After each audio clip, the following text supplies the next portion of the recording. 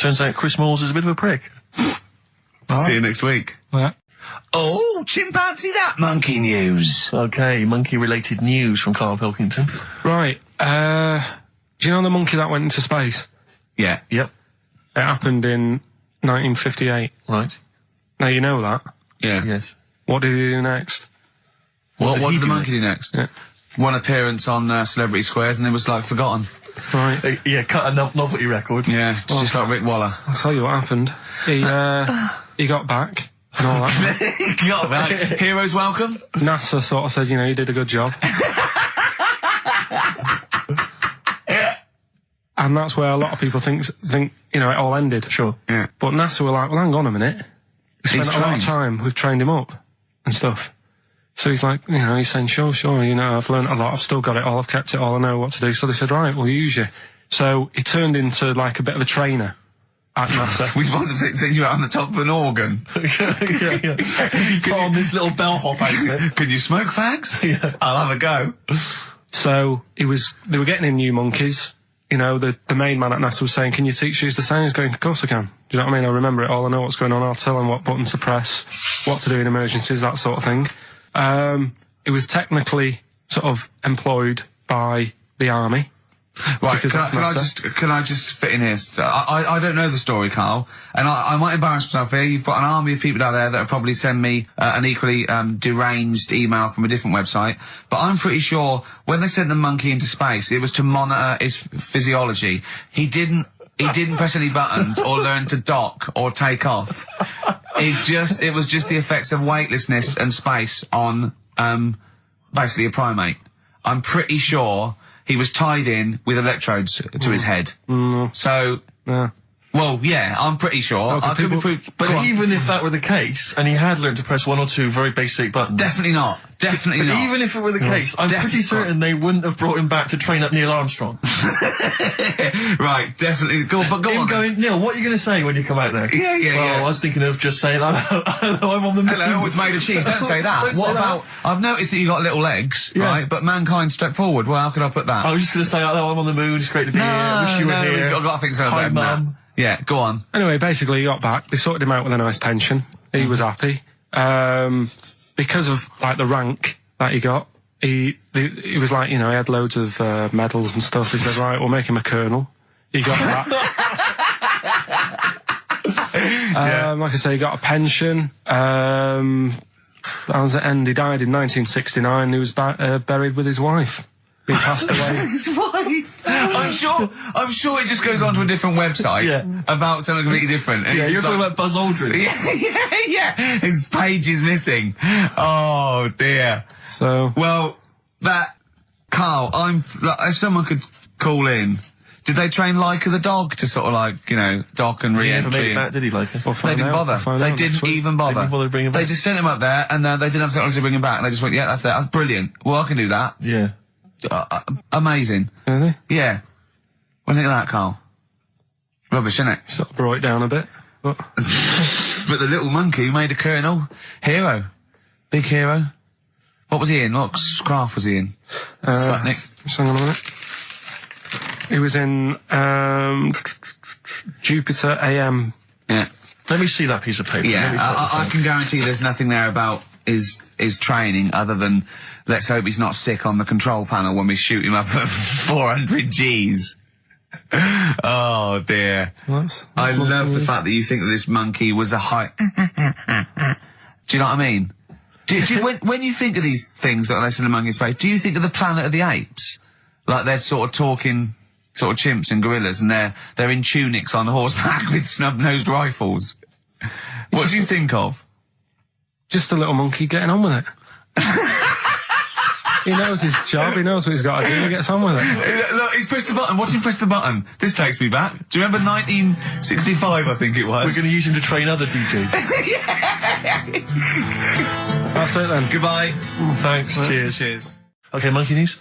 Do you want a bit? Yes, please. Play the jingle. This rash is weird. Oh, chimpanzee that monkey news. Right. Right, they were filming a documentary, right, this telly company. Yeah. Doing a documentary. Which one? Which one? Don't know. No, right, what was the documentary about? About monkeys. Yeah. Where was it? Where was it? Africa. Right. When was this? I haven't got a date. Okay. Recently, though, since the advent of television, obviously. Yeah. Actually, a bit of extra monkey news if you want it. Okay, always. Do you know the Monkey News Extra. Go on. Do you know the Halfords ads? Halfords ads? I don't think so. No. What happens? Halfords, they've they sell nuts and bolts and stuff. Right. They were using monkeys in the ads. Okay. Yeah. And what happened? Don't they sell bikes, Halfords? Well, mainly Bicycles and motorbike stuff in that. Okay, so they're using monkeys in the advert. What happened? I can't handle it. What? I can't do this. Look at him. I'm Ricky Gervais. With me, Steve Merchant. Hello Steve, there, how's it going? lovely to be Good, here, yeah. Karl Pilkington there, pressing the buttons. Great to be here. Yeah. How long can you maintain it? I'm bored already. Yeah, already bored of doing Bored already. that. Every week you start it the same way. Yeah. That was not bad though. You actually grammatically made sense, which is Really? impressive. Yeah. Thanks very much. A rare treat indeed from Ricky Gervais. Some of the listeners have already worked out. Got nothing to say at all. Sure. Haven't prepared again. No. We did come in half hour early to prepare, but instead me and Karl were playing. You had to flick the football into the bin. Right. We had 5 goes each, or the world was going to end. Okay. And that took up. That took up a good 25 minutes. Yeah, I liked it when we came back, and then we started just trying to beat each other in the corridor, and I beat him. I scored a goal. He was gutted because he thought he fancied himself at football, and I beat him. And I was knackered and sweating. Yeah. As I walked back to you about 5 minutes ago, you were looking at the records. You went, and this was lovely, you went, well, we've done the preparation then. Yeah. Like a sarcastic teacher. Yeah, like a teenager, like an annoyed teenager whose parents have embarrassed him once again. And you beat Karl, did you? Yeah. Because you're not. Yeah. I mean, you're not particularly. I'm not good at football. Well, you're no. not particularly nimble on your feet. Oh, come on. No, you're not. Douglas Bader is more nimble. I'm all right. I'm You're all not. right. But Carl's sort of, I think he's got more skills than me, but he hasn't got the aggression and the Sure. weight. Yeah. So I just pushed him aside. Yeah, good work. Yeah. Good work. I'm going on holiday. Are you? Yeah, I'm not here next week. What are you going to do, Karl? Are you going to do the best of or something next week, aren't you? Yeah, that's what we've got to sort out. Well, I can't sort it out. I've got to go to the airport No, after. straight after the show you've got to do some links. No, so I'm not doing any links. I said I wouldn't, so... That's what we planned. No, we didn't. I said I'd do some during the show, and then you I thought you were joking. I honestly can't do it today, so we do some during the show. What are you going to do? Just put the shows that we've done in this year? Sorry, guys. I hate to interrupt. This is the sort of stuff we should have been discussing when you were playing football. I know. Play record. What are you going to play? Let's have a bit of Foo Fighters. Okay. Let's just discuss this off there. Okay. 104.9 XFM. You alright? This is Karl, producer of Ricky Gervais and Steve Merchant. They're not about today. Ricky's on holiday. Steve couldn't be bothered. So I'm left here with all the DATs. That's a digital audio tape of all the shows they've done since they've been here over the last, I don't know, year and a half or something. So we'll play you some of the best bits. Alright, so here's the first bit. I just wish we could maybe tape the bits we're not on air, just because that's when Karl comes into his own. Yeah. He just said to me, I don't know what I was doing, I was sort of like pottering around, dancing around, doing something annoying probably, and he just looked at me, I don't know, and he was looking at me, and I looked back, and he went, have you ever used a Y-front properly? Genius. It's a great question, because the answer is definitely no. Definitely no. Does anyone use their Y-front properly? And by that, I mean, get your winky out of the little sort of slot provided, as opposed to like put it to one side or pull them down or whatever. Has anyone used a Y-front properly? I don't think I've ever done it. I don't think I've ever done it. I've never seen anyone in a toilet doing it, Rick. You should be looking. I wish I hadn't said that. I caught ya. Really? Yeah. That's actually how you prove people are gay. Yeah. Get them into this conversation. Yeah. It's a trap. Yeah, it's a trap. It was the trap. Yeah. I'm not gay, by the way. Yeah. You didn't prove I was gay. I double bluffed you. Because I knew the old gay trick. I thought it was the old gay lord say no thing. That is another method. Yeah, there's innumerable methods of doing it. That's how Oscar Wilde was caught. Yeah. Yeah. What happened there? Well, the judge went to him, did you see that film last night? Gaylord Say No, and he went no, and they went take him away. Yeah. Take him down to the cells. Yeah, take him to Reading. It is true. Well, it originated in America. Yeah. So many of these things do. It's Yeah. a brilliant point, Karl. I'd like to hear from anyone anyone listening who's, and I mean, well, they'll just lie, wouldn't they? I suppose. Yeah, I don't even use sort of flies. No? Usually, I sort of pull my wife on my sort of tracksuit. That's why I wear sort of like elasticated waistbands all the time. Exactly. Just sort Speed. of like. Yeah. Yeah, you got to get in there with the minimum of effort. Yeah, and out. Sure. Often I won't shake. No, well, no. To my detriment, because it often leaks out a little bit later, doesn't it? Ever been out on a date with a girl where it's just trickled down your leg and you wish it hadn't, and you're thinking, what if she gets my trousers off later? She might smell or see it. What? What? I don't know. I don't know what I said there. Right. Feeder, come back around on XFM 104.9. You're listening to Ricky Gervais. Yeah, I'm with him as well, Steve Merchant. I was thinking of dropping that. What? Thinking of dropping that, just going, because it's just too, that's all that. I'm Ricky Gervais, with me Stephen Merchant and Karl Pilkington too. I mean, get to the music, so it's, hi, I'm Ricky Gervais, this is XFM. Sure. Here's Radiohead. Yeah. Something like that, come out, that was Radio at XFM, I'm Ricky Gervais. Tony Blair, what's he all about? Yeah. That sort of, Snappier. fast, because I quite, on a serious note, and you've always been saying it, I listened to an old show, because when Karl was compiling those things, I listened to an old show, and I listened to me, and I'm really concentrating now, because I sounded like the most inarticulate, brain-damaged older drunk I have ever heard given a show. Yeah. I mean, I was shocked. Not finishing sentences, leaving out words, slurring, just doing noises that you understand because you know me. Yeah. So I'm really going to make an effort for the listener. Yeah, it's not going to happen, is it? You're going to give up after about 3 But I thought records. you were joking. And I thought it was like, oh, he's taking it there. Did it then, you see? Again, I don't quite know what that sentence meant. No, but... Well, of course, I've got also your body language and your facial gestures, but obviously the listeners have got nothing else. They've just got the voice. They've just got the voice for it. That's all they've got. That's all they can rely on. Yeah. And when Karl Pilkington is the man holding the show together, When he's that's the quite most damning. articulate. Exactly. Exactly. How did I come across? You came across as lovely. I mean, I did an interview yesterday, right? And I was trying to describe you to this journalist, and I was going, it's like a cat can talk. Because the things you say, I just want to know what your world is. You know, when a cat comes in, you go, where have you been? And it looks as you're like, you know, it can nearly understand you. And you're like, I wonder, I'd love to know what that cat thinks. And with you, it's almost like we've got one. Yeah. Yeah.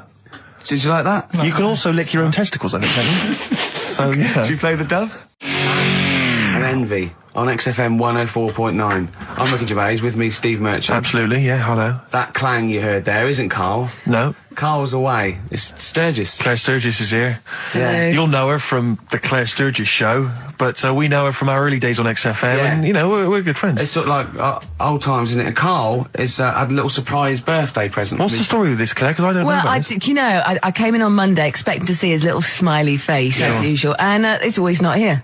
Yeah. What do you mean? So, apparently his girlfriend had surprised him and dragged him off to the Caribbean for a week. Wow. No, Canaries, isn't it? Oh, I mean, I don't Yeah, know. he likes the Caribbean. He likes the crabs. Yes. Yeah. I thought he was bored of the Caribbean. I thought he didn't enjoy it last time. No, he loved it, didn't he? No, I don't think he did enjoy No, the it's crabs. Tunisia he didn't like. Right. He's been travelling, hasn't he? I know, yeah. He gets a he break. didn't like Tunisia because there's flies the size of matchboxes. Of course.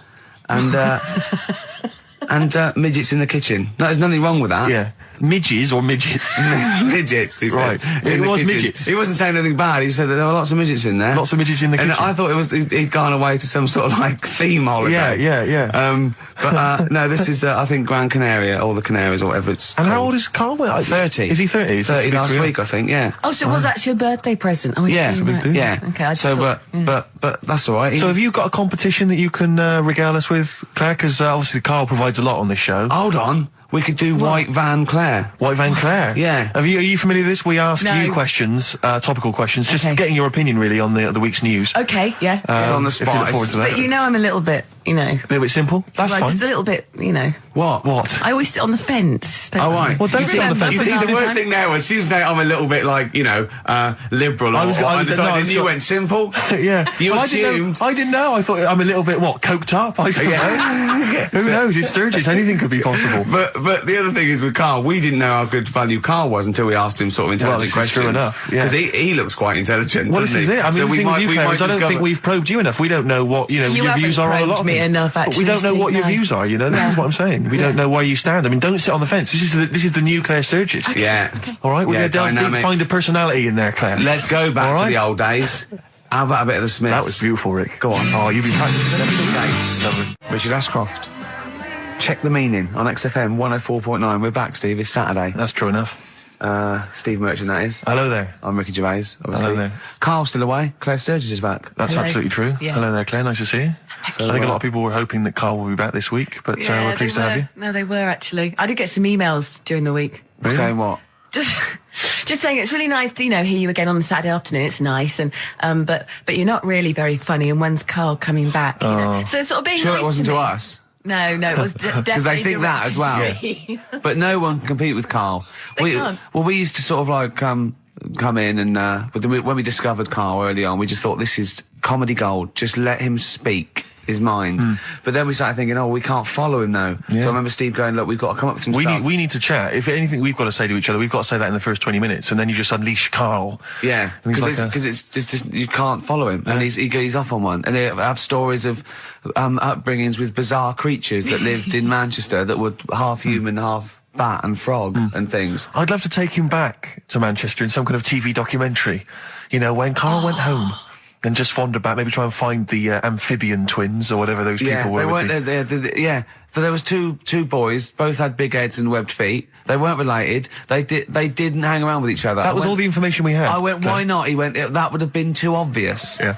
Like they look at each other across a room and go, yeah, you think I'm coming to see you just because we're a similar species? Yeah. You're mistaken, mate. You make your own friends. One starts to walk over there, one shakes his head and just mouths, too obvious. Yeah. Don't do it. Too obvious. Out of one of his mouths. Yeah, that's what they're expecting. Yeah. Don't do it. Don't do it, Webby. Yeah, but anyway, he'll be back shortly, I'm sure. He phoned me. His dad's ill. His dad's in hospital, so Carl went back to sort of look after his mum. And he was so sweet. He said, I'm back here just driving my mum around. He said, so unbegrudgingly, he just went, it's like old times. And I said, sorry to hear that. And he went, that's all right, yeah. I think it's going to be fine. And I said, how was your holiday? He went, yeah, we're good. Except it were a nudist beach, so he didn't tell me. Of course it was. I went, what do you mean? He went, well, sitting on the... I don't know why they have to do it. I don't know why they have to do it. Why do they have to do it? He went, Suzanne said they think there's nothing wrong with it, like being a transvestite. Right? I went, I love the fact that your girlfriend has to tell you what's wrong and right in the world. And he went, well, we're walking along the beach, fella coming towards us with knob out. I went, oh, what's going on here? Right? And he said, and because it wasn't all nude, he's walking round, he's stark naked, and he wants the freedom of that, but he's got a big rucksack on his back with his clothes on, so he has to get changed. He went, so what's the point in that? Right? And I went, he should just carry the book. He went, what, and covered it up? When he went, oh yeah, good idea. See? He went, but I wasn't happy. He says, and that was the first day, so we didn't go there again. I can just imagine his little face. Yeah, just going, all right, gobsmacked. That's out, that's out. What's that doing out? Why has he got his out? I imagine Carl sort of dressed in a suit. In a sort of safari suit, done right up with a cravat. I'm not undressing. I don't want people seeing the flesh. That's for you, love, and no one else. But I love the fact that as this girl goes, Carl, they don't think there's anything wrong with it. They're just happy that way. and he in his own mind just goes, like being a transvestite. He knows there's nothing wrong with that. I'm always a little bit suspect about people who like walking around nude. I think you meant transvestite. No, nudists. What? Hold on. Can you be a naked transvestite? What are you then? Yeah, I suppose you're a... When Eddie Izzard's naked, is he a naked transvestite? That's an interesting metaphysical question. Yeah. Yeah. On XFM 104.9. If you know the answer to that metaphysical question, or indeed any of the famous ones, if a tree falls in a forest and no one hears it, has it fallen over? Any of those. That's brilliant. Yeah, if you leave the room, Rick, does it get quieter? Yeah, what's the sound of one leg hopping? Exactly. What we got there, Claire? Do you want some music or I'd love to hear it. bit What more you got? chat? Yeah. I've got the Vines actually. Oh, All play right. it. Strokes. Someday. I'm already annoyed. I've been here 3 minutes and I'm already annoyed. Yeah. I'll bring back Claire, I'll tell you. No, it's not his fault. It's the whole place. The library's shite. I tried to get... Oh, God. I had to go to Capital Library. Chill. Fancy that. I had to go to Capital Library to get a couple of records I wanted, right? Place is falling apart. The email's not working. It's so shoddy. He's had 2 weeks off. I'm on holiday. I mean, they might as well bulldoze this, honestly, because for all the, It is ludicrous. And we get paid peanuts. You get paid, do you? Oh, and it really annoys me to have to fight. Oh, anyway. Anyway, just calm down. 104.9, I'm Ricky Gervais, with me Steve Merchant and Karl Pilkington. Karl, you're back. Alright. How was it? What, the holiday? Yeah. Well, it wasn't all fun, was it? Because my dad was in hospital. Oh, but he wasn't during the holiday. Not during the holiday, though, was he? You came back from holiday and then found that out, didn't you? Yeah, but it happened when I was on holiday. Did you know that, though, when you're on holiday? No, because I didn't take my phone with me. I just want to clarify for people, a lot of people don't realise that one of them is dead. Right. I thought it was important to mention it. Actually, yeah, I didn't know. I'll be honest with you, I hadn't thought it through. No. It was a piece of interesting Milli Vanilli trivia that I had, and I wanted to slip it in. But it wasn't really trivia, because it was a question. You went, what? The one Rick, who's not what dead. I'm saying, Rick, is I could have found a more tactful way of bringing up the death of one of Milli Vanilli, because I think there's a lot of people out there now upset. Maybe Actually, yeah, people who didn't know. That's quite a shock. I didn't see, I mean, I should have sat people down. Who died? Vanilli or Millie? I think it was Millie. No, it's Vanilli. I don't know. No, but I didn't know. I'm guessing. Actually, I'm guessing. I'm not confusing Milli Vanilli and Scritti Pilli, because I mean that is a danger. Oh no, you're thinking of the fellow out of Grumple Palumple. He was amazing. He was amazing. It's a great shame that he topped Grumple himself. Palumple, they're not around us. Anyway, cool, we've got some great tunes lined up. We're going to play today our favourite singles. It's a favourite tune, some of which didn't quite make it as singles maybe, but tunes of the year, because obviously Christmas very soon and we'll be away for a short time. And, I think next week we'll be doing our favourite Christmas songs of all time. Yeah, I'm worried we're not going to fill 2 hours with that. I mean, how many times can you play Shakin' Stevens before... Fairy Tale of New York. Yeah, exactly. I mean, that's the only one, isn't it, really? That's the best one. That's the best Christmas song That one's good, ever. but obviously there's Joni Mitchell's The River. That starts with a kind of Christmassy feel. Beautiful. I don't think if there's anything else. Not a great deal. The Waitresses, Christmas Wrapping. Is that one? Is that brilliant? Mine. Is that good? Yeah. So This Is Christmas, John Lennon. Paul McCartney came out with Simply Having a Wonderful Christmas Time. Christmas time, yeah, exactly. Yeah, but so John's was Happy Christmas War is over. Yeah. Of course it wasn't, but Hey, but I mean, at least he wanted no, to be. he was dreaming of it. He was dreaming of it. Yeah. I mean, and bless him. And to show how much he hated John Lennon's war. dead as well. I don't know if anyone's... Yeah, no, they do. Oh, yeah, that's just another bit of rock and roll trivia. I like John's protest against war. He stayed in bed for a week. Yeah. I've been doing that. I've been protesting against war for ages. Yeah. I'm eating hamburgers absolutely. against war. Absolutely. I just go into Burger King on the way here. I went to the counter. But of course, that's not. I mean, not product placement there. And there's a number of other burger joints that people may wish to go to if I they often go to choose. McDonald's. Yeah, I often exactly. go to McDonald's. But I went into Burger King because it's close. It's convenient. It's convenient, but then often McDonald's will be convenient. I mean, Convenient. McDonald's is just convenient. Depends where you are. Just as convenient depending where you are. And I said, could I have a cheeseburger and small fries? Take away, please. And he recognised me. He went, oh, I've seen you on telly enough, one, yeah. He went, there's your meal. So I went, thanks. He winked and went, I'll put large fries in. Brilliant. So that's so it's paying off at last. True genius is being rewarded but by I'm just intrigued the to burger know, joints. because I mean, there's been a couple of times where I've been with you, and we've gone in a restaurant and someone's given you a free meal or whatever. And it's the way that it's like you don't ask for it; it's just kind of offered. But I don't know what they're expecting in return. Nothing. I mean, do they think that you'll go away and you'll always think fondly of Chad, who works in Burger King? I just think they think, oh, I don't know. They make. I'm going to give him a little treat. Yeah. I know, I don't like it, but then I'm always grateful, and I never... Yeah. But the thing is, I'm slightly embarrassed. Did anyone around you hear what had happened? No. Because I imagine the resentment, just the whole room No, turning they on didn't. you. I had to go around telling them. I went, I said, excuse me, did you hear that? He goes, no. He just gave me the free thing because I'm on the telly. And I went, I don't recognise. I went, you don't recognise me? I'm terrified now that that someone could be listening at Burger King HQ. You know, I'm assuming this is an unorthodox procedure. And that little fella's got fired. Well, they know it's Leicester Square now because I just mentioned it, so they know which Burger King it is. Oh my God.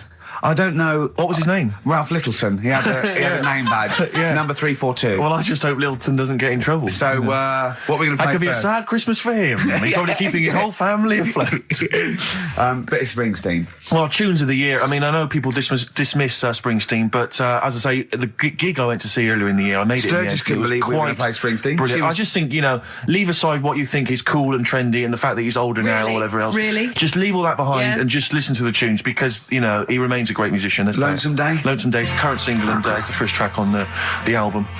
Free chips. Absolutely. It angered me that Is there a lot of cheap housing in Leeds? Would that ruined it for him? But it just was. I assume maybe she was squatting or something. But it was like, and it just depressed me because it was like, not only is he homeless, but he's got a homeless girlfriend. But the homeless people are finding love. Yeah. Do you mean that's really depressing, Carl, isn't it? Unless they both became smackheads together or whatever. No, Carl's found love on the street before, haven't you? How's it going with your bird, Carl? Are you married? Yeah. No. How long have you been out with her? Going out with her? 7 years. Because, I mean, you're quite a simple man. Yeah. You're sort of a simple In a in nice many way. ways. I mean, Yeah, you're in the like best Helen sense. from Big Brother. Yeah, You're sort of nice enough, but... But I look normal. Well, yeah, you sort of do. But you could be one of those that just suddenly go mental with a pen. Yeah, do you know just what I mean? stab people through the eyes. Yeah, you sort of look normal. But if I wouldn't really want to wind you up to a point of frenzy. How did you meet your girlfriend? Through work. What, through her work? What, you phoned up and said... We worked at the same place. Oh, you're right. Yeah. You're quite an enigma, aren't you? Could you give us more on that? At work. You met her at work. What, she came in selling sandwiches? She was going through the bins outside. What do you mean you met her Why at are you work? having an attack on me? You're the not one having an who's attack sad and lonely. Oh, he's done you again.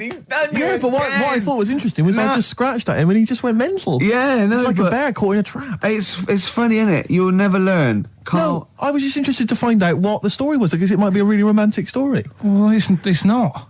All right, jeez. I love the fact he doesn't want to talk about his love affair. I was thinking about you in the week, and like, does it worry you? I mean, you sort of joke about it now, and we're talking about it in the office, you know, like, oh, is Steve really touchy about the way he looks? And Oh, what's this? Where's that come from? He's done it again. He's done you again. I was walking on the other night, and I was thinking about it.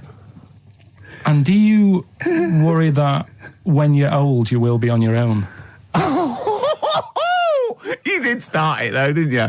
Well, Carl, I'm glad you brought this up. because I mean, for me, you know, a lightweight, frothy entertainment show on XFM on a Saturday afternoon is exactly the place where I want to discuss the desperate, lonely future that's inevitably coming my way. Oh, God. I'll tell you what will cheer you up and forget all that. A bit of Embrace. Oh, one of the most hated bands. What are these fellas doing? There's a couple of... It's quite noisy, it's just distracting. Yeah, there's a couple of fellas behind us taking pictures. I don't know why it takes two of them. I think one of them just got, a couple of hours out of the office. Yeah. They're from the... what are you from, X-Mag? X-Ray. X-Ray. X-Ray. What's X-Ray? It's the XFM magazine, Steve. The XFM what? Magazine? And where does that go then? Is this available in shops? Is it just a giveaway thing? It's kind of giveaway, bit of information on bands. Right. Gigs are coming up. How is it available? Who gets it? It's in top magazines. You're really selling it, Carl. You're obviously a fan of the magazine. It's all right. Yeah. I don't want to make it... This seems now like you've said, let's pretend we don't know what it is. You sell it on air, make it sound... I don't know what it is. Well, I'll show you later. Okay, cool. And if people want a copy of it, they can go to the website and subscribe and you get it for free. That's all right. Yeah. Cool. And you're going to be in it. And we're going to be in it. Centre pages. I don't look my best. I don't dress for radio. And, Well, it's okay, because I'm photogenic, so I'll make up for whatever you I'll push lack. you forward. White Stripes and their version of Jolene. What did you make of it, I really? loved it. I want to ask Carl a question, though, because Carl, sometimes in all of this newfangled world that we live in, what do you think of the scenario? What do you think is going on there? Because it's a bloke singing to a woman, begging her not to take his man. What do you think's going on there? Say again. Well, that's a bloke there singing. Yeah, to his wife Jolene. Right. Were you listening to the lyrics, or? You see, I got mixed What do up you mean? anyway. I thought it was about that one about the person who chucks himself off a bridge. So I was thinking more about that than listening to that one. Right, listen. Well, go on it. Right. Jolene, I'm begging of you, please don't take my man. You flaming locks of auburn hair, even though you can, don't. He's all I've got. You're a beautiful woman. Don't take my man, because I can't compete with you, right? Yeah.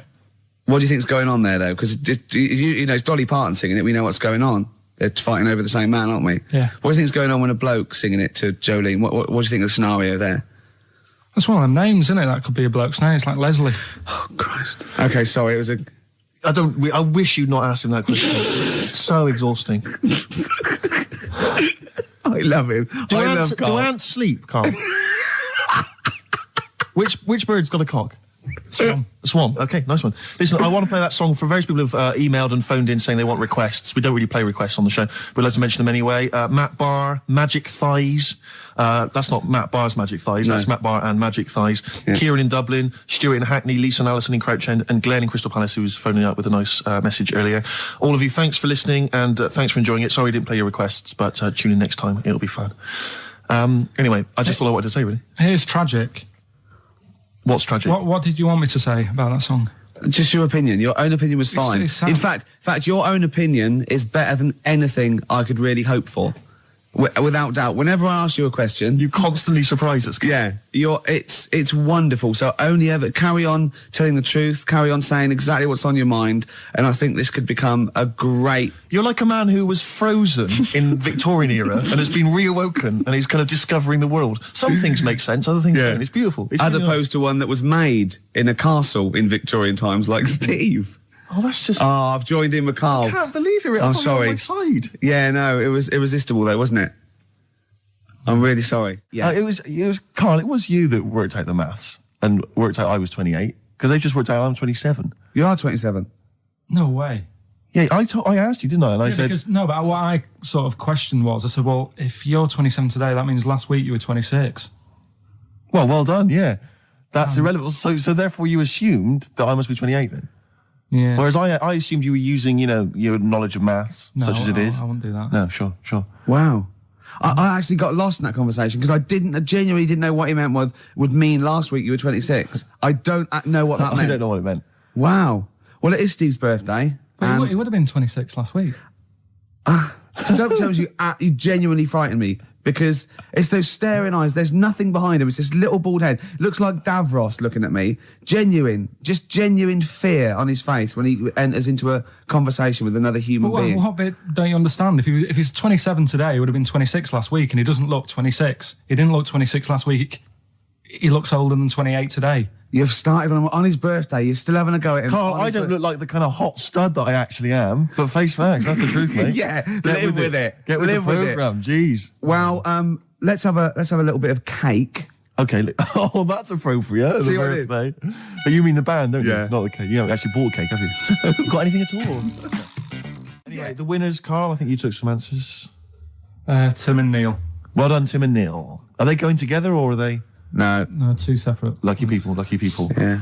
I don't think your heart's in it anymore either, Carl. I was all right today, but Steve's really dragged me down. Well, let's. Wait a minute, I just need to know why. No, do you know, like, Yeah. people are being miserable around you? Yep. I was full Yep. of beans when I came in. Yep. Yeah, but you got to remember last week you were really miserable and that really wound me up. Yeah, because he was having So to it's do moving stuff. around, Because, he'd been let down and they were worried about Yeah, the last next week you show. were in a terrible mood. Yeah. Don't look at me like you were. songs. I wasn't like going off and lying on the settee looking ill, talking in that voice. Oh, he's done you again. I said, just now, being quite friendly. Yeah, Carl, Steve. Carl, have you ever tried to get into the Monarch for free? Because I'll be honest, mate, it's not going to happen for you. Come out with me, mate. You got a quid off. All right. When you can get in places in Camden for free. Yeah, I'm all right, yeah. Oh, yeah, he's done you. Right, now it's time for Song for the Lovers. Now, this is one of my favourite songs of all time. You'll know this song better done by... That was nearly a sentence. Oh, come on, that was nearly a sentence. What's his name? Glenn Campbell. It's Galveston. Oh, yeah. This is the man who wrote it. This is the original. This is Jimmy Webb. Oh, yeah. With Galveston. From what I can work out, I think it's about a bloke who goes off to the Vietnam War and he's missing his bird. And I've brought it down, haven't I? I've brought it down a tone by saying bird. It's a beautiful song. It was irony. Just play it. Galveston. It's beautiful. Yeah. This is the reason, because actors are often quite handsome people, but yet they're always quite obnoxious. We are. No, I mean, they're normally quite obnoxious, Rick. Again, you're a good example of that. And yet, I think it must be the small man complex. That's what makes them so obnoxious and so kind of desperate for attention. Didn't realise it before. Steady on. Because of course I tower above everyone. You do, don't you? I'm, for people who don't know, who are listening, I'm 6'7" tall. That's high. Yeah. That's And for people who've never seen him, he doesn't hold it well. It's not like he's a sort of handsome athlete, is it, Carl? He's a bit of a, what would you call him? Carl, don't answer. No. Don't get drawn into that. You know the game he's playing. No. Do you know yesterday when you were in the office? Yeah. You did a little move, and it reminded me of Blakey. Oh, I hate you, Gervais. Oh, I hate you, Pilkington. That's our stance. Yeah, but even he held it a little bit better, didn't he? Because he was a man, he had a big coat and everything, and a peak cap. But, yeah. I can't believe you. Like, I've not suffered enough from being freakishly tall. Now, two of my best buddies, live on radio, are just... It's not just the height, though, is it? It's the posture and the face and everything. But it's got your places, hasn't it? No? What do you mean it's got me places? I think people give you a bit more of a chance in your career and stuff. It's like... What, yeah, stacking shelves? Because I can reach to a high level. Muse, Plug-in Baby on XFM 104.9. Rick, Gervais, go on. Well, yeah, but I know you guys are laughing about the height thing, and for those that have only just tuned in, I am 6'7" tall, which is tall, and that's big. And I pride myself on it in a way. I've worked hard, I've not smoked, I ate well. Yeah. It's an accomplishment. But obviously, I didn't have much involvement in it. I just am, and it's a curse because mainly the problem is that you can't get stuff, you can't get clothes, you can't get shoes. Yeah. He's size 14 feet. Yeah, but it is genuine, and I don't know. I mean, it costs a lot to buy a pair of size 14 shoes, and if you were genuinely poor, I don't know how you'd afford to be tall, because the clothing costs more, everything costs more. I've seen this in comics that you'd actually go to school in a barrel. Wearing a barrel. With just braces, it'd just be a barrel, and you'd have sort of flip-flops. And you'd take a mule with you. They all had a mule, didn't they, the poor people? People always think you'll be in a pub or something, and people just think they can talk to you about it. They just think, hey, oh, you're lanky, It's just because it's like they But that really annoys you, doesn't it? Well, it annoys me because it's like they think I should be proud of it. Well, exactly, but they don't think that this is not a disadvantage. This is not a disability, is it? You're taller than most people. It might get disability. No. If you were 8'3", it'd be slightly debilitating. You would, but Disabilitating? What? Disabilitating? Yeah. No, you're a medical man, aren't you? Eh? But no, the point is, it's a disabilitating because when you go on public transport, like if you're on a coach, the only place I can sit on a coach is that seat on the driver's lap, either on the driver's lap or that seat at the very end. Which sits into the aisle. Yeah, that's the only place I can sit. You stand up, some sort of stand at the back, waving at drivers. You could drive it from the back. Here he comes. Watch it. Were you a tall baby? Oh, Mr. and Mrs. Merchant, you've given birth to a basketball player. Look at his dribble already. Were you a tall baby? Babies aren't tall. At what point did you suddenly, Jesus, nothing fits me? Well, it didn't happen overnight, Carl. Let's do a little graph. How tall were you at 5? Oh, I don't know. 3 foot. 3 foot. How tall were you at 12? 6 foot. 6 foot? Are you really? I don't know, do I? How do I remember? I don't remember this. Well, when did teachers start calling you freak boy and lanky? They didn't. It wasn't Didn't they? so much. It was no. You went to a funny school. I went bowling with him once, so I'd never been bowling before, and he'd been once before, and he went, let's go to this bowl. We went to a bowling alley, right? And you have to wear these special shoes. Now, they're sort of like pointed things anyway, and they're multicoloured, sort of red and green. They look pretty weird. And the woman said to me, oh, what size? I said, oh, 8. She went, yeah. So what size are you? 14. She went, 14. He went, you probably haven't got them. She goes, yeah, I think we have got one pair. And she put them on the table, and it was like Krusty the Clown. And I just started laughing. They looked so long, and he had to run round this bowling alley in these freaky clown shoes. But they don't look freaky clown like when I'm wearing them, because the rest of me's in proportion to it. It looked like a little wall bracket. One of the worst things that happened to me was when I was when I was about 16 or something, we went to, It's a fire There's a fire alarm going off. There's a fire alarm going off. And the fire light's going off. Yeah. Should we not just maybe play a record and go and check that out? Wrap it up if you want. No, not wrap it up. Play a record, I'm gonna go. No, it's gone off, Rick. It's gone off. Oh! What, we might have burned down! Yeah, I think we'd know about it. The flames licking around our ankles would be a clue. God. I'm gonna go and investigate. You shouldn't ignore a fire alarm, did you? Blimey. We're entertaining the nation. Oh, look at him, he's scared of fire! What do you mean?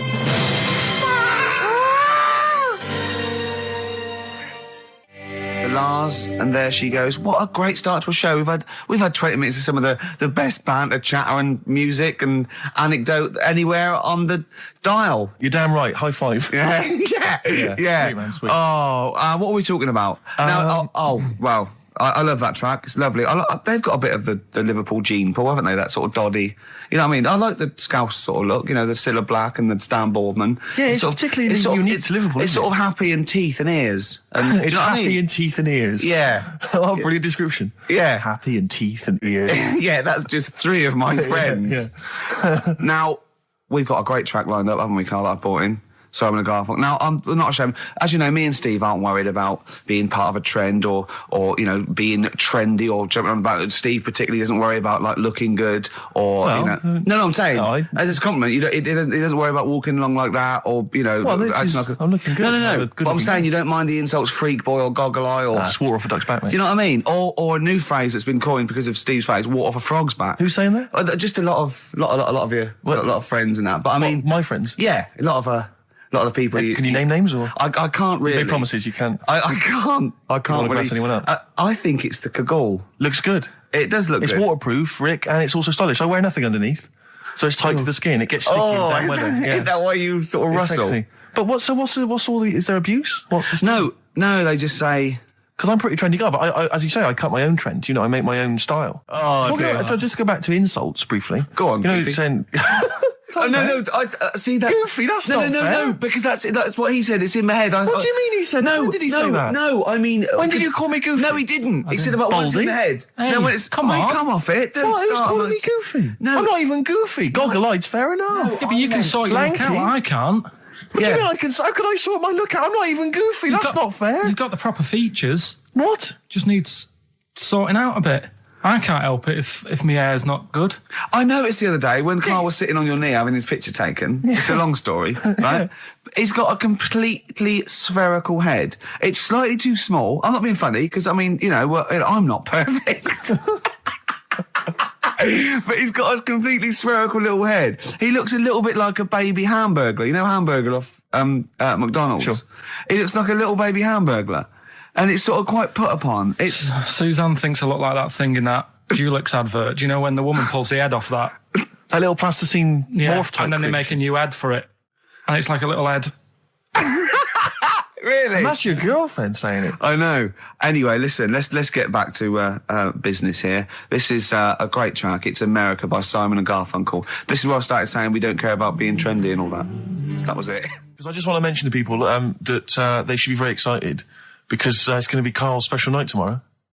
You excited, Carl? Oh, yeah. Oh, this is, me and Steve, because we were nominated, we get a guest. For the BAFTA Awards. And it doesn't say guest, it actually says, partner. So I'm taking my partner, and Steve's taking Carl. Yeah. But what Carl doesn't realise is you will have to pretend you're his partner, otherwise you wouldn't be able we'll to have to get in. hold hands when we go on the red carpet. Is this really your partner? It's not just a guest. That's how it is. And either we go in like that or we can't get in. You just have to be with him when you go up there. I mean, you have to, does he have to...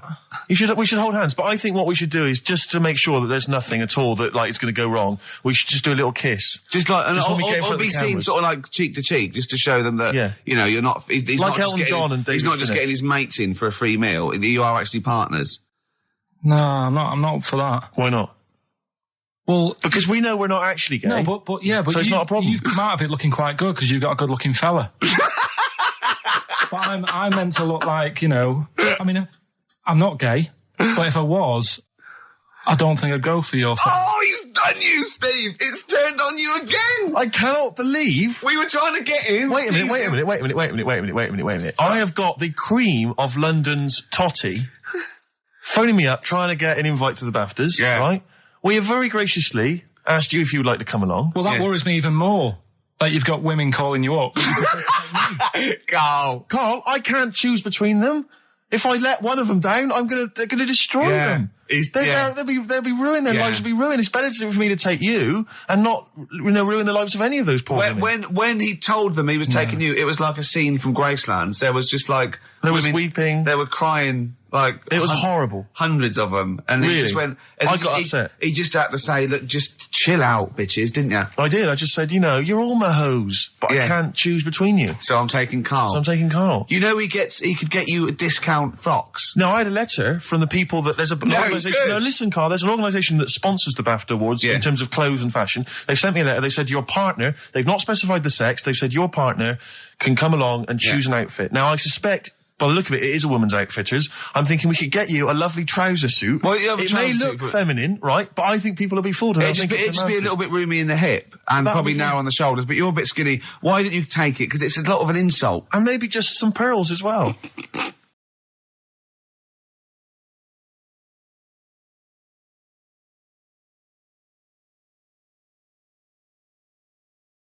I've never bought a suit since I was like 11, right? I went to my brother's wedding. That's the last time I wore a suit. No, but it's like how when I went to the BAFTAs with you and I wasn't really enjoying it, you were like... What? No, you didn't tell us this. Ungrateful. There are so many people. You're like a little charity case. You're like... Oh, I had God. chicks queuing up around the block. You'd wanting to usually come. have to. Someone like you would have to write to Jim or Fix It or Esther Ranson to get them to meet us sort of people. And now it's on your doorstep. I'm amazed that you didn't enjoy it. Why didn't you enjoy it? You got to walk down the red carpet. You went in. There was George Best, one of your footballing heroes, was there. A load of other big names. You sat there in prime position. You came backstage with a load of other big names. Hey, you had a lovely bit of grub. You were filming this thing for the DVD you were making. That's you, a cameraman on our DVD. And yet you think, now you look grumpy because you had a couple of pints and I can't believe So it. tell us why you didn't enjoy it, because the ceremony, what didn't you enjoy about that? It was interminable, wasn't it? Far too long. Wasn't it awful? 3 so boring. hours. Sorry. I thought you were going to say something. Really? Sorry.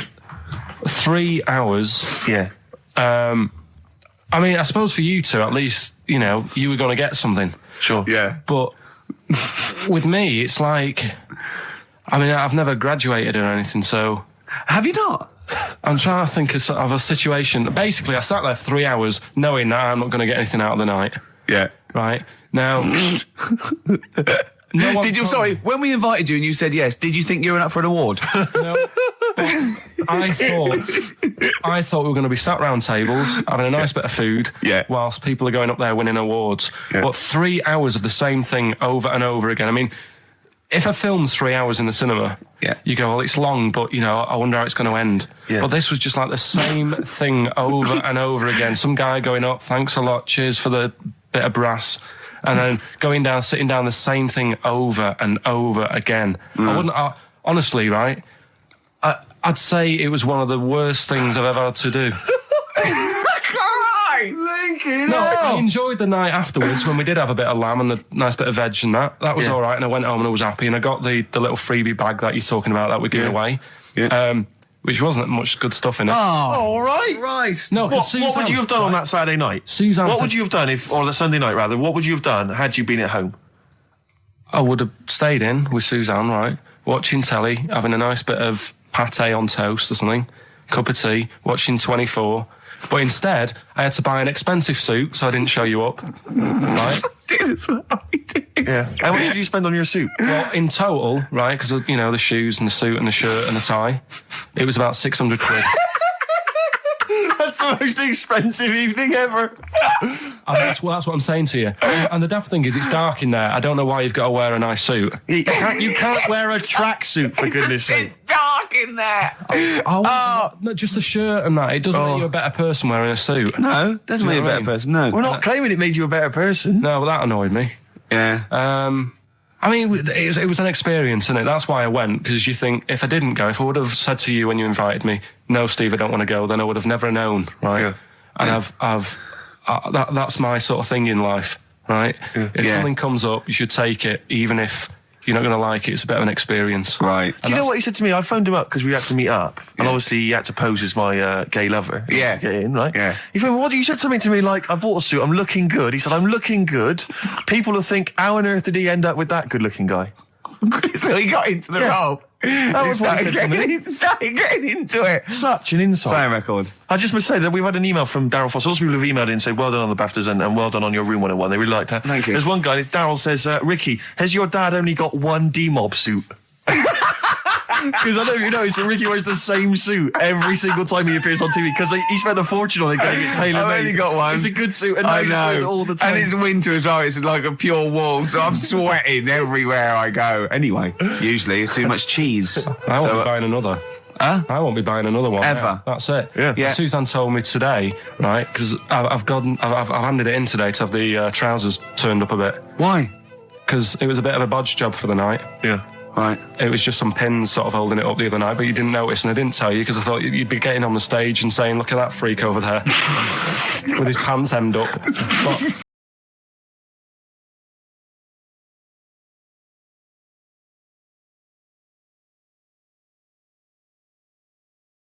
I'm going to give you this. I'm handing over my mobile phone to Steve to read the. You can see it's from Karl at the top, but just read it out as you scroll down. Just read it out loud. Is this a text message from... Yeah, this is a text message to me from Karl. Read it out. To see at night as well as an owl, you would need eyes the size of grapefruits. If only Stephen could turn his head right round as well. Karl, I can't believe it.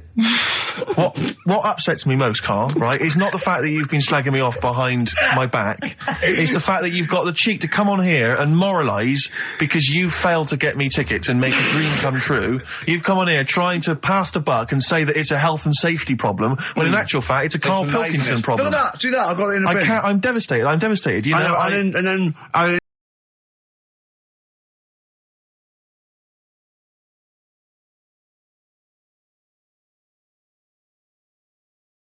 Let's play Educating Ricky. Right. Brilliant. Go. Right. So-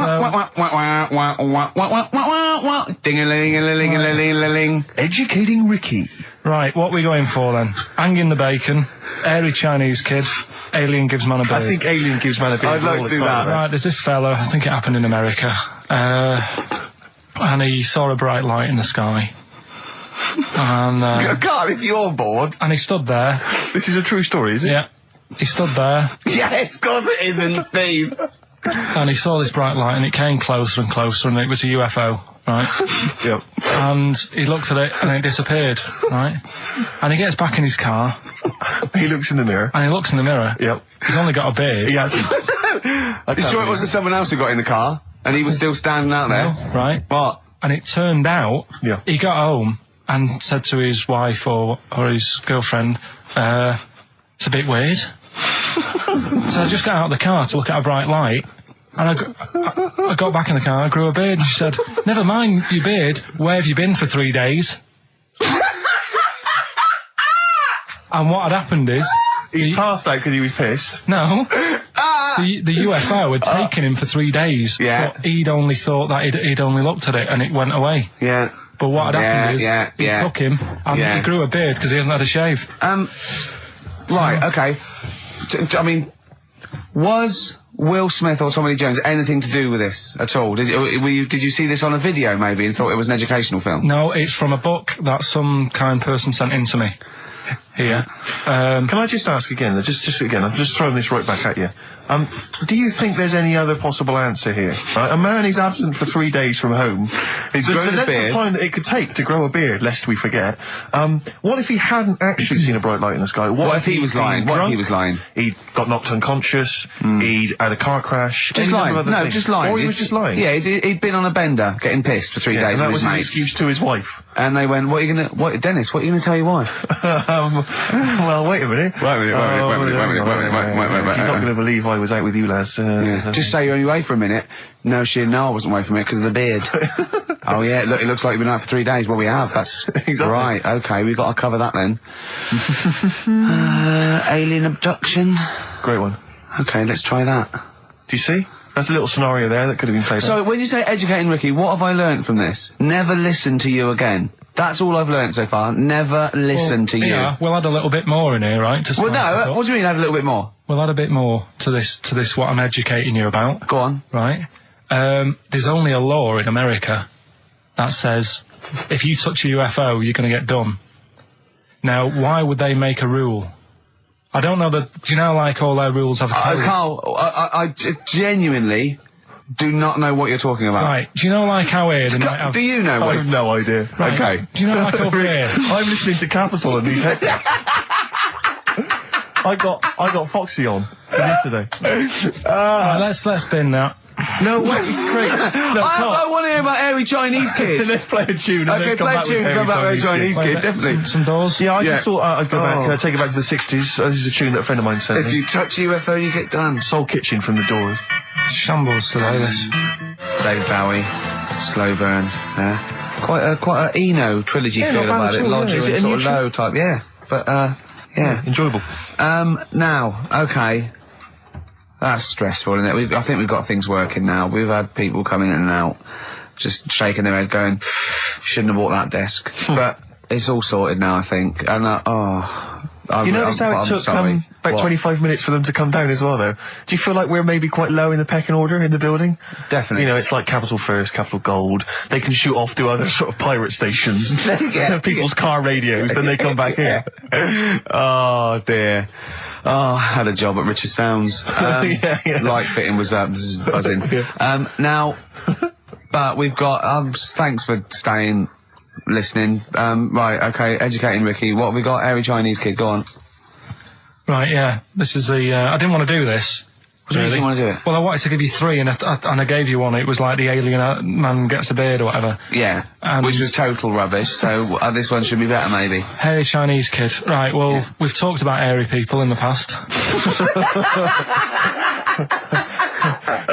True enough. Aren't we? Yeah. You know, the little kids who grew up in woods and hung around with wolves and that. Yeah, again, you're confusing it. Yeah, they're not... There were some people that were born... very hirsute. They were not the people who were brought up with wolves. Yeah. You just put that together in your Homer Simpson type mind. Right, well, this is like a sort of close to that sort of story. Yeah. But the weird thing is, right, Chinese people aren't that hairy as a nation. No, seriously, that's a well-known fact. They don't have that much body hair and stuff. Okay. So this little kid who was born over there, he was like covered in stuff. Was he? And it was only his nose that wasn't hairy. The rest of his body was caked in hair, right? And his hair sort of... What sort of hair was it? Was thick, it... thick hair. No, what I mean is, was it sort of, like a pony's mane, so he just looked like an Ewok? You know what I mean? Just like hanging down sort of straight, dark hair. In the picture, it looked like, it grows from his eyebrow. It grows from his eyebrows quite thick. And then it just goes all the way over his head. You don't think it was just really long eyebrows that he'd done a comb over? No, it was all over his body. It had a picture of, like, his back and that. Yeah. And, Had he styled it? Had he styled it at all? Did he have it in a quiff, or...? No, it was just hanging all over him. Yeah. And they were like, you know, this is a bit weird. Happening in China, where we're not normally that hairy. That was the scientist speaking there. And the local press and that were getting him down, calling him Monkey Boy and all this. Oh. And thinking Chinese press. But the doctor... Yeah. Oh, they're cruel, aren't they? The doctor, like those game shows. That's Japanese, isn't it? Yeah. That's what. Yeah. And the doctor said... I was talking through all that time while we were just like talking to each other then. Because I turned round and I still saw he was talking. Go on. So anyway, the local press came in to see the hairy boy, the monkey boy. Yeah, and they were like being tight, taking the mickey out of him, and the doctor said... showing him nuts. Said he's only hairy. Said he's a healthy young kid. The only faults he's got is he's got a little bit of eczema and a boil. And he said everybody should just treat him the same, and I think he grew up a healthy kid. Yeah, so that's the end of the story. That's not a story. Why? But I've got nothing. I don't know what to say to that. So someone in China was born slightly hairier than the rest, and he was normal apart from eczema and a boil. That to me isn't a story. But if it is, I've got a million. I mean, it's sort of like bloke from Manchester went a bit bolder than the rest, got a job on radio. He was normal. I mean, that's not a story, is it? Do you know what I mean? Dandy Warhols and Bohemian Like You on XFM 104.9. I'm Ricky Gervais, with me Steve Merchant and Karl Pilkington. Karl, what's the story then? Right, so what did you say you're going for? You've got your 3 titles, your 3 teasers. Well, I think I'm going to go for Don't Do That to It. You know it can't live without Ned. I'm looking forward to this. Right. So this is educating Ricky, for those who have just tuned in. Now, something that Ricky told me about when he was educating me was that a cockroach, if you cut its head off, it lives for a week. Yeah. Right? And the only reason it dies is because it can't take on water. Sure. It doesn't have a great time in that week, though, does it? I mean, it doesn't get much done, I don't imagine. It just needs water, and because it can't find any, like its eyes, it eventually dies. Yeah. Right? No. So what? No, it's not. That's not. It's anyway. You can't drink. Anyway. So have you heard that one about worms? Okay. I have. Go on. If you cut a worm in half, a lot of people have said in the past that it'll turn into 2 worms. Right. But that isn't actually true. Okay. Who said that? No, it used to be like, you know, kids at school said it on, kids at school and stuff. Yeah. So that, you know, a lot of people think that. Don't pick him up on stuff, Steve. It's bad enough. Sure. So, but what they can do, if you get a worm, right, and you find out which end its head's at. Right. If you you've got its head there at the left-hand side, right, and if you sort of cut it in half. Right. But not in half. So there's more of its neck than the tail, if you know what I mean. Yeah. The bit that you've cut off will sort of die, and the rest of the worm will get better. So in a way, you can cut it in half and it'll survive, but only one half will survive. Okay. Yeah? What have you learned there? I wish you hadn't chosen that one. To be honest. I know, because it's nothing, is it? Yeah, you know that joke, how do you tell a worm's head from its eye? You put it in a bowl of flour and wait till it farts. Yes. Right? I told my mate that, right? And he went, what if it coughs? Yeah? Yeah? Yeah. So, there is a bit of truth in that myth of cutting one in half. Where did you get this information? I don't understand where you get this information That was from the Fortean Times. It was like the myth about worms. Yeah. That was the big article that week. Did it take you as long to read that article as it took you to tell us just then? I like the fact that it starts off debunking a myth that we haven't heard of anyway. Exactly. You know the big thing about cutting a worm in half and making two worms? No. Yeah. What's the other one? It's not the thing to do either, by the way. Don't go doing it. No. It's not very nice. But, it's cruel. But it can get by. And it's pointless. Yeah. There's no scientific worth. Yeah. In that. Well, there you go. Okay then.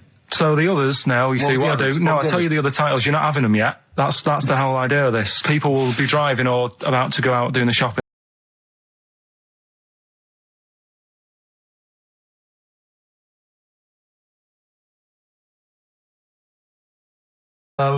Use Rooster's Pride Cock Soup as a snack with crackers or toast. Still thinking of a normal knob. An appetizer, again, or a soup base. That doesn't really work as an Indian. No, that's disappointing. We'll work on that, though. The darkness growing on me on XFM 104.9. Going well, isn't it? I've enjoyed it so far. It's been a bit naughty and everything. Yeah, a bit smart. Nothing wrong with that. No. I was on the way in today, right, Steve? Mm-hmm. Walking in, always walking in. I get left early and stuff. I like to get in early, get some bits done, that. Yeah. Monkey News, Songs of Phrase. That sort of thing. And living in London, right, there's a lot of shops that open early and stuff. Do you know what I mean? People say that's a good thing about London. Yeah. It's almost like 24-hour city and stuff, right? I'm walking in and there's like, you've got your news agents open. Obviously. Selling newspapers and that. That's good. They've got to be open early. Yeah. Then you've got your coffee shops, your Starbucks. Have a cup of coffee in the morning. Do you know what I mean? Yeah. They're doing well in the morning. Yeah. Then you see like the odd restaurant and you think, well, maybe they sort of got the doors open but they're preparing for lunch, so you think, fair enough. Yeah. I'll let that pass. Yeah. Carrying on walking down the road. Bondage shop. Open. Sure. About 10:30. Yeah. Busy, was it? There's a couple in. Really? Some good offers. About 10:30 for a bondage shop. I'm assuming if you're into bondage, though, you stock up at any time, day or night. I mean, you don't... Yeah?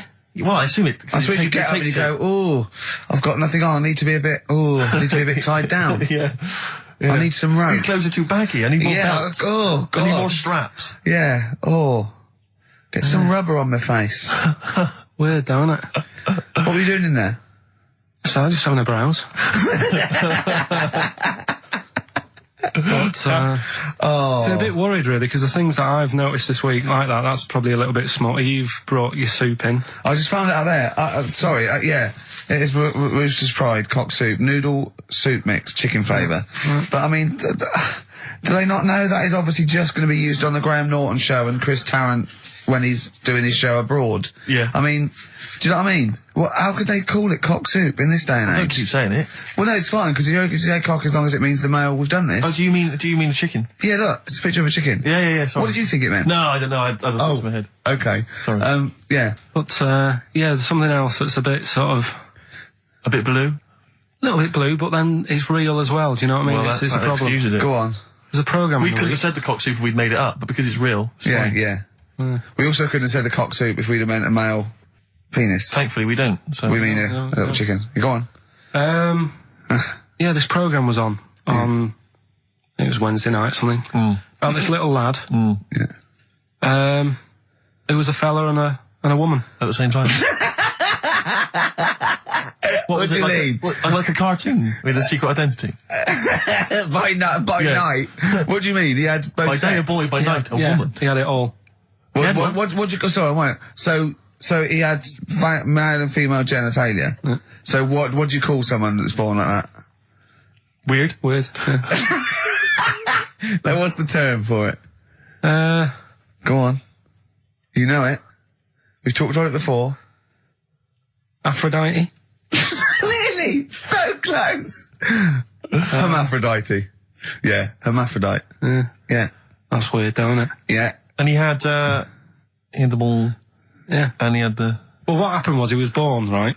Obviously. And the doctor said, there you go. Lovely little boy and girl. So the mum was like, what? So he said... No, I don't think the doctor was sarcastic. Yeah, I don't think the doctor was sort of dissing them. Yeah. There you go. What do you mean, doctor? I'm gonna have a look. Exactly. There's the cock, there's the minge. All right, see you later. What are you going to call hate? But doctor, what do you mean? Have a look. He wasn't sarcastic. He didn't give Doctor, clues. tell me what you mean. Give me a straight answer. He probably went, oh shit, she's got a cock. He didn't go... He wasn't sarky to the parents. No, Anyway. but I'm just getting across. Do you know what I mean? I always had a little bit just to... Yeah, I know you do. Yeah. You should be a up. newsreader. Be brilliant. So there's a little kid lying there. Yeah. And the mum says, you know, what am I going to do then? So the doctor, I mean, I'm condensing this. It was like an hour long. Sure. Yeah. Yeah. So he says, she said, what will I do? And the doctor said, well, he's not sort of well hung. Right. Oh, So he's not sort of well on. This doctor has been, I assume, has been struck off since for saying these things. It was a real doctor. It wasn't Dr. Fox. Yeah. Right, go on. So the doctor said, so I recommend that we make it a woman. Right. Right? So they sort of do a little bit of... Jiggery pokery. Yeah, a little bit of work. And I don't think that's true, Carl. No, it is. It was on the programme. But I think they can tell really what they were meant to be from their chromosomes, can't they? They can tell whether they're X, Y, Y, or Yeah, X. not just... It's not very just- well hung. No, I Yeah. tell you what, because back then, when this was going Yeah, on... no, right, I'm just thinking they might not have had to. the doctors then thought if you had a kid, right, and you thought, it's a bit ugly, maybe it'll have a better life if it was a fella. If it was a girl and it's a bit ugly and you think it's going to get hard time. Right, don't talk shite. What? What? That a doctor would go, right, you've had a young girl, I'll tell you what, she's a pig, let's pop a cock on her. Don't No, talk I'm not saying, shite. I'm not saying that. What I'm saying is, say if you have like I say, a girl. I just think it's harder if a girl's ugly and Yeah. she's growing up. Yeah. She has a harder time. Yeah. Don't you agree with that? Possibly, but you don't they change don't someone change- when they they... don't- when- No, yeah. You don't change their gender No, because they're I'm a just bit of a saying minget. what I'm saying is the Elephant Man would have had a harder time if it was Elephant Woman. Is what I'm saying. But listen to me, listen. What the doctor was saying is, if you get a baby before it's 2, Yeah. back then they thought you could sort of say, well, instead of giving it a go-kart, give it dolls to play with. Right, back when? What are we talking about? The Middle Ages? We put a song on, come back to this. Yeah, it's Bruce Springsteen, Atlantic City. Bruce Springsteen, Atlantic City, on XFM 104.9. Okay, look, have another go, Carl. What were you saying? As an hermaphrodite, yeah, he was born both sets. The doctor said he's not well hung. Let's lose that. Let's get rid of that. Let's make it into a woman. girl. Okay. I'm with you so far. Go on then. So, anyway, gets away with it a little bit in the early years. Right. Starts going to school, gets away with it a little bit. Sure. Right. But then, do you know when you get to that age and your head goes all funny? Like when you're a teenager and you sort of, I don't know, your skull goes... Mine never did. What are you talking about? No. Yes. That What do you sort mean of your head goes all teenage funny? years when you look a bit odd. Do you know what I mean? You go from being quite a good-looking person and then your body starts growing. At a different rate, so, you never know till 21 whether you're going to be a looker or not, or whether it's just... Yeah. I know, Right. go on. Yeah, I'm still waiting. So, Your head grew outwards at exactly the same rate, didn't it? That's why it's spherical. Your head grew faster than your hair. He's got a lovely head of hair, but Exactly. just below the skull. Yeah. He's got a little afro in there, Yeah. but it just couldn't get through the follicles. It couldn't catch up the skull. Expanding. Oh, bless him. Oh, come on, Baldy. but the thing is, right, so you see these pictures of the lad stroke woman Yeah. who's trying to be a woman at the age of 14, 15. Yeah. She's got one of them big heads. Right. Like a okay. lad. Doesn't, she starts having a hard time. She doesn't want to play with the mates, with the dolls and all that. She's more into go-karting and that sort of thing. gets to an older age, decides to go back, is now sort of with a woman and having a life of a fella. But did did the doctor keep it for him in case he needed it? No, he's had one put on though. Has he? Where'd he get that from? Dunno, maybe that bondage shop. What do they do when they do that? Do they put on what do they do? Maybe someone could call in and tell us. If you're a woman, and you have a... Do you want to speak to someone who's got that information? Yeah, I do want to know. What do they if you've got that information, I don't want to talk to them. Do they construct one? Do they construct it? From plasticine? Or do they whack on a dead one? What? What? Whack on a dead one? Yeah. What?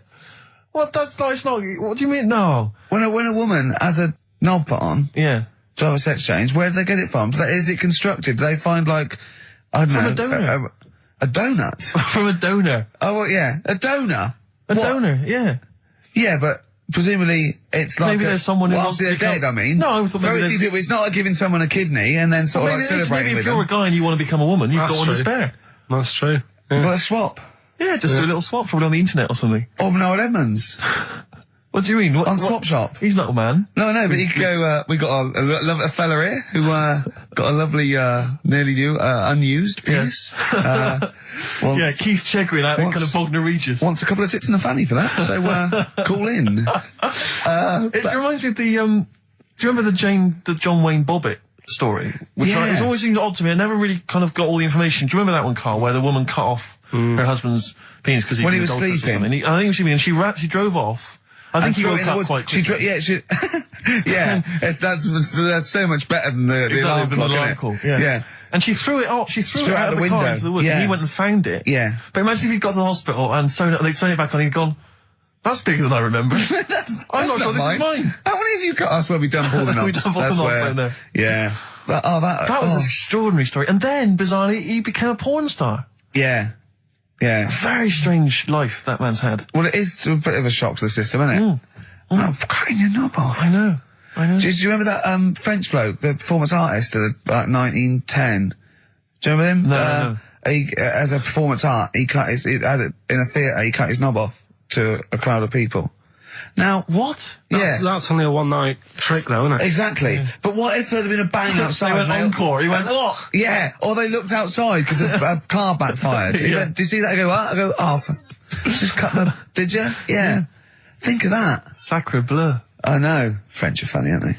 Cutting your knob off for your art. Weird, isn't it? Longview. Further on XFM 104.9. As we're having so much fun with penises, I thought perhaps I should just mention... That's a slogan. We should just mention this story, briefly. It's in the paper today. A Russian is selling what he claims is Hitler's mummified penis for £12,000. Yeah. Ivan Zadurprov says his ex-Red Army soldier dad hacked it off as a souvenir after storming the tyrant's Berlin bunker after his suicide in 1945. Yeah. Why did he wait till now? He's found out that that might get a bit of £12,000. Which doesn't seem a great deal. Doesn't seem a great deal of money, really. Well, it's useless, isn't it? True. You're not going to be able to use it. It's not going to be able to. It's not going to be a donor. Imagine that if you walked round. You'll never. Making love to a girl, you'll never believe who this is. Yeah. You never believe who's doing you, love. Exactly. This is going to freak you out. Just relax. Exactly. Okay, sit down now. Was that I got all a right? little surprise for you. It was brilliant, yeah, so you enjoyed it? Yeah. Right. Are you a fan of the Third Reich? Exactly. Well, no, awful racist. Okay, let's go a different tack. Yeah. You did like the sex. I love the sex. Okay, then. Yeah, it's not going to be Hitler's knob, is it? But, I like the idea that, I mean, you're you're in the Red Army. Yeah. You've just stormed Berlin. Yeah. 1945. You crash into the bunker. You've gone through terrible. How you've lost 20 million comrades. Unbelievable. Oppression everywhere. It's been going on for years. You're in there, you see the man. Here he is, he's dead. He's dead, the figurehead and leader of one of the most despicable, You turn to your friends, there's a tear in your eye. Yeah. And your immediate thought is, I ought to chop off his todger. Yeah. Well, no, I said Bagsy. I said Bagsy's Winkle. I said Bagsy's Winkle outside. Whoever it was. Yeah, I didn't know it was going to be Hitler.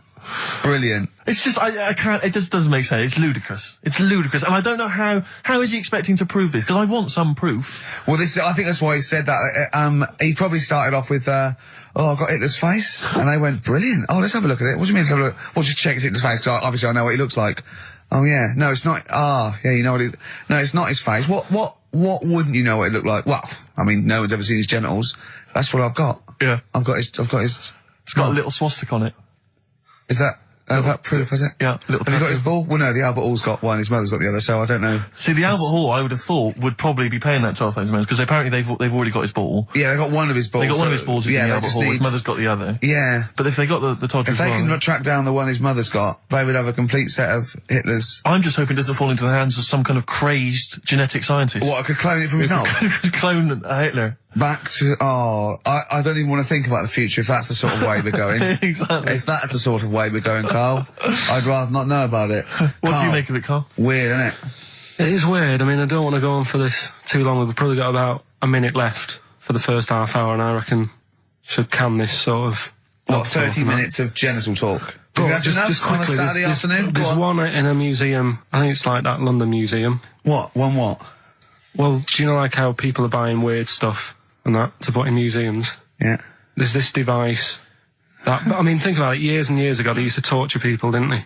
Yeah. Really badly. Mm.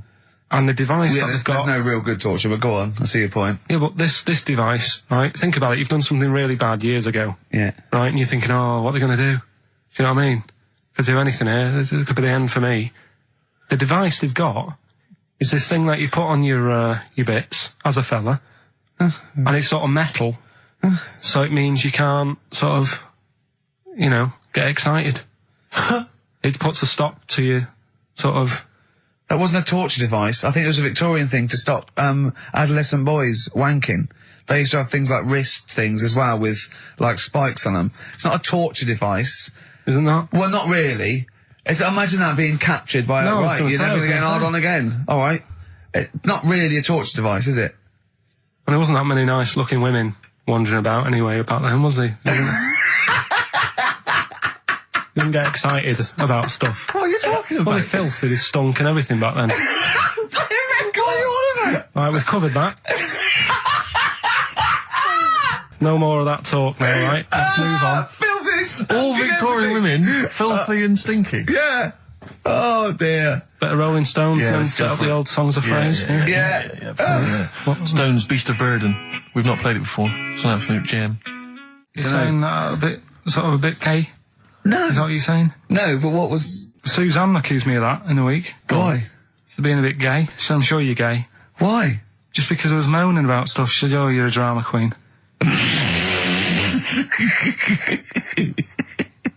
Right, well that's what were you moaning about?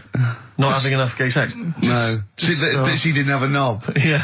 It's going, oh, why don't you get yourself a nice little knob? Yeah. I mean, can I call you Frank, please? Could you wear this false beard? Yeah. It's just, well, we'll talk about it later. It was about the Seven Wonders. I just wasn't that impressed. He wasn't impressed by it. He said, well, we'd say that, yeah. Well, we got a top show coming up, haven't we? But if you are a little bit, kind of, just a little bit sexually, you know, don't be...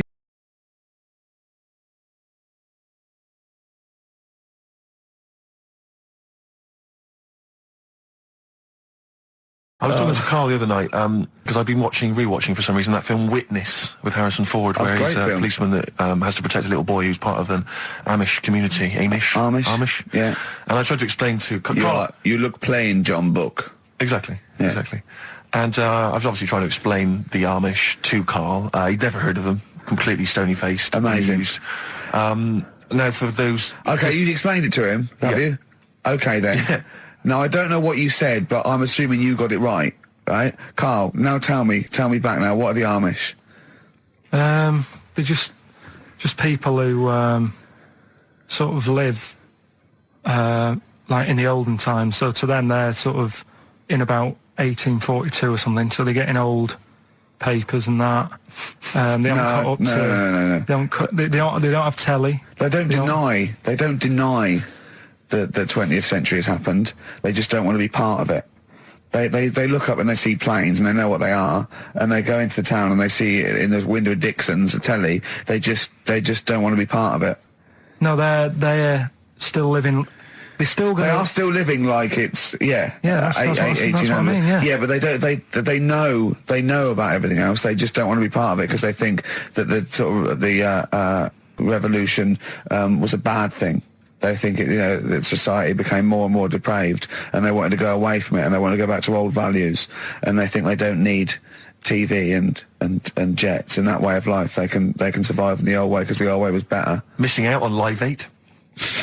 Yeah, but they haven't had Band-Aid yet. Yeah, I think this is the problem that Karl had. He in his mind, they were just a bit delayed, so that in his head they were slowly moving towards the 20th century. They wouldn't be able to watch most of these bands, all their electric guitar. They'd be allowed to watch Tracy Chapman. Yeah, doing an acoustic set. Yeah, between the bands. Yeah, that'd be all right. But no, in Karl's mind, it's like although they wouldn't like Fast Car. They wouldn't like a scene about that. They go, I don't know what you're talking about. Pony and Trap. You got a pony and trap. That'd be all right. But are they still? Do they still get sort of rubbish posts and that saying we need your money for this, or get behind this charity? They live in an isolated community. They're farmers, aren't they? They're farmers. It's an agricultural community, and they're obviously very staunchly religious. In actual fact, it would suit you very well because you hate crowds, you hate groups of people, you don't like the modern world. You'd love it down there, wouldn't you? He wouldn't like getting up at 4 o'clock to milk a cow, though, would he? Well, no, but he'd get used to it. Go back to bed, couldn't you? It's probably out. I mean, have they got anything to do with the Hare Krishna people? No, nothing at all. Because out of all the religions, that's I'm not a religious person. I don't understand. You're only saying Hare Krishna because you've got the head. That's the only reason you think it'd be. I'm halfway there. Yeah. But the thing is, out of all, you just what was that? Money just fell out of my pocket where I'm nearly laying down. That's the danger of wearing sweatpants everywhere you go. I'm only ever lying down in a chair.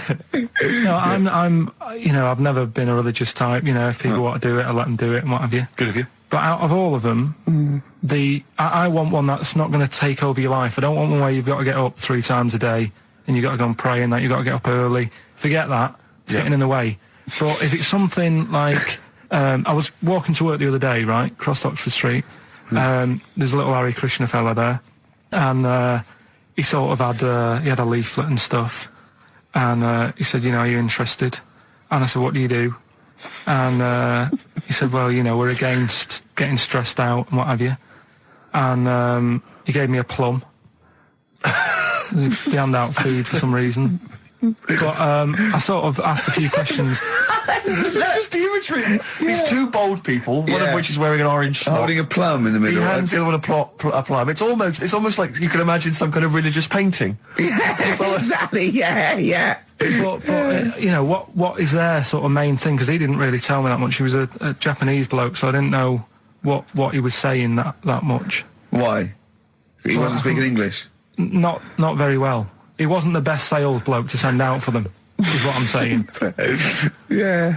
But what's that? Are they? You're saying they're nothing like? Well, I believe Hare Krishna is a kind of as an offshoot of a sort of Buddhist faith. It is. I think they are Buddhist, aren't they? Yeah, and obviously their kind of trademark, as it were, is that they have to say. I believe they have to say Hare Krishna, Hare Krishna in a certain rhythm, in a certain order, a certain amount of times per day. That's why you see them all down the street saying Hare Krishna, Hare Krishna, because it's actually a sort of religious chant which they're obliged to do. So you see, even if you go into the Hare Krishna faith, you may find yourself, in Tesco or whatever, forced to say Hare Krishna, Hare Krishna. Out loud, not just thinking it. Yeah, no, out loud. You can put it on an iPod and you can put that on an iPod. No, it doesn't count. No, I think you have to actually say it. So I guess that kind of eats into your social life a little bit. And there's the wearing orange as well. Particularly frustrating, I imagine, if you're in a cinema or a library. A little bit awkward there, midway through. Or Star you Wars live next door to a bloke called Hare Krishna, who constantly thinks you're calling him. Yeah, that probably. Yeah, so that's in this. I mean, I don't think we've quite done the Hare Krishna faith its full service there, but so interesting to you. I mean, you got handed a plum. You've been treated well by them. Yeah, well, but he couldn't tell. I just wanted to know how much time it would take up. What are the benefits? What can you do? What can I think the benefits are they probably don't get stressed out. They've probably got that sort of that zen, that chi-ness about them where they try and interact and quite meditative. Yeah. I've got some nice trainers as well, don't they? With their Yeah. Orange. What are you looking for then in a faith, Carl? You say what are the benefits? I mean, obviously Catholicism, you get the communion wine and bread, so... Yeah, but I can afford that. Right. Probably, just I like the Crusaders. I was forced into joining that as a kid, because a mate sort of joined it, and he sort of said he'd join in it. I sort of swore at him. I said, I'm not doing that. Right? Yeah. He said, right, if you don't come with me, I'll tell your mum that you just swore. So I was like, oh. So I went. So I went along, and I used to just go on the Friday when they played, Sabutio and stuff. And then I went on one Sunday, and it was totally different. There was no Sabutio. There was no sort of table tennis. The thing where you hold a thing and knock things over. Skittles. There was all that on a Friday. Went on the Sunday. It was rubbish. He said, right, sit down in this room. They gave me a Bible. Thought, this looks too heavy, this is too big, I'm not interested in this book. And I never went again. I used to hide on a Sunday when they came round. And that's been the only sort of... I suddenly, why did it suddenly turn out to have to hide on a Sunday when they're coming round? Because they wouldn't leave. They wouldn't leave. Who was it? Were they adults? It was well, he seemed like an adult to me at the time, but he was probably about 27. Well, that is an adult. Yeah, but do you know what I mean? He seemed a lot older when I was a kid. Yeah. And he came knocking and that, and he used to say to me, Mum, just tell him I'm ill or something. And he used to hang around to see if I'd eventually come out to play and that. And if I did, I think they would have grabbed me and took me there. I love the idea that for you, religion has to bring with it some kind of gift. It's like, join our faith and you get an alarm clock radio. It's like something like I think religion does bring a gift. Usually, it's the gift of the Lord. Well, the gift of everlasting life, isn't it? And that's the problem with it, A lot of people believe in it because they think... But for Carl, his feeling is like, that should be a given. That's safe. I'm definitely going home with eternal life. But what else can I have? Is there an iPod? Why do you have to have a religion? Because obviously I don't have a religion. I don't miss it, and I wouldn't want one. I'm an atheist, and that's out of belief. That's out of logic. And we don't get into the politics or the morality of it. Why do you feel you need a religion? Why don't you just get a hobby? Well, I didn't want one. I don't want one. I just was saying that, if I was to get one, which one would I go for? Is what I'm saying. I'd like to see you perhaps as a Jew. I think Judaism would suit you well, I think. What are the hours like for that? Tough. Can be tricky. That's what I mean. I don't want anything that's, And they have a day where they don't eat and stuff. I couldn't be doing with that. So they have days when they eat too much? Yeah, but what happens if I'm not that hungry that day? Like I say, I don't like change.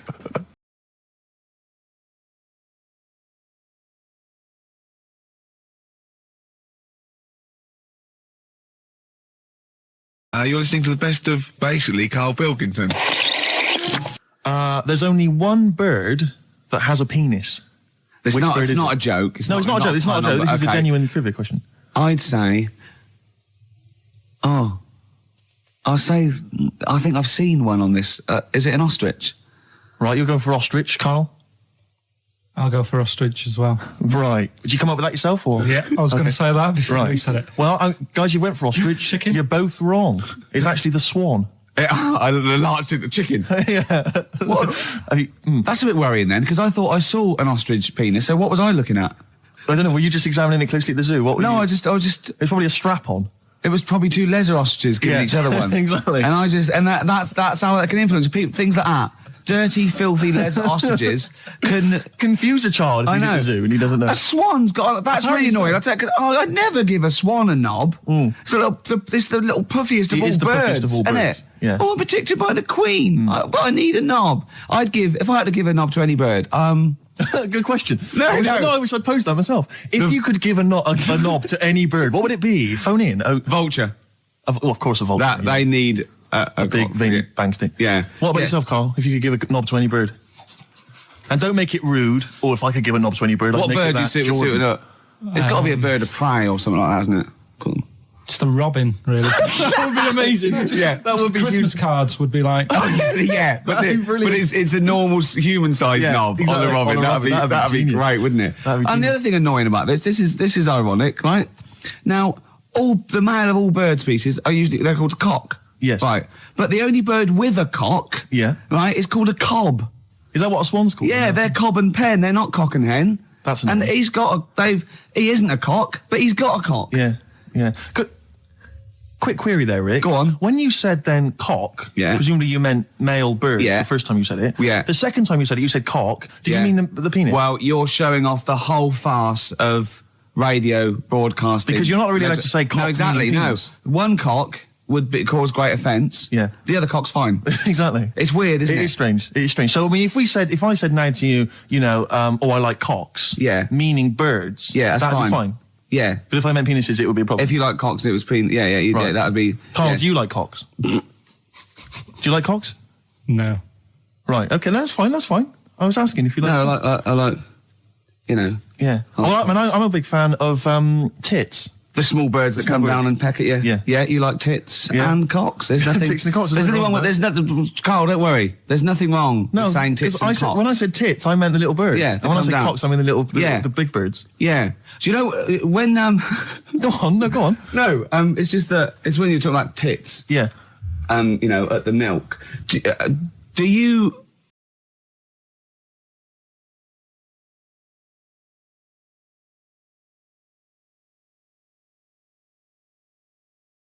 There's a shadow somewhere. It's already good, isn't it? I'm loving it already. No, right. There's a shadow. I think it was in America. Yeah. And it's on a quiet road. I'm guessing somewhere like Boston. That's what you mentioned. Okay. Right? No. Somewhere like Boston. And people at night used to see this shadow moving about. And they'd go, what's that? Right? And it got known, the town, the little local town got known for this shadow, but it didn't cause any problems. What are you talking about? Well, it was like, You lost me. What are you talking no, about? do you know like some places get famous, like Scotland's got the Loch Ness Monster and that, but No, it doesn't go cause on, any. yeah. But it doesn't cause any problems. It doesn't exist, go on. Right, so there's this shadow walking about on the road. And, What do you mean? No, what's he again? Rubbish. Right, so it's walking Nonsense. about. Where did you read this? Where did you It's see walking this? about. This was on the internet, and I'm sure. Sorry. Sorry. Right. I thought it was shite. I didn't know it was on the internet. Right, so this shadow is moving about, and Independently of an object. yeah, and the local mayor and that is like, yeah, it's a bit weird, but it's not harming anyone. The mayor involved. Was he elected to that post? Hey, mayor, we got a problem down here. Seems like a shadow. Well, it's not causing any. No, it's just causing any problems. Yeah, go on. But that's the thing. It was left for years, and then it did start causing problems. I see, that's it. If you leave these shadows to go unchecked, Rick, they go crazy. Yeah. You let them run amok in the Yeah. city. Yeah. You've got to stand What did around it do? on What did it Roman do? shadows. What did the shadow do? It was pushing people off the bikes. It was what? It was pushing people off the bikes. Oh, I'll find out more for that next week. Right, that'll tease oh, them. you're a maniac. We'll do more on that. We haven't had time for educating. Please never have children. Right, listen. You're Just promise me now you'll never have kids. Like when you're born, you're a little baby, wrinkly and stuff. When you get older, you sort of morph into a baby again. And you go through the same phases. So when you're young, you buy singles. You get old, you got nothing to do all day. You got all your pension money. What will I buy? Cliff Richard's on the telly. Here's my video, buy me song. You see, that started off as quite a sensible point, because I actually think they do it. But what was all that alien stuff about when you're born, you go wrinkly and you go wrinkly again? So sometimes you mix like normal things that human beings say with I don't know what. Well, look, when you're a baby, you've got a little bald head, no teeth. You get old. What happens? Are you a philosopher? You're an official philosopher. Because, I mean, it sounds like it. Oh, Carl, play a record. You're a gem. You're a diamond. Oh, chimpanzee, that monkey news. Right. There's this monkey, right? Yeah. And it had been, do you know you hear about monkeys being badly treated and stuff like that? Yeah. So, anyway, it goes into this home. It's 14, this monkey. It's called Matty, right? Goes into this home where it's looked after. What do you mean home? Just like just a little monkey home, right? Okay, so zoo.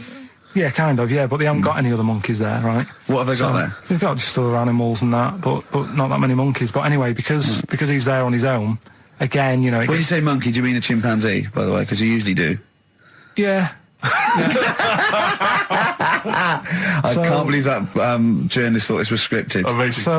So anyway, yeah. So he gets sort of pally with the people working there and that, and it's smoking fags, it's having a drink at night and all this, right? What do you mean it's having a drink at night? How? It's all here. It's all here, Steve. I mean, we haven't really got time, but... Well, don't say it's all here like it's proof. You've got another stupid story that someone has put onto the internet. Someone sitting at home in their bedroom has put onto the internet. So he's having a fag, he's drinking a lovely glass of Bang Rock Station. Yeah, the wine that's perfect for a barbecue. Yeah. Anyway, it's loving life, it's forgetting about his past and everything, right? When this other monkey comes along. Oh no. Trouble's brewing. Go on. Right? That comes in, something said... Right, forget it then. Forget it. Yeah, but it's all the time. It's not just, I mean, you haven't done that with me, taking your clothes off and that yet. But, like, last night we were sat in the pub and I was saying, right, you know, let's not even worry about new features then. Let's get the current ones, you know, going. Like what? Good. Like, the one that I was trying to work out, the cheeky freak of the week. Think of that! Yeah, but Think of that, though, as a normal conversation. Yeah, but I'd looked online, right? I didn't find that much. I found, actually, I'll tell you what I found later. Brilliant. We're looking for them, right? And then at one point, I think you said to me, go and, you know, what about the Guinness Book of Records? Yeah, you know, they'll have, like, the best freak in the world or whatever. Yeah, ever. So I said, yeah, bring one in. Now, you've got one at home. Yeah, I've got a But you couple. couldn't be bothered carrying that in today, so I had to go out of the pub that I was at, nip into Borders, buy a Guinness Book of Records, out of my own money, $18.99. Yeah. Bring it back, and then you said, I don't know if I want to do this feature. So it cost me 20 quid for that. I had to buy a video for Silence of the Lambs film clip. I'm actually out of pocket at the end of this. But do you want to work with me is the thing. If you want to work with... people would pay that sort of money to work with me, Carl. You're a lucky bloke. Think how many people think, Carl, he gets to drink and sit. Yeah. Well, you making a cup of tea and I surprised, didn't I? Little surprises. Steve, you know, last night, do you know when I left the pub in a bit of a mood because I was just fed up with not getting anything done? Yeah. Walking down the road, I was thinking, how can I get out of this? How can I stop having to work with them? I'm thinking, I wonder if I leave, I wonder if they'll be funny and they'll go, and then my boss will be giving me stick. I'm thinking, how much notice have I got to give out? And all this is going through my mind. I'm walking home and I got in, said to Suzanne, I'm sick of it. She's going, you need to do it when I get a new kitchen. And I was like, yeah, but how big does the kitchen need to be? I was saying, do we need a big kitchen? Can we get a small one? Have we got enough for a small kitchen? Do we need so many cupboards? Can we just have wood instead of steel? All this, trying to get out of doing this. Yeah. It's always just, I always feel like, you know, because I like to think...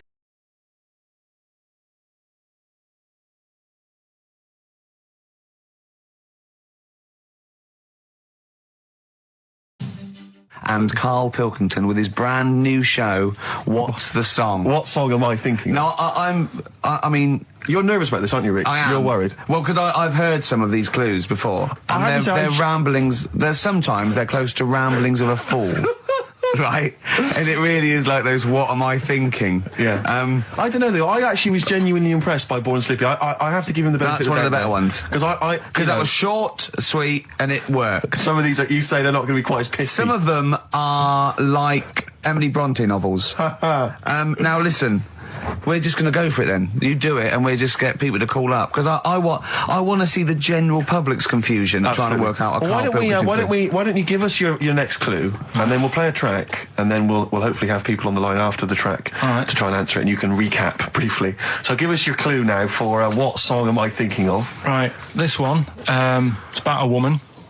And she's just normal, nothing wrong with her, or so she thinks, right? But there's the twist. Is this like the Tales of the Unexpected? And she's got like, you know, she's got her mates and she's having a normal life, having a good time and that. And then this thing happens, right? And she starts to stink. And she can't have a bath, right? And she really wants to have a bath. She's dead sweaty and stuff. She's going about her daily stuff. She can do everything else normal. She can eat, she can talk, everything. But for some reason, she can't have a bath. Is there a coal mining husband in the bath? Yeah. Is this Born Stinky? She can't have a bath. So a woman can't have a bath. Yeah. Is that the rest of her Or a life. shower. She can't. Okay, leave it there, Rick. Don't try and guess. It's not for us to guess. The general public can phone up and ask questions, so I just I'm go not sure for they it. can they? I think so. Otherwise, we don't want just people just phoning Well, up and I'll tell getting you it. what about this? Why don't they can ask one question? Yeah. They can ask one question of Carl, then they have to make a guess. Okay. 08700 800 1234. Have we got someone on the line now? We'll just No, go let's do it. for Let's it. go for one. Let's go for one. yeah. This I'm is excited. edgy radio. This is Letting Carl dynamite stuff. Right, live. Go on. Hello, XFM. Hello, I'm ringing about what's the song? Absolutely. What do you think? Well, I'm going for Dirty Diana. Dirty Diana. See, that works. That's a great guess. It does. Yeah, but it doesn't work because why can't she have a bath? Okay, so the answer is That's what in I was there. going to ask you. Well, that's your one question. That'd be the answer. That would be the answer, I'm afraid. What was your name? Shelley. Shelley, thanks very much. Shelley, I'm afraid the I answer- should tell you that, that you should never take this personally because no one can really get into the mind of Carl. So don't, beat yourself up about this. I don't expect anyone to get these clues. No. So well done. That good is guess. a fine guess. That's Thank one you. guess. Thank you. Okay. Anyone else there? Let's hello, XFM. Who's that on the line? It's Chris. Hello, Chris. A question for Carl? Before you give us your guess? I haven't thought of a really good question or anything yet. You just want to go for the guess? No, what I thought was, I'm sure Simon Mayo used to do this when he did the breakfast show on Radio 1 years ago. No, it didn't. So you've just pinched this idea, Carl? If you're going to rip someone off, Carl, do not rip off Simon Mayo. I haven't ripped this off. I thought this was a new idea. I was going to do it with sound effects instead, but that's Yeah, he used to do that, and he used to get his team to play other characters. In the You story. idiot. Well, no, hang on. Not you, Chris. I'm saying you idiot to Carl. Yeah, but nothing's new anyway, is it? So I'm not getting annoyed about it. Very true. What do you think the answer is? Is it Cornflake Girl by Tori Amos? Good answer. She couldn't have a bath because she'd go all Go floppy sloppy and and that. then go down the plug hole. Good answer. She's all soggy. Yeah. So It's not, is it Cornflake Girl? No, it's not, but that's That's a great answer. It could have been. All right. Okay. You're already seeing the error of this, aren't you? I think this is great radio. I'm I know. really hooked on this. I'm But genuinely excited This now. is really like that. Those so-called lateral thinkers. A man got into a field and dies. Why? Yeah. He ran out of air. No, Yeah. not the one I'm He thinking was of. shot. No. Yeah, That was a good answer, Well, but couldn't like Simon Mayo sue you or something for doing it? Will you stop? Don't mention that. yeah. Listen, I think if you're going to steal ideas from someone, it should be a brain box like Mayo. I mean, he's the man who's The stealing only from. example of one I can ever remember here on his show, because I was quite young then, was some people were pretending to like tap someone's phone or something, and then they got caught, and the answer was just bugging by whistle, because they were... Genius. That was absolute genius. That's absolute genius. See, Chris, we're gonna- I don't know Carl, if that's the Carl's sort of ever standard done you've got to come up that. against. Yeah. Thanks very much, Chris. The phone lines are hot. hello, XFM. Hi, is it Candy Perfume Girl? Is it what? Candy Perfume Girl. Candy Perfume Girl? Yeah, Candy Perfume Girl. Is it? Well, who's that by? Madonna. No, it's That sounds like an obscure album track. No, it's one of her songs. just That think is it. about it. She stinks and everything. She's a normal life. I didn't say she was a sweet or anything. But for some reason she can't have a bath or Is a this shower. a big song? Just to give him a clue. Is it? It's a bigger song than Candy Sweet Girl. Thank you was a very much single. indeed for your guess. It clearly isn't Thank right. you. Cheers. Sorry. Okay, one more, then we go to a record. Come on. Okay. Go on. Hello, XFM. Carl, Yeah. is it High and Dry by Radiohead? High and dry.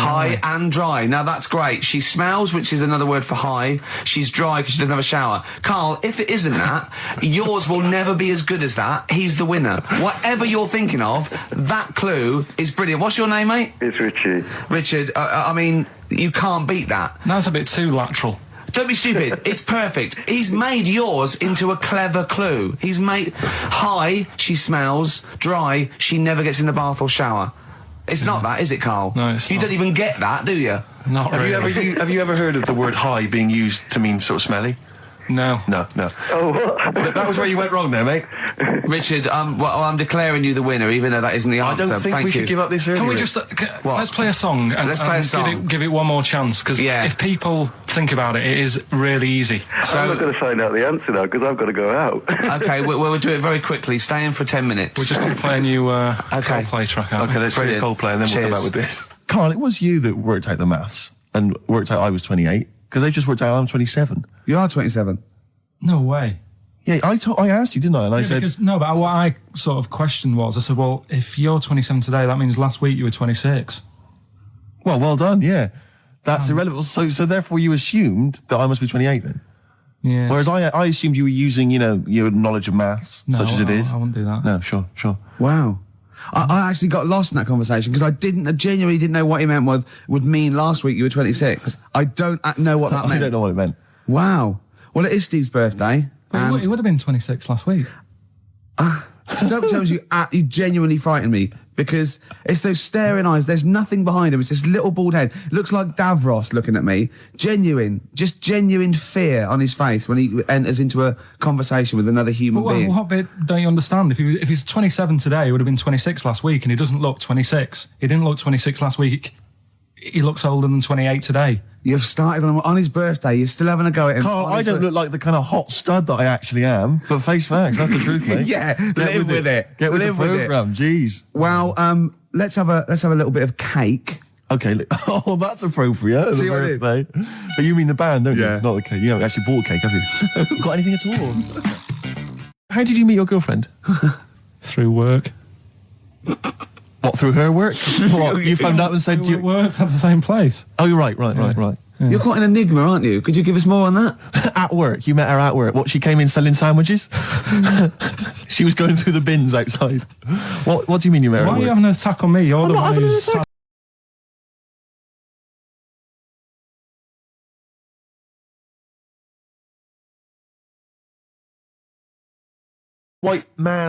The White Van Man column in The Sun. Carl, seen it. Are you familiar with this? This is where every day in The Sun they interview a guy who drives a white van, just, you know, in order to get the kind of voice of the man on the street in the paper. And he has to answer, or just give his opinions, really, on events that have made the news each week. There have been huge rises in street crime, especially muggings and carjackings. What's your view there?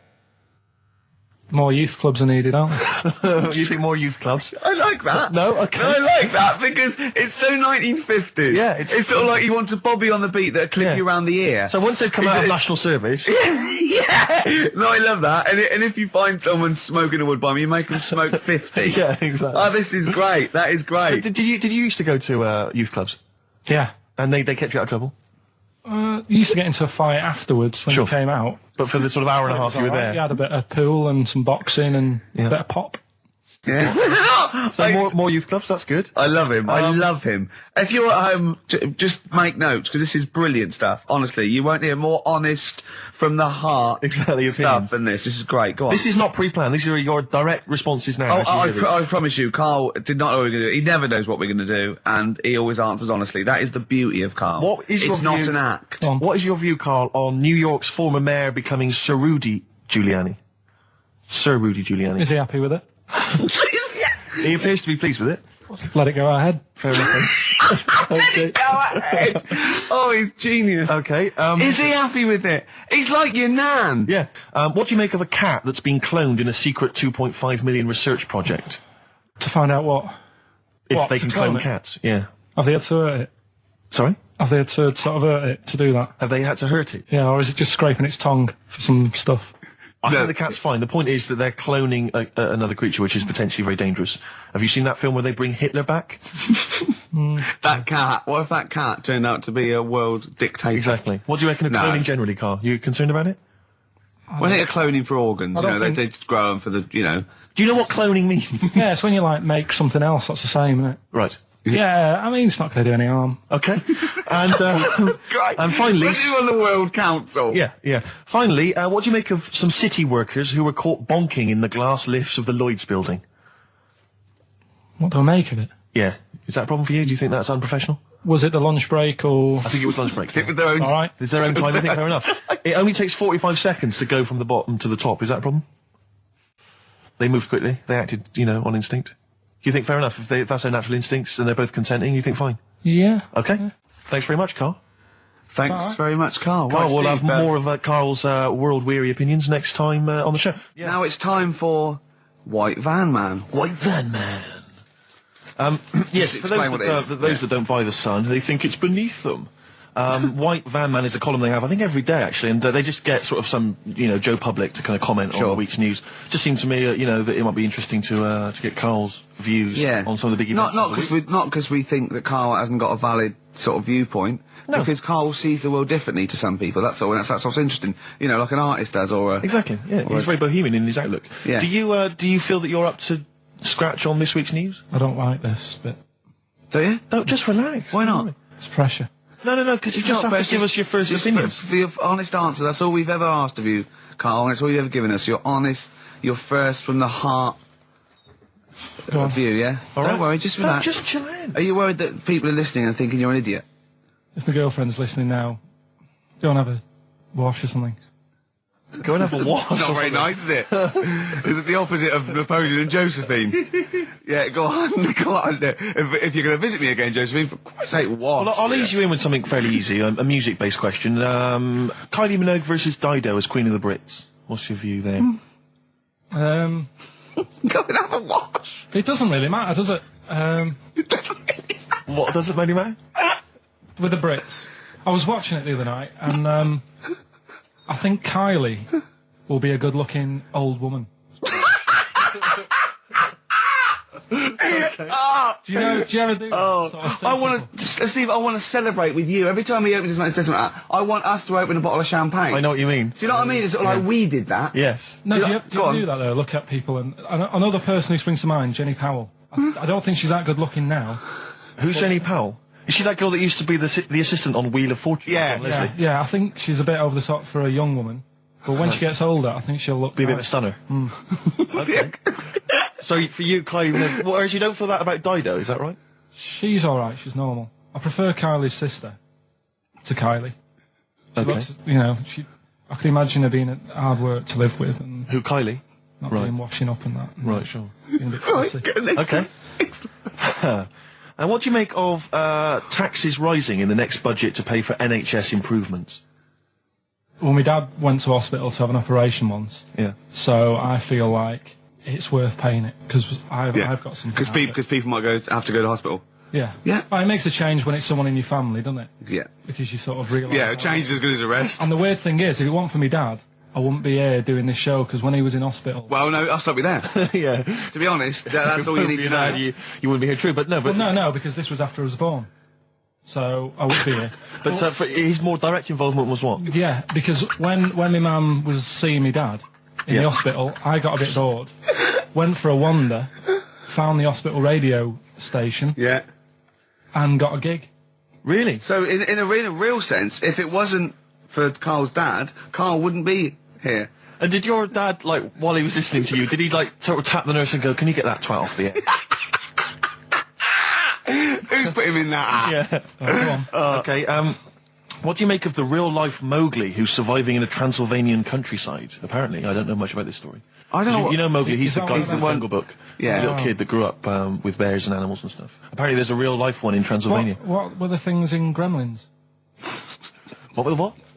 In Gremlins they were... Wait. Okay, this is an example. This is what your girlfriend said. Think.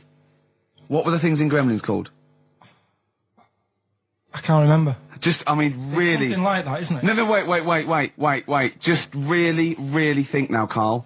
Just with everything you've ever... With all the brain power you've ever used, think what the things in Gremlins were called. It's not there. There's a clue here. Oh, no. Yeah.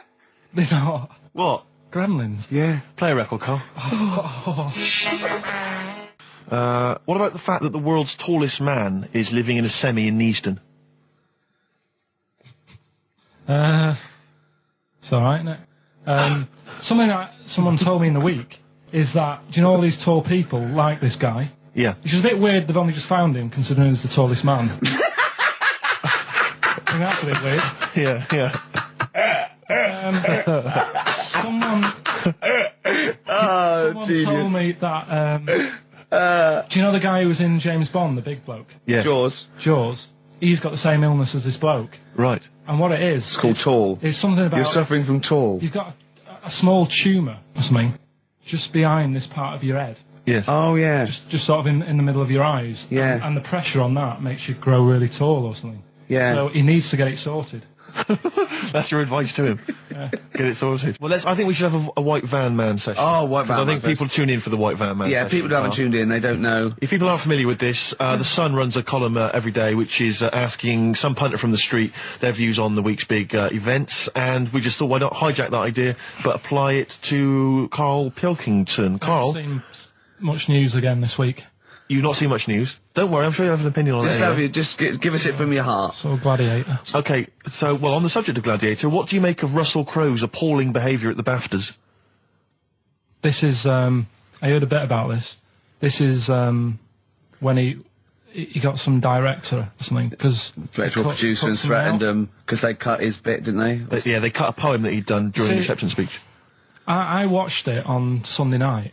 Sure. I didn't realise it wasn't live, to be honest. Yeah. But I quite liked the way it was to the point and didn't mess about. He went up, he said thanks. So you're saying that he shouldn't have beaten up the director?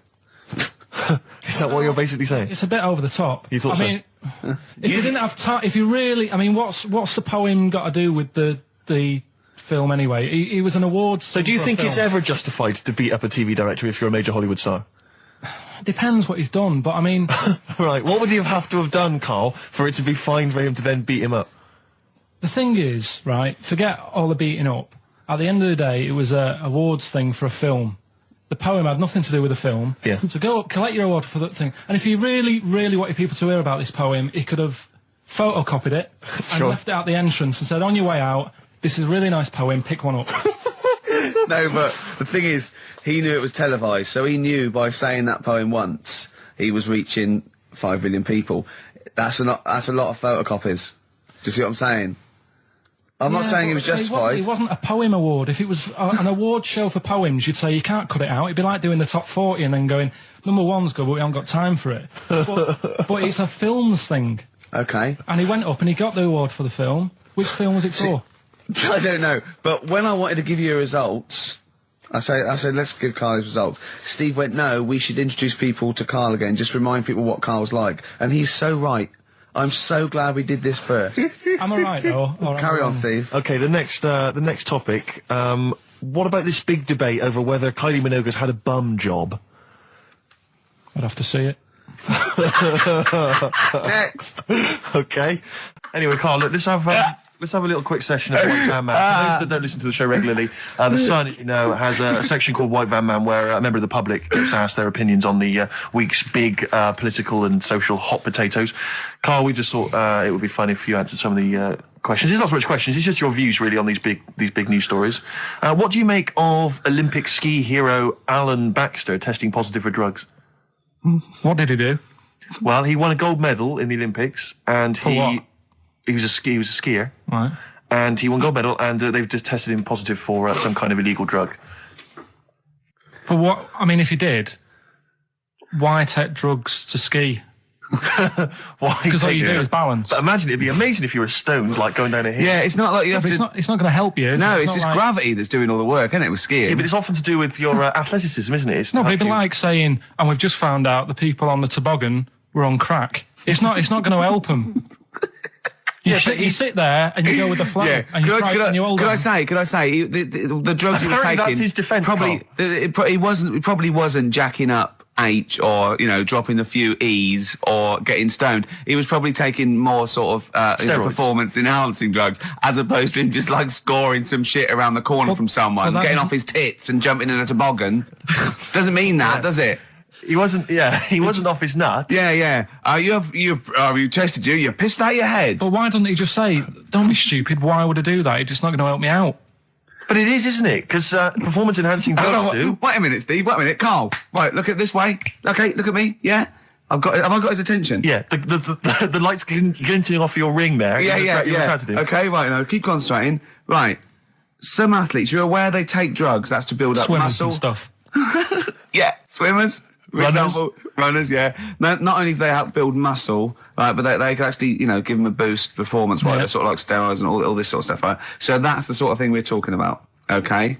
Right. So again, he wasn't on a bong before. What? Why would that help you when all you've got to do is balance on skis? Not when you're at the Olympic level. Yeah. There's a lot to do with, your body and your legs. It's practice, isn't it? It's like, if you've skied for years, then you've got good balance after a bit. Oh, do you know what, Carl? Do you know what? You've made a mockery of drug taking. Well done. Yeah. Right, next one, Steve. I hate this. Okay, what about the fact that the pension crisis is going to force Britons to work into their 70s, Carl? You might have to carry on working into your 70s before you can claim a pension. I think it's a good thing. Because you see a lot of old people who look bored. Okay. And I honestly think if you keep your brain busy, you'll live longer. Yeah. It's only when you actually shut down, right, that's when your body sort of dies because it doesn't feel it has a purpose. Yeah. It's like if you've got flu, keep going to work. If you have a day off, you just feel worse. You'll mope about at home. It doesn't do you any good. What about, where do you draw the line there? What if you, say, lose a finger? Pop into work? Depends. If you can't concentrate because it's painful. But what if you're a typist? You're not going to type as many words, but you'll do more at work than you would having a day off at home. Sure. Okay. Right. Steve, it's time for... White Van Karl. We should definitely get some jingles. I think the show sort of lacks jingles, I think. Yeah. Noises. Yeah. Funny sound effects. Yeah. Wow. Yeah. What's Mr. Nosy Neighbour interested in? Hello, what's going on here? Oh, we should definitely get some pre-recorded comedy noises, Carl, for next week. That's my job, but unfortunately I'm busy reading about Hitler.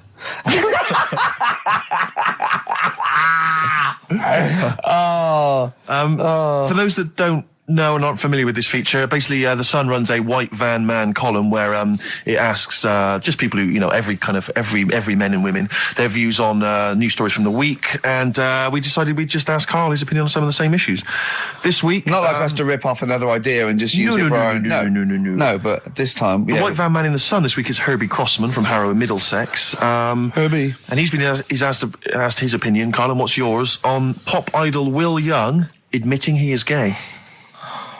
Come on, Karl. I don't understand what the big deal is, to be honest. Okay. No. Talking to different people about it, and they've said, it could affect the sales, girls won't like him anymore, which I think is rubbish. Yeah, because it finished George Michael's career, didn't it?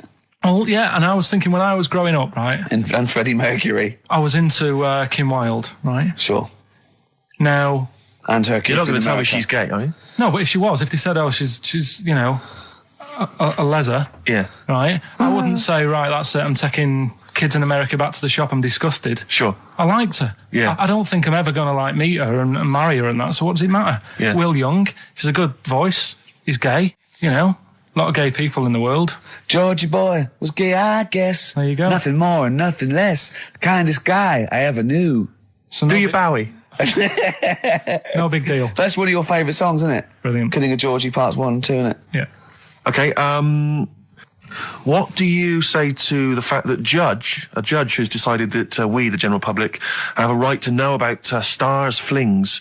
Basically, this is an excuse. This is basically saying, should papers be allowed to print tittle-tattle about celebrities? Oh, this is... Providing it's proven true. Oh, this is something about, isn't it, a Division 1 football or something? It's definitely out of Premiership football, it's unfair. And it is true, but he's trying to keep privacy. And the judge said, well, it's not for us to censor the press over things that are true. Right. It's up to the general public to either boycott or not, that publication. What do you think, Karl? What about all this, exposing, going through the, the bins of celebrities? It's not right, is it? But no. People are interested in it and buy the papers to read it. Do you know what I mean? I mean, like I said to you the other week, everyone has a go at Beckham for not being that bright. But at the end of the day, it's a good footballer. It doesn't really matter what goes on off the pitch, does it? Do you know what I mean? Yeah.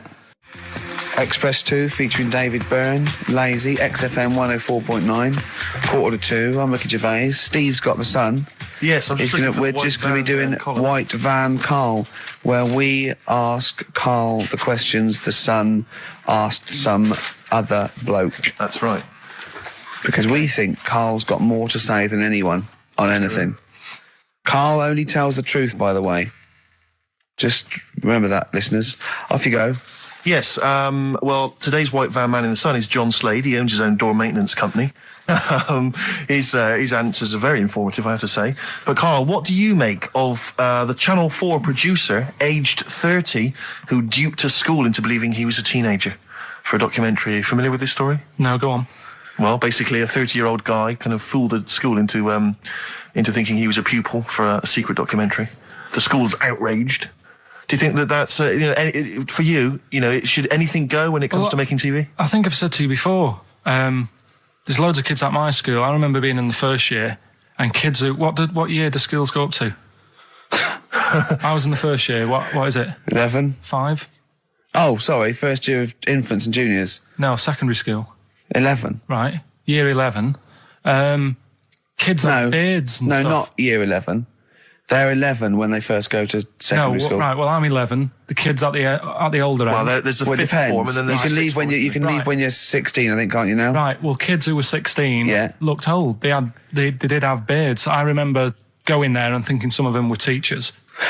I think he's answered that. Next one. What's the next one?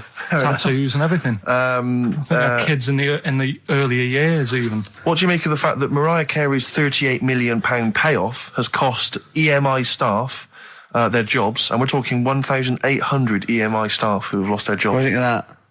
Yeah, I mean, is that silly money, Mariah Carey, on 38 million? She doesn't need that much. She doesn't need that much. She has to dress nice, though. It's not her fault. I'd say it's bad business. Okay. Because EMI, did you say? Yes. Right. They've got rid of them staff. Yeah. Mariah Carey's left. Who's going to do the work? We're talking about embarrassing stories and stuff, and I don't know if I've told this on the radio before. Have I told you, Carl? I'm not sure. But this was when I was working at the BBC. This is not even long ago, and I moved to London, and I was fairly new in London. And I was working at the BBC, and I had this BBC hire car, and I've never told it. If there's anyone listening who works for the BBC, I don't know if I can still get in trouble for it. But this BBC hire car, and it was like I'd been ferrying kind of actors and people and production people around all day in this car. And I was driving back, it was quite late, it was about sort of 7 or 8, and I was driving back, and I pulled in to get some petrol to fill up the car every day. And I went into this garage to fill up some petrol, and I was there, and two blokes came in a white van, right? They pulled into the forecourt, and I was filling up the car, and they went, "Hey, do you want to buy a couple of speakers?" And I said, "Yes, I do."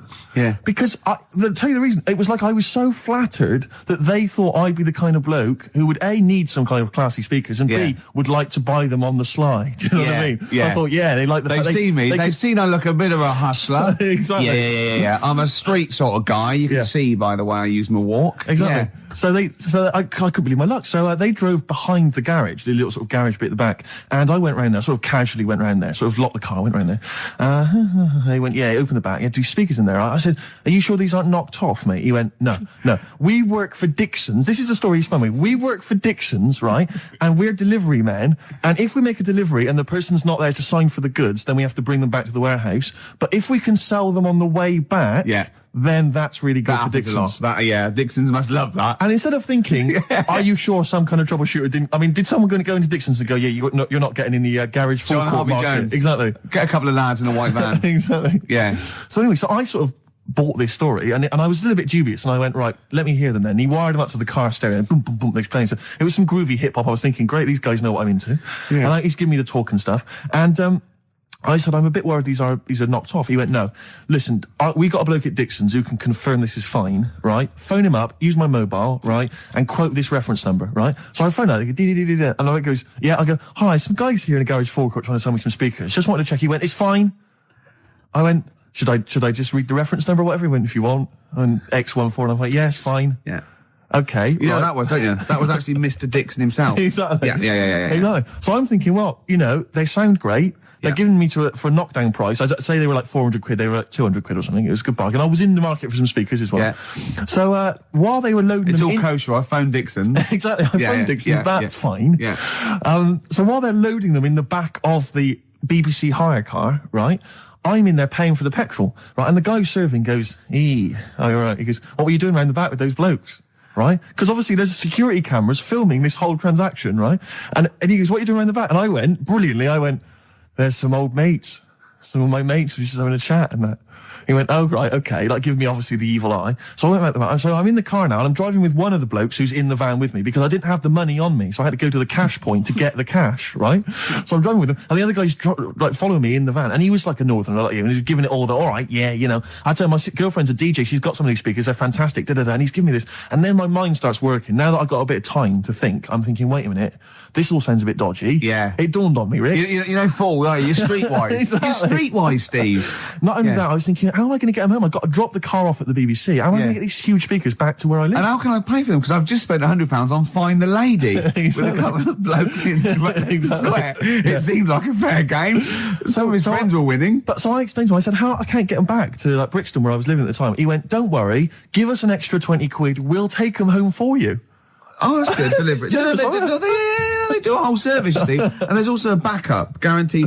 Did they have the guarantee, the 3-month guarantee? They didn't. No. But see, I said, I'm not sure about that. He went, well, why don't you put them in a cab, send them back, and your housemates can collect it? I was like, oh, no, there'd be no one in. And I was beginning to sort of get a bit conscious of, like, maybe this was a bit of a scam, after all. So I pulled into, like, a little side road, and I said, I'm not sure I'm into this now, actually. He went, what are you talking about? It's 200 quid for a pair of speakers. It's a bargain. You never get a bargain like this, mate. I'm going, not too sure, actually. I don't think I want them. He went, 150 quid, 150 quid, mate, 150 quid. I went, no, he's 100 quid now to you. And I'm thinking, wait a minute, this doesn't sound like the kind of work that Dixons would be doing. Dixons don't do that when I go in. This is it. Dixons never negotiate in that way. When I go, they'll look around and I leave. They go, where are you going? Exactly. I go, no, we'll have anything then. Have anything for a So quid. I stopped the car, and the white van pulled up behind me with his mates in. Sure. And I said, can you get them out? I'm not interested. And he went, 100 quid, mate. And he was just going, you tosser, you obviously want some speakers. And he was having a go at me.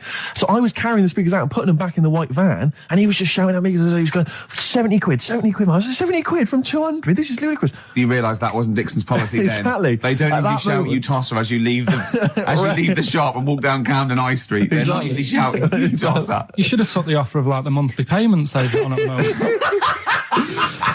So I eventually put them in there, and I sort of knocked the deal on the head, and I got back in my car, and they were in theirs, and I just looked in the rearview mirror, and they were punching the dashboard, like, with aggression and venom, like we let that deal slip through our fingers. And I've never been so terrified in my life. I just sat there, and I was just thinking, oh my God, all I was thinking now is, what if I go back to the BBC, and they go, we've had a call from the police, the man at the garage, he saw you doing a dodgy deal. I love it. Yeah. Well, what you do is you put the hire car in a drain in your front garden, and then go in and out of the toilet, just pouring bleach down, or Ajax, and then never know. Yeah. Listen, let me just tell you briefly, this is another example of how people can just exploit you and make fun of you when you're tall. Yeah. I was quite tall. I've always been like about 6'7" for quite a while now.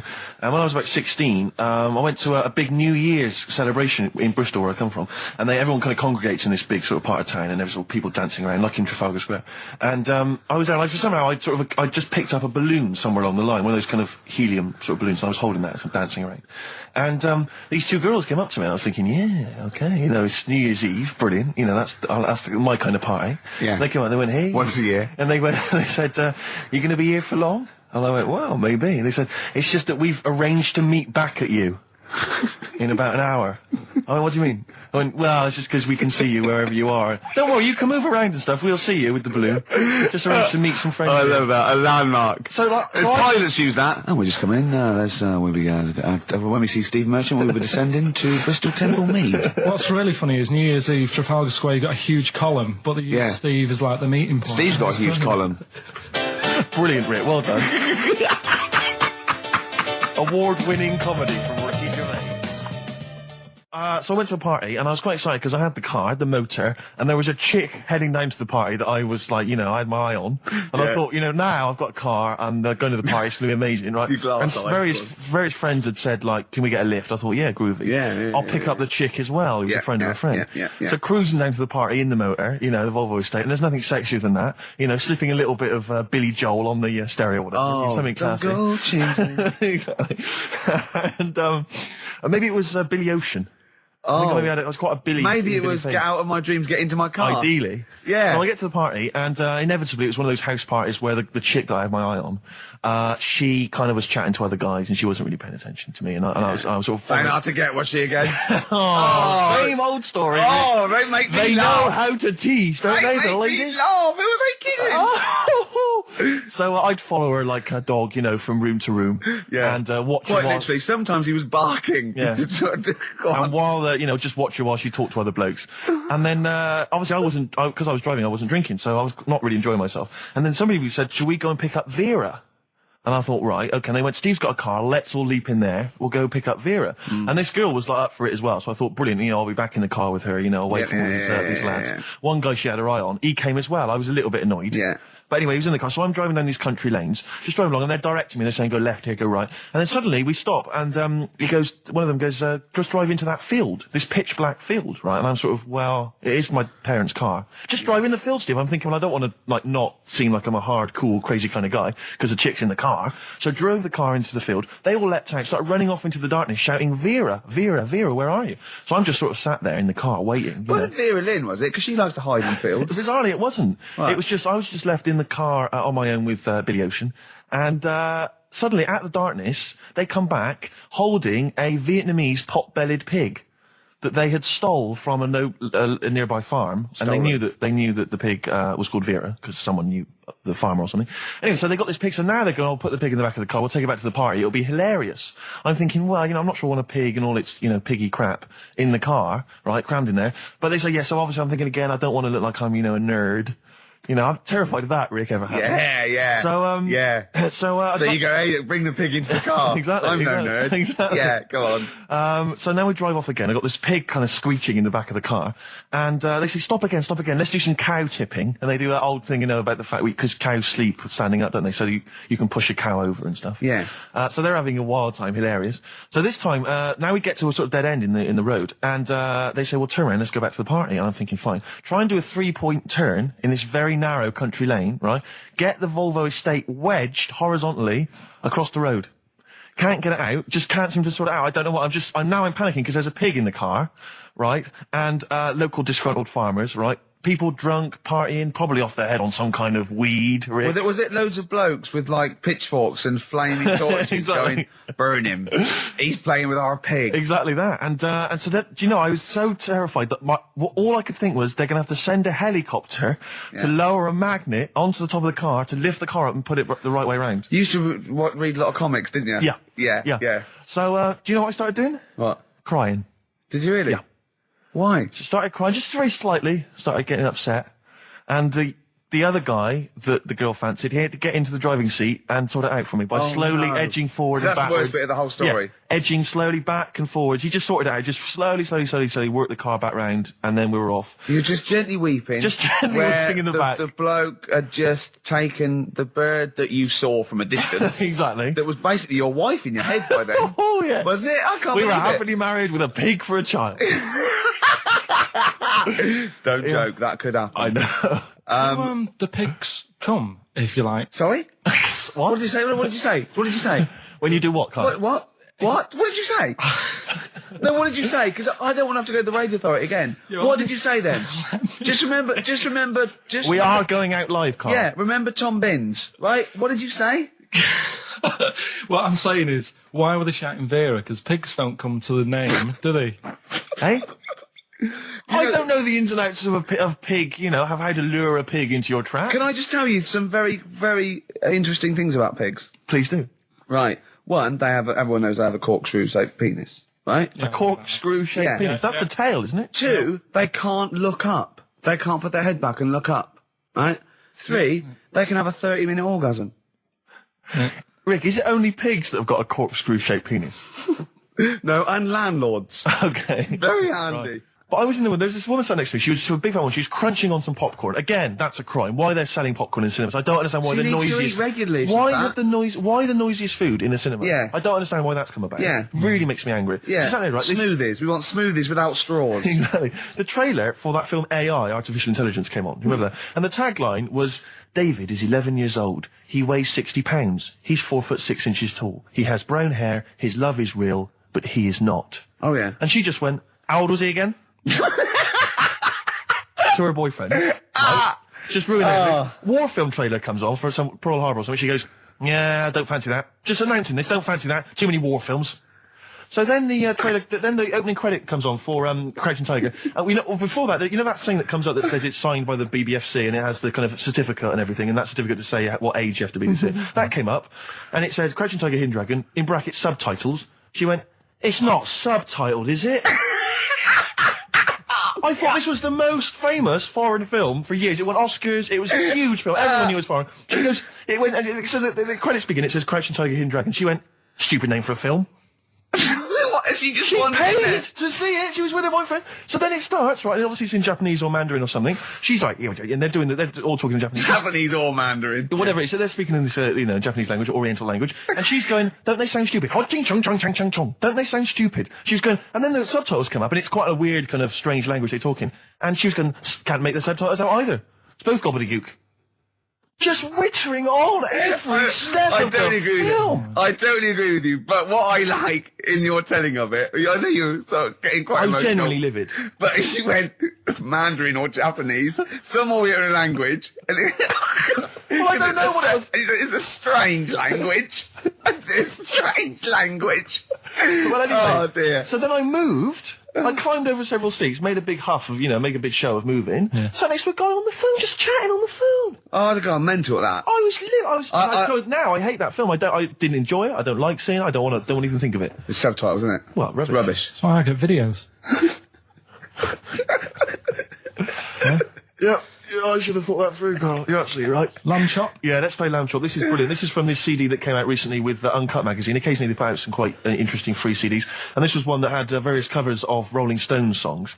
And a lot of them were, quite shoddy. But this was a brilliant, specially done, I think, for the CD. It's Lamb Chop doing a version of quite an obscure Rolling Stones.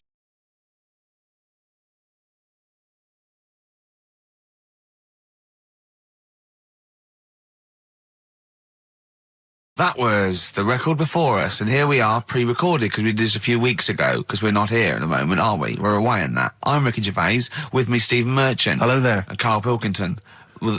He's not actually with us. He'll be in some of the best of clips that will be coming up shortly. Yeah, this is just us, isn't it? This is just us. We did this, when did we do this, Rick? A couple of weeks back. Hold on,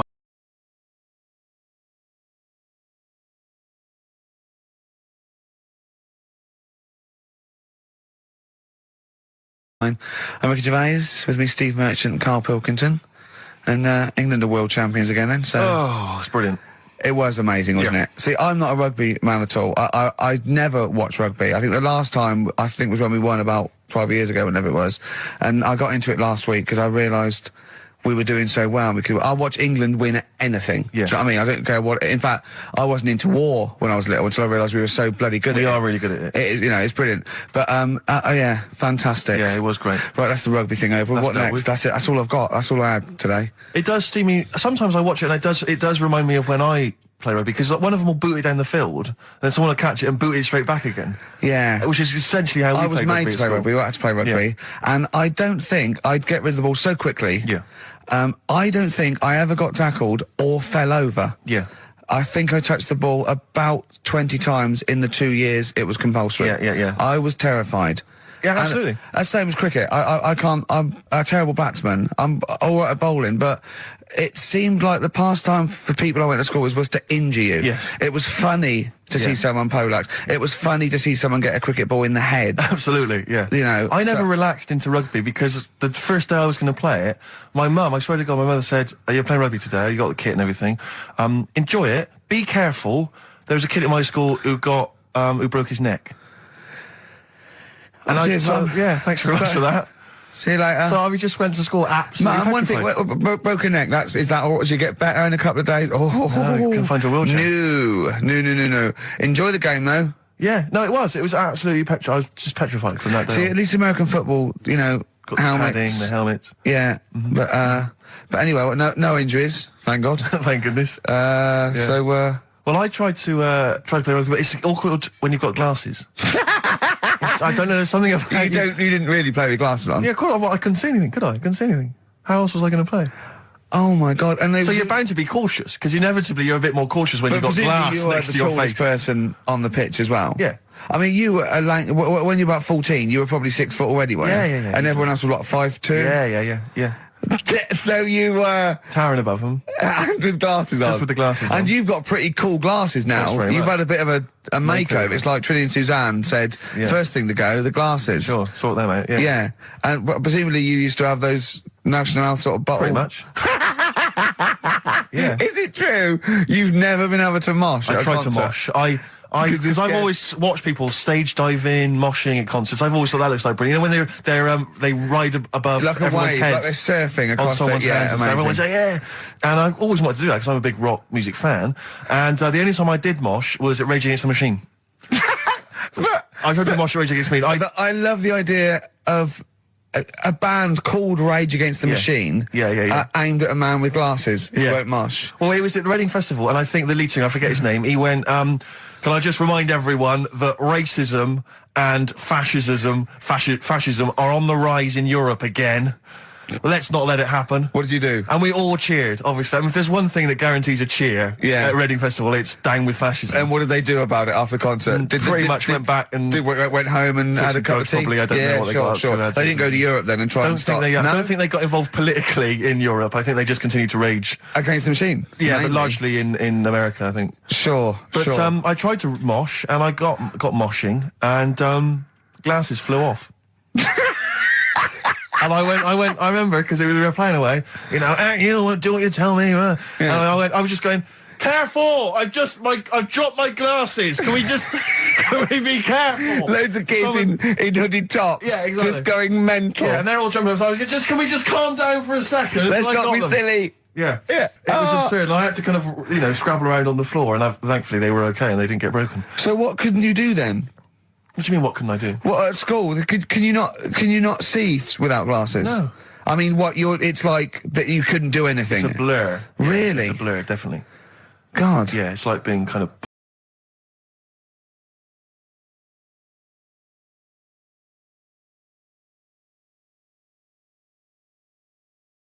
Here's a problem that someone's emailed in. We're taking emails today. If you've got a problem, a concern, or, you know, just a general query that you think Karl could answer for you. It could be about anything. It could be about some of the big kind of philosophical questions. Yeah. It could be you know, something to do with war or famine, anything like that. Or it could just be a personal dilemma, you know, something that's happening locally. Anyway, this seems one that I think you probably have... You and your father have probably come across this sort of dilemma in the past. And I'd be interested to know what your take is on it. Let me see, this is from Lee Matthews by the look of it. He says, he lives in a suburban area where the local teenagers also live on the same road, and they're running riot. They're smashing wing mirrors off the cars, they're crashing into parked cars on their skateboards, and they're just generally making mayhem, you know, night and day. What can he do to stop this going on? The parents of the kids don't seem to give a damn. Anyone who complains to them, they just say, oh, piss off. You know, the police are useless because they never catch them in the actual act of violence, which is what they got to do to apparently convict them. So they don't know who to turn to, really. It's rather like when a little old lady went and got the A-team, you know. You know, and he was dressed as an elderly Chinaman. Exactly.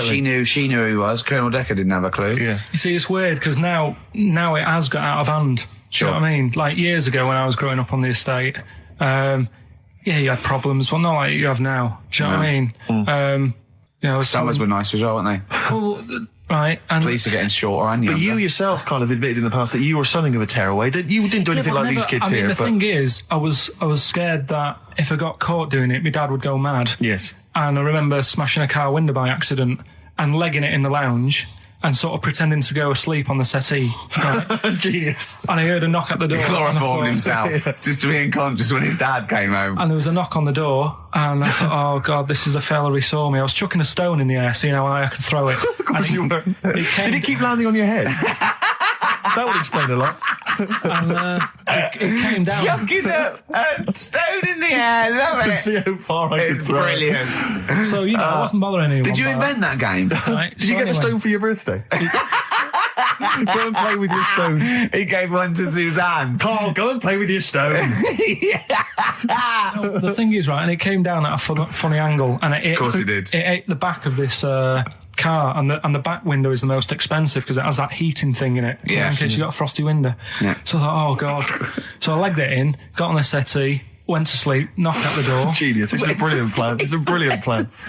I couldn't be guilty. I'm asleep. So I love the idea. So the thing is, our lounge used to sort of, you could see in from the door, right? So this family who saw me do it, saw me asleep on the settee, and my mum said, go and get the door. And I sort of went, what? As if I'd been asleep. Yeah. I went to the door, like, rubbing my eyes, and the fella said, what did you run off for? I saw you. I was like, oh no. And I didn't see my dad. I went out. It was when he was working sort of evenings. So I went out so I didn't have to see my dad. And then the next day I came home from school, and my dad said, 45 quid. Ooh. That's all he said. That's all he He looked at me. And then you fell asleep when he went, wake up. You know what I said? No, 45 quid. Now the thing Karl. is, he didn't have to do anything. £45, Karl. Now I know you were saving up for a brick, but you can't have it. Yeah.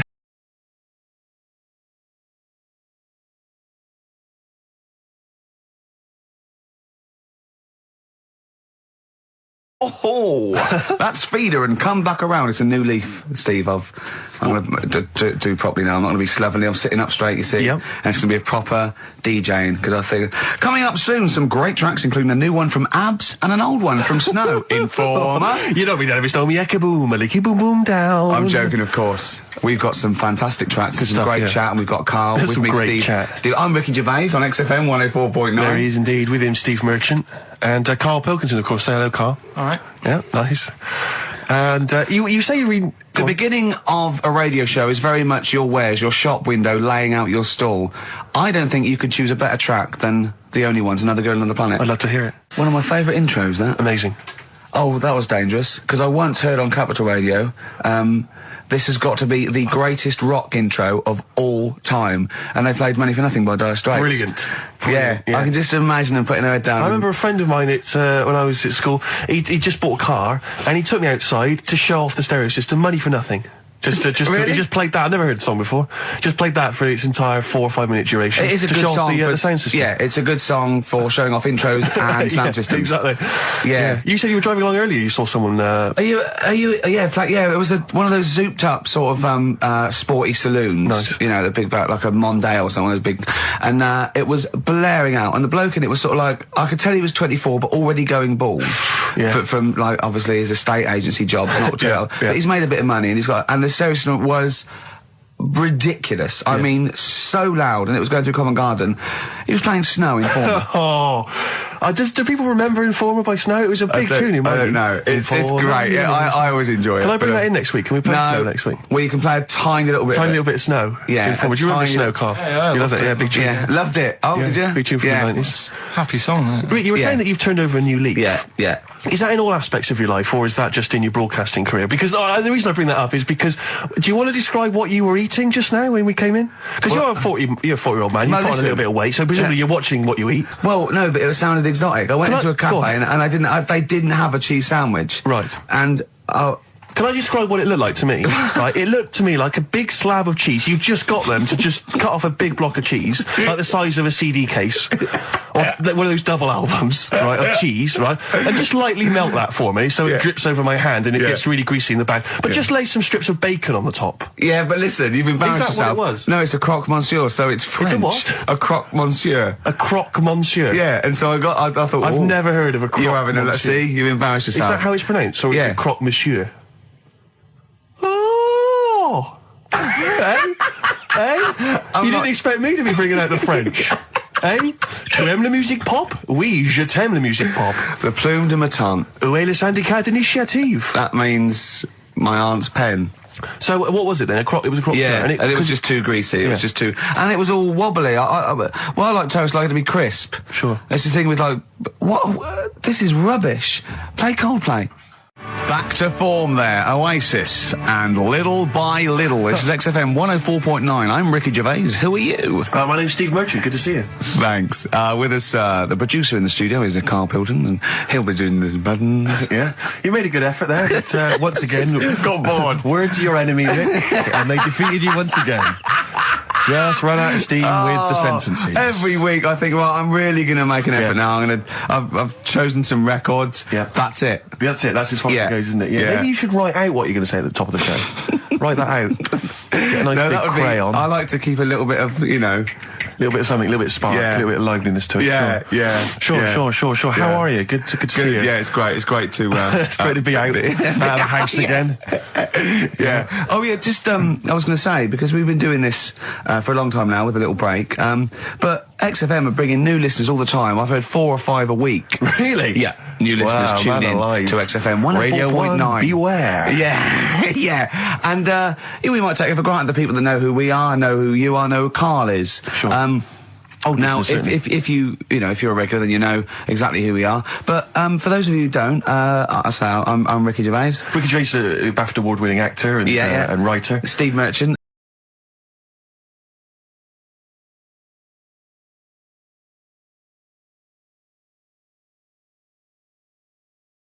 And there was also a fella in the week who said that women shouldn't be wearing trousers. Why? Because they don't look good in them. Right, and who was this man, and from what era did he- French fella. Last week. Did he mean walk around naked? He just said women should wear skirts rather than trousers because no women looks good in a pair of pants. Right. How old was he? He was probably about 67. Uh-huh. About that, 67, 68. Yeah, yeah. Wasn't happy with that. What do you think? What do you think about that? It's rubbish. Yeah. These are the only things that have caught your eye over the last couple of weeks. This is the entire news. Galileo did something with light. A French fella said women shouldn't wear trousers. See, that to me wouldn't pass as education. It's not education. I don't know where you could ever use that. I don't know when that would ever be applicable to life. I just like reading stuff that sort of reminds me of. Do you know what I mean? If I read it and it gets me thinking, I think that's a good little piece. But I mean, but surely can't you just sort of like sit near something that vibrates to keep your brain going, or shake your head every now and again? I mean, what does this do? You mean it makes you start using your brain? But what aspect of a Frenchman said women shouldn't wear trousers got your mind working? What questions were you asking? Because I thought that's a bit daft, isn't it? Right? Yeah. Okay, it ends there with me. There's nothing else. There's nowhere else for me to go on that. He closes Your mind's the still whirring. Yeah, go on. What did you think? Let's go through this. Oh, I wish we could download his thoughts. I know. Just watch it. Yeah. Wouldn't it be great, like a DVD? And like a cartoon. Imagine that extra footage on the Office DVD. Yeah, Carl's brain. That would be With a commentary. amazing. Oh, with a commentary. Go on. Women wearing trousers and that, right? On the estate that I grew up in. Yeah. On, right? There was a woman about 4 houses down. Right? Right. Rough. She's the one She was, or the estate? She was, right? Yeah. She's the one whose kid took a horse into her house. Yes. Right? Right. Now, we won't go over that again. No. If you're a new listener, I think we covered. I think they get That's the all you idea, need to don't know. they? Right. Yeah. Now, she used to wear leggings. Yeah. Now, they're a bad idea. They are a terrible idea. I agree with you there, Carl. If you're a lady of What the colour? normo Were persuasion... they pink? No, they were sort of black, but with all bits on them. Oh, right. Do you know what I mean? What, toast and Just horse bits. droppings? Yeah, go on, yeah. And she used to, she's quite a big woman. Sure. Pauline Quirk, I think Yeah, we described her as. Look like a light bulb, which It is those kind of women that are attracted to leggings. Yeah, I know, yeah. They are drawn to them like a moth. They shoot to a flame. Yeah. She used to wear them, and that's what I remember when I read this piece. She used to work on one of those sex line things. Right. Right, she used to do that. But What was she, an engineer? the weird thing with her was, she had big eyelids Right. Go on. that were too big, and this is what I was thinking. What right? do you mean she had big eyelids? How big do eyelids have to be for you to go, they're big eyelids? What was she shoplifting with them? Would she come out of Dixon's with, like, radio stored in them? What do you mean she No, had it big was eyelids? It was another one of them popular things around our way. Do you know? Like, What do you mean popular things? They didn't people go, have they go, oh, I say, well, they're all the rage. Can I get some big eyelids, please? No. It was just like one of them things that people suffered with. Just big eyelids. They could hardly open their eyes. What do you mean? What do you mean? That's one of them popular things around where I grew up. People had big eyelids. They could hardly open their eyes. What does that mean? What sort of freak town were you born in? You had webbed feet people with big heads. You got women with big eyelids. What does big eyelids mean? Are you confusing her with the horse?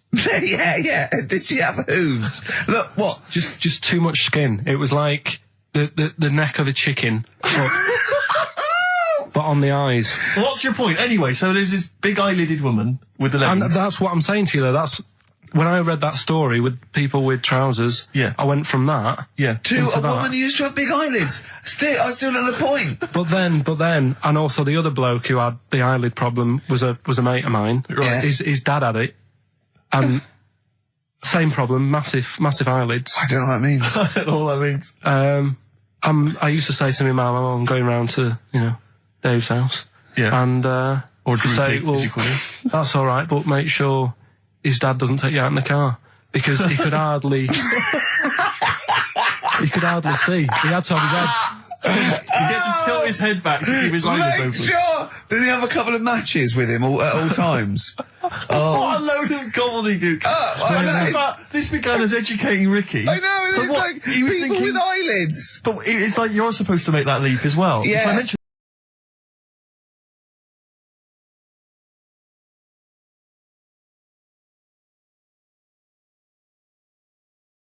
There's this thing, I don't know the full story, I don't know how it happened, right, but little Russian fella. Yeah.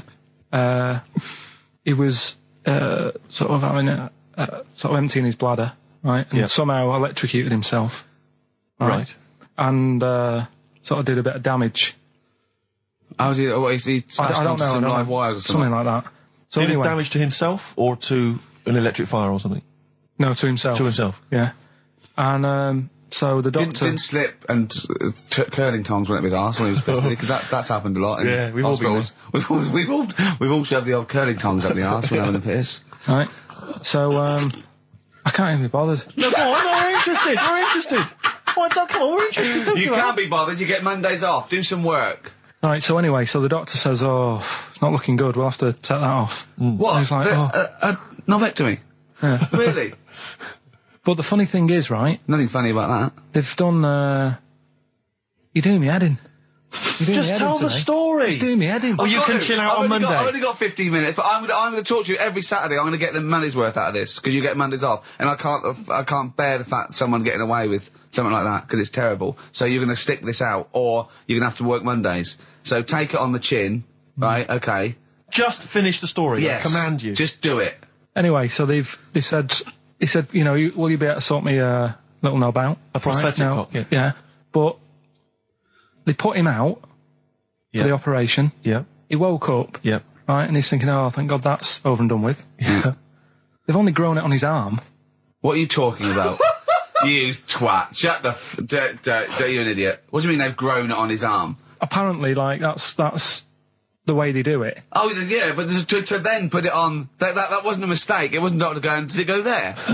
Some bloke I didn't do a degree. Are you a real doctor? Yeah, yeah. No, but why put it there? Because it's got to grow, it's got a graft there, so they can control it. To skin tissue. But on your arm. Well, But they're going to your remove it back from the arm itself. What do you mean on the back? on your back. Somewhere, well, we can't wear a t-shirt. Yeah, but you could have a ridiculous. He's in hospital. But this way you can still have a little tug, can't he? But they'll leave it there for quite a bit. It's not... Do you know what I mean? It's not going to be like, oh, it's just there for a few days. Yeah. It's there for a bit. That's not good, is it? So he's got a cock on his arm. Yeah, what's up with that? What do you mean, what's up with that? Well, I mean, you could say it's a thumb or something, couldn't he? Yeah. But they remove it. Be good And for attach hitching. it down below later. If you had a knob instead of a thumb and you went hitchhiking, just tickle it, and they can see it like a mile down the road, couldn't they? Posting. Yeah. If I'd lost my knob, I'd go, oh, I'm not going to have all that stuff. Just whack a pair of tits on me. Do you know what I mean? I think, oh, I'll have a just...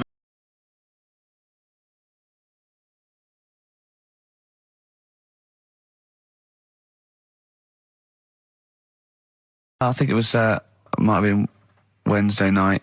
I was in the pub. Phone goes. Carl goes, you watching that thing about parasites? Right. I went, no, I'm out. He went, oh, fella with a maggot in his head. Fellow with a maggot in his head. Yeah. And they go, oh, no, he's pulling it out now. Oh, God. I said, well, I'll get it. I said, yeah, see you later. About 5 minutes later, I get a message on my phone. Beep, beep. I look at it. It just says, oh, no, there's a fella with his fish up his cock now. There's a fellow with a fish up his cock. Yeah. Right. Okay. Do you want to explain that, Carl? Is it one of those little ones that swim up if you're having a slash in the Amazon? Yeah. Yeah. That's weird, isn't it?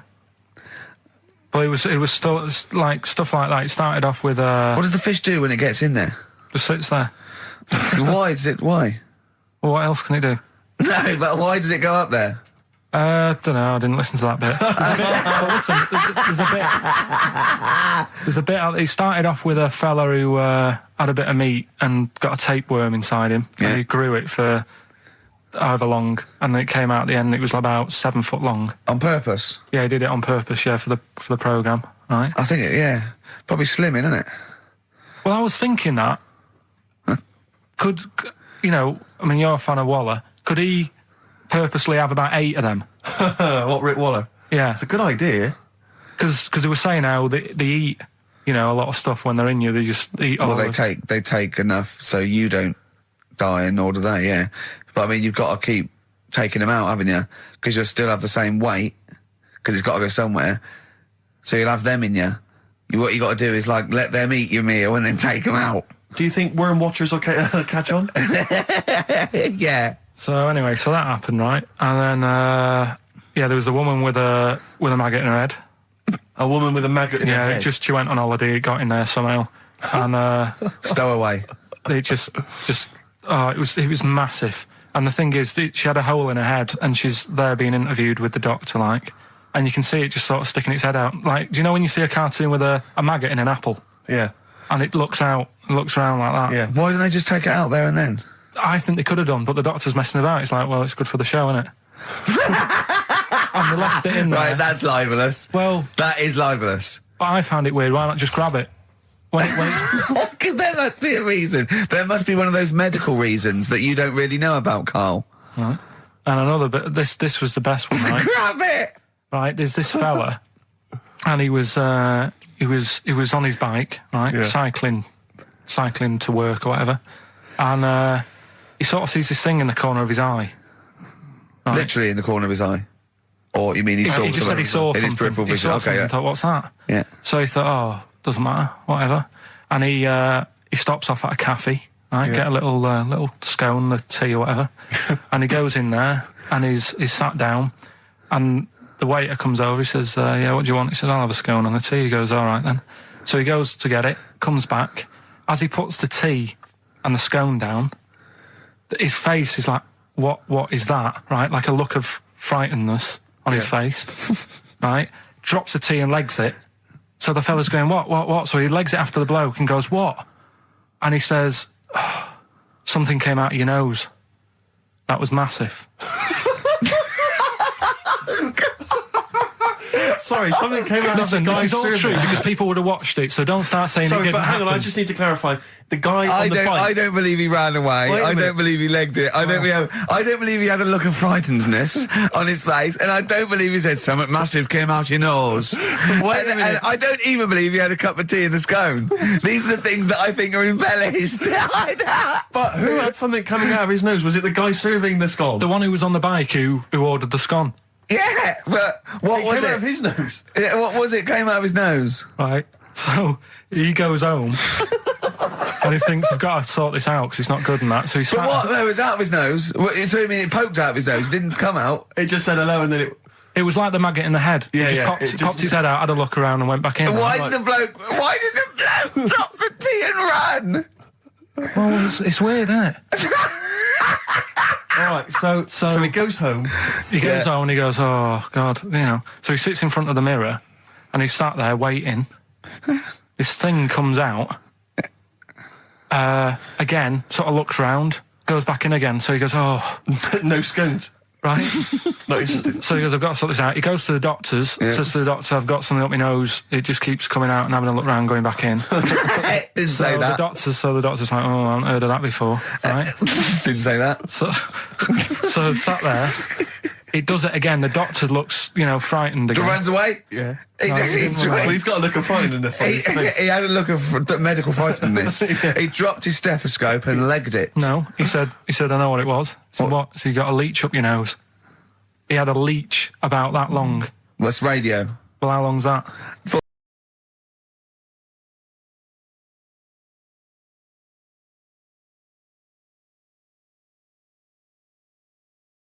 7-Up, the drink. Yeah. Right. We're actually on air now, aren't we? Yeah. This is right. it, Okay. this is it, baby. This is a radio show that we're paid Forget for. that then, forget. No, come on, 7-Up. It's not really. Not important. It's not interesting. It's not interesting. More Go on, important. come on then. Come on. The little red dot that's above the 7 on the can. Do you know it says 7 up and the little red dot. Yeah. That red dot's there because the creator of it was an albino and he had red eyes. And he had that little thing there as his little trademark. Is that true? It's true. That's quite interesting. Right then. So that's what I'm saying. It's not that important, but it's interesting. If it's true, that's interesting. It isn't. It's true and it's interesting. Okay, that's good. You know, Coke used to contain real cocaine. So Well, they used to be medicines, didn't they? Tonics, yeah. No, they were medicines. I read that tomato ketchup and Coca-Cola started off as medicines. Probably not a medicine, probably more of a tonic, because it probably a pick-me-up, wasn't it? If I had Coke in it and caffeine and sugar, and same as ketchup, probably lots of vitamin C and lots of sugar, it was probably more of a tonic. It wasn't really a medicine. They didn't say, cancer, have this on your chips. It's some HP. Wasn't it medicine? It was...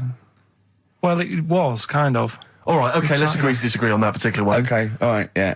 Is that it, Carl? Because you've been educated this week. You've given us the 7-Up thing, okay.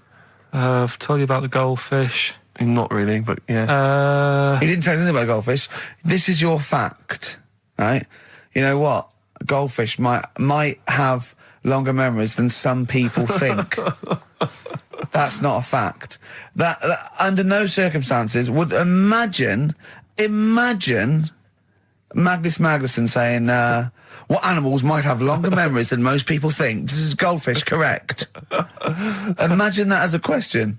How is that a fact? If you ever have children, are you going to educate them with this kind of drivel? Is this how you're going to raise your kids? So their minds just pumped full of this That'd be my rubbish? job. I'd keep them interested with stuff like that. Right.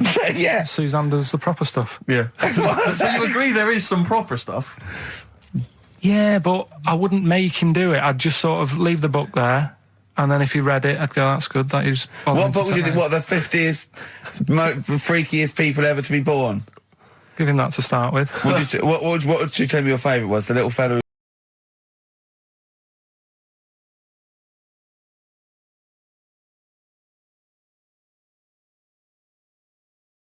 Can I just give you a little fact here? Someone's emailed in for you, Carl. They've sent an interesting fact for you. I think you're going to be interested in this. Don't read it on the email. Let me read it for you. I think you'll be excited.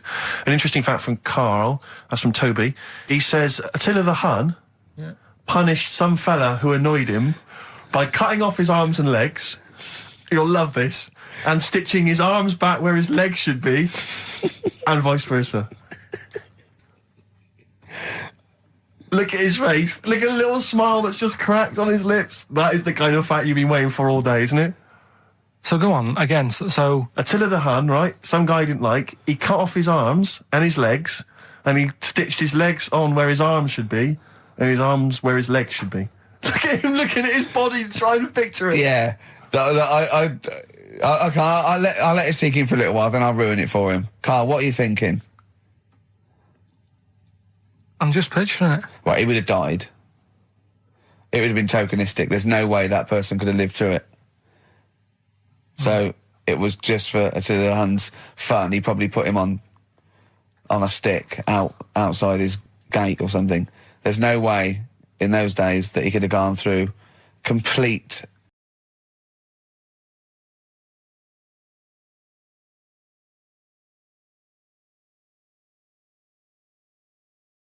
Yeah, this is a question. I was discussing this yesterday. This is not a bit of shit. This is not a joke. I genuinely have always been slightly perplexed, and we were discussing it last night. The notion of the birds and the bees. Yeah. Now, I don't mean, the birds and the bees. I understand how, Why they use the birds and the bees? Yeah, because, you see, I always, as a child, I assumed the bees were having some kind of relations with the birds. No. So is there anything to do with the birds and the bees, or is it literally, just like a euphemism? It's just, the birds and the bees. No, but do the birds do anything with the bees? No, not at all. It was where parents just take them out. It was where parents used to sidestep the issue by saying things like, when a lady blackbird and a man blackbird, they meet, right? They make a little nest, and then because they're in love, they have an egg. Yeah, and that was it. I understand that. That makes sense. But why the bees? Why the birds and the bees? Well, probably, I don't know. I don't know. You see, within nature, forgive my ignorance, within nature there is no relationship between bees and birds, is there? No, not at all. No, not at all. Nothing's going on. But probably what it was, if the parent found it hard to say, Daddy puts his penis at Mummy's vagina, it was much easier to say, like in the insect world, billions of them queue up and just fill the queen with spunk for about a day. Sure. Thus avoiding the embarrassing intercourse. Exactly. That's what I think, Carl. What do you think? Were you talking about the birds and the bees? Did anyone bring that up with you? No, it was just in that class, wasn't it? When they put a video on. That's what we had. No, we had a film. And they just said, I watched that. And then... what film, though? Basic Instinct?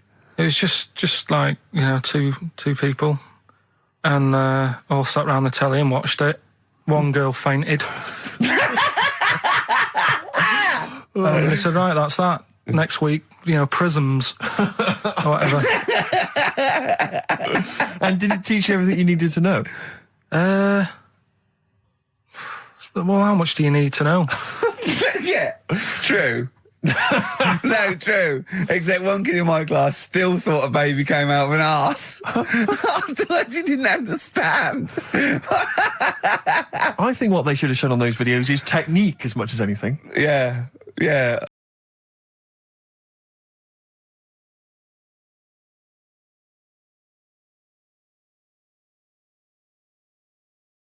Did you ever go on a picnic, Carl? Was there places to go in Manchester, or was it like Quarryland mostly? The problem with those adverts, like when I was growing up, they'd sort of give you ideas, because remember the Charlie's one, right? And we were on holiday, right? And I met these two lads who are knocking about with like mates and that. And that advert came on, and we thought it'd be a good idea to wind his mum up, because this advert had just been on saying, you know, kids are going missing in Wales, right? Yeah. So we said, oh, this will be a good laugh. We put the kid in the wardrobe. His mum came back from shopping. We said, oh, he's gone missing. We haven't seen him for hours. That's terrifying. I know. That's an appalling. How old were you? About 13. And what was his mum? She must have been. Yeah, she was going mad, and that's when we thought, oh God, we've gone. Will we say anything? Will we pretend we don't know where he is? Open the wardrobe. He'd suffocated. Yeah, that's horrible, Carl. I know, but Such it's just what you do, isn't it? It's just what you do. Well, no, you do. What do you mean? It's just what you do. What was it? Was he in the wardrobe? Was he listening to this? Why didn't he go, Mum, it's all right, when he heard her crying? No, she wasn't crying. She was just panicking and like screaming a little bit and that. Screaming a little bit. Okay, we'll tell her when the screaming starts. Exactly. Yeah. And then what's the other thing? Like on the same, like, you know, all this was going on when I was growing up. And one time we're on holiday, and my mum says, right, if you're going on the beach, it's a big beach. But you know, if you're going to go out and play there, I need to know where you are. So where are these bells? Where this cowbell around your neck? She gave me a balloon. Good idea. A balloon, and it just, you know, sort of attached to my arm, so wherever I was playing in the sea and that, you can see the balloon and that. Brilliant. But then the problem was, everyone else thought that's a good idea. And it was just like loads of kids with balloons and that. Oh, I ruined it. So that didn't work. Yeah. Had to bin that idea. Weren't you in a car park once? Oh, no, it was New Year. And we were all gathering up, you know, like in Trafalgar Square at New Year, everyone gathers and they have a big kind of party and stuff. Well, in Bristol, they do something very similar on a smaller scale. And I was there one New Year, I was with my friends, and I for some reason I picked up a balloon during the evening. You know, I don't know where I got it from, but I was holding this balloon, and these girls came up to me, and I thought, yeah, nice, you know, maybe a little New Year kiss. They came up, they said, hey, are you going to be here for a while? And I said, well, yeah, I probably will. They said, it's just that we've arranged to meet back at you at midnight. What do you mean? Because I was so tall and had a balloon, I was towering above everyone else. I said, what? I said, we're going to meet back at you at midnight. This is... They said, don't worry, you can go about your business because we can see you wherever you are. This is where Nelson's column is. No. No, this is in Bristol. Oh, right, okay, yeah. And so I'm sort of wandering around, and then at midnight, these two girls turn up again, and some of these lads come and meet them.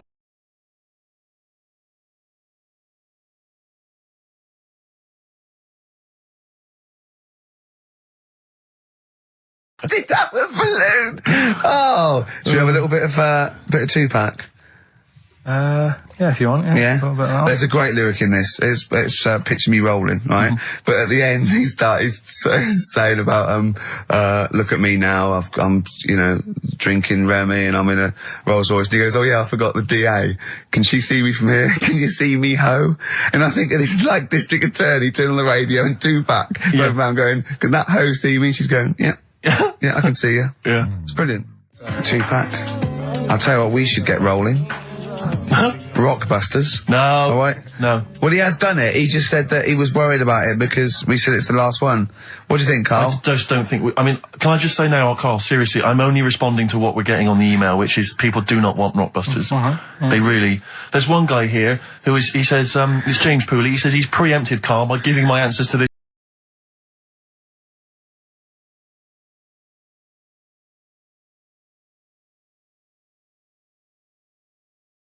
I'll tell you what we could do, Steve.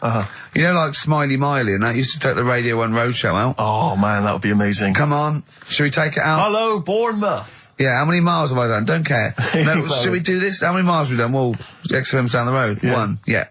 Should we take it out the road just so they can see Karl Pilkington? To be fair, though, I mean, you're not really keen to leave W1, are you? Well, we wouldn't. Right. So where exactly would we take the roadshow? We'll do it outside.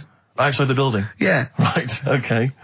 And what would we do? It's called a roadshow because it's in the road, and I imagine, isn't it? And we'd give away t-shirts?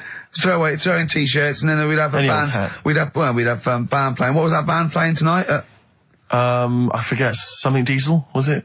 Yeah. See, instantly forgettable. I mean, that was my point, really. we could have them on. Yeah, great. Yeah. We'd get a couple of celebrity pals down. Someone from Big Brother 2. That would be ideal. Well, Josh, the other little gay fella. Yeah. He'd come on, just wave. Yeah. I'm beginning to like the idea. Yeah? Brilliant, yeah. So we'll have Josh, something Diesel, we're playing the Bull and Gates tonight, whatever it is. Yeah. Right, I'll throw out some t-shirts. Yeah. And then, Carl will do a live Rockbusters. Yeah? Well, I don't know. Do you want it? I just think that ruins it slightly. It would just bring the whole afternoon down, Rick, I think. We get it sponsored by someone. Yeah? No? Well, I'm just trying to inject a bit of... Read the prizes, what they would have done. There's a PlayStation game here. I guess it's maybe not been released yet. It's a little demo of that. What's this? The American Song Poem Anthology. I don't exactly know what that is again, but lots of songs on there and a couple of compilations, arbitrary compilations, the Club Anthems compilation, the best summer holiday album ever. Wow.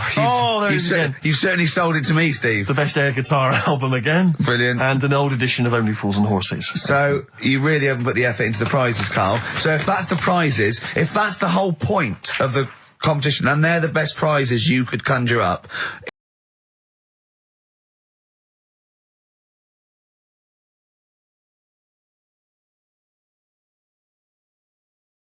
Right.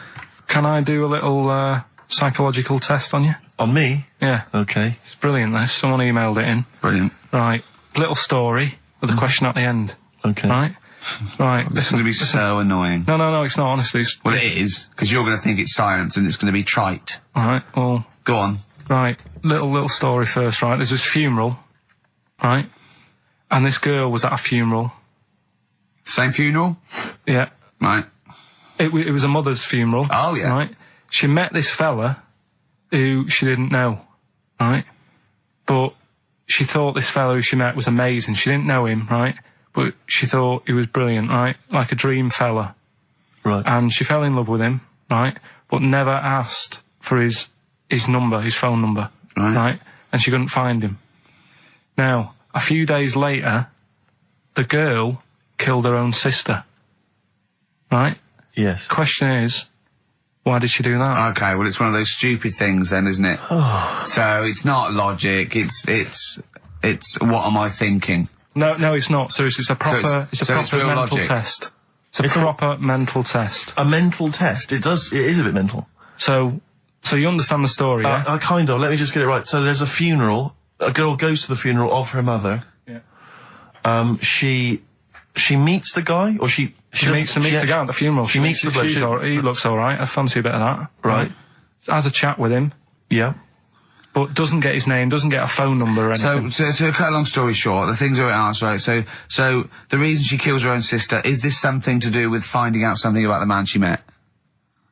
Well, just answer the thing. Just, why did Oh, okay then. I'll answer it then. She went mental. He was a spy called Derek. What do you mean, just answer it? Anyway, I'm testing Steve. Right, well, she killed her own sister because her sister had stolen some money from her and was sleeping with her husband. Is that it? Well, I don't know, Carl. It's an answer. It's an answer. What's the answer on the paper? So... Well, come on, Come on! Well, the answer is... No, an answer is... that she was hoping that the guy would appear at the funeral again. He'd go to the funeral. Right, that's not a proper psychological test. It is. It's one of those stupid little shitty things. It's like a man goes into a field and dies. Why? His parachute didn't open. That's what I'm thinking. I'm surprised you learn anything. Honest to God, I love that. I'm surprised you Romeo learn and anything. Juliet. Oh, Juliet's a fish. It said she was hoping that the guy would appear again at a funeral. If you answered this correctly, you think like a psychopath. This was a test by a famous fella, right, who used it on killers, and most of the killers got the answer right. Did you also think that? Was that the answer that you gave when you first read it? No, I didn't know. But I wondered what you would have got. Good, so that's proof I'm not a psychopath. Yeah, but that's the point, but it's a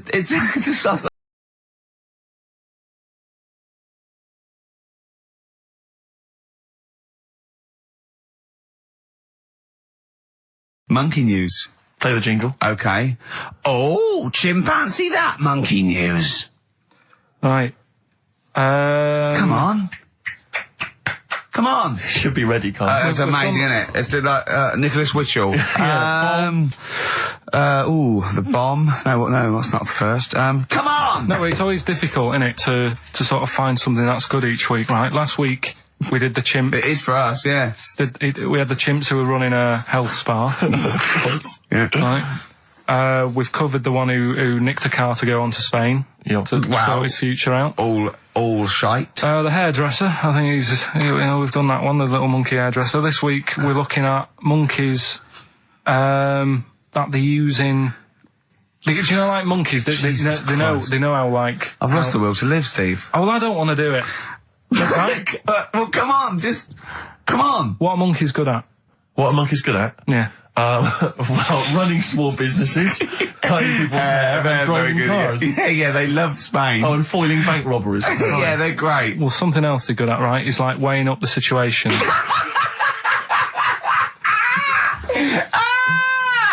Oh, God! If you stick them in like a field with loads of like obstacles on it, right, they're good at sort of, I can get over that, and I climb over that, I'll swing from there to there, that sort of thing, right? Okay.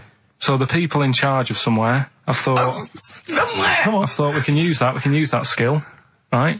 And what they've done is they've got a load of little monkeys, right? They've given an IQ test. Yeah. And the ones that score above 80, right? Get to produce this show next week. Join the army.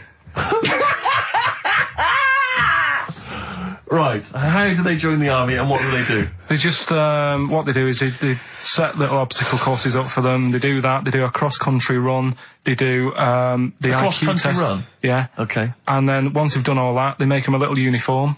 Made to measure little uniform. Slightly longer arms, shorter legs than usual, yeah. Yeah. And, basically then they taught how to use a gun and that sort of thing. Yeah, of course they are. You're talking rubbish again. This came through literally, pretty late on, so... So you've not had a chance to incorporate all the facts, as usual? Just have a look. Right, it's the bit I'm looking for is, well, A, why are they doing it? Why are they doing it? Yeah. Why do we need monkeys in the army? And secondly, why are we giving them guns? I'll just check to see if any of that... I love that we only let gays in recently. Yeah. Talk amongst yourselves. Yeah. Just have a look. I can't read it. There's too much pressure. Well, it's rubbish. But it's rubbish. They don't get. It's the way that there are things. There are animal cores, right? There are horses. There are dolphins, sea lions. There are lots and lots of animals in the army, but they don't have to pass an obstacle test as such, and they're not taught to fire guns. You straight away assume that there's going to be loads of squads of men and then just one little monkey in the middle. Like, he came second on the test. He's in, boys. What do you think, Steve? You've read it? Well, as ever, Carl, this is an arbitrary email sent by one of our listeners. You know what Ricky and I think of them. and so we're not really basing this on hard evidence. We're basing it on the ramblings of one of our listeners. Rubbish. Once again, lazy.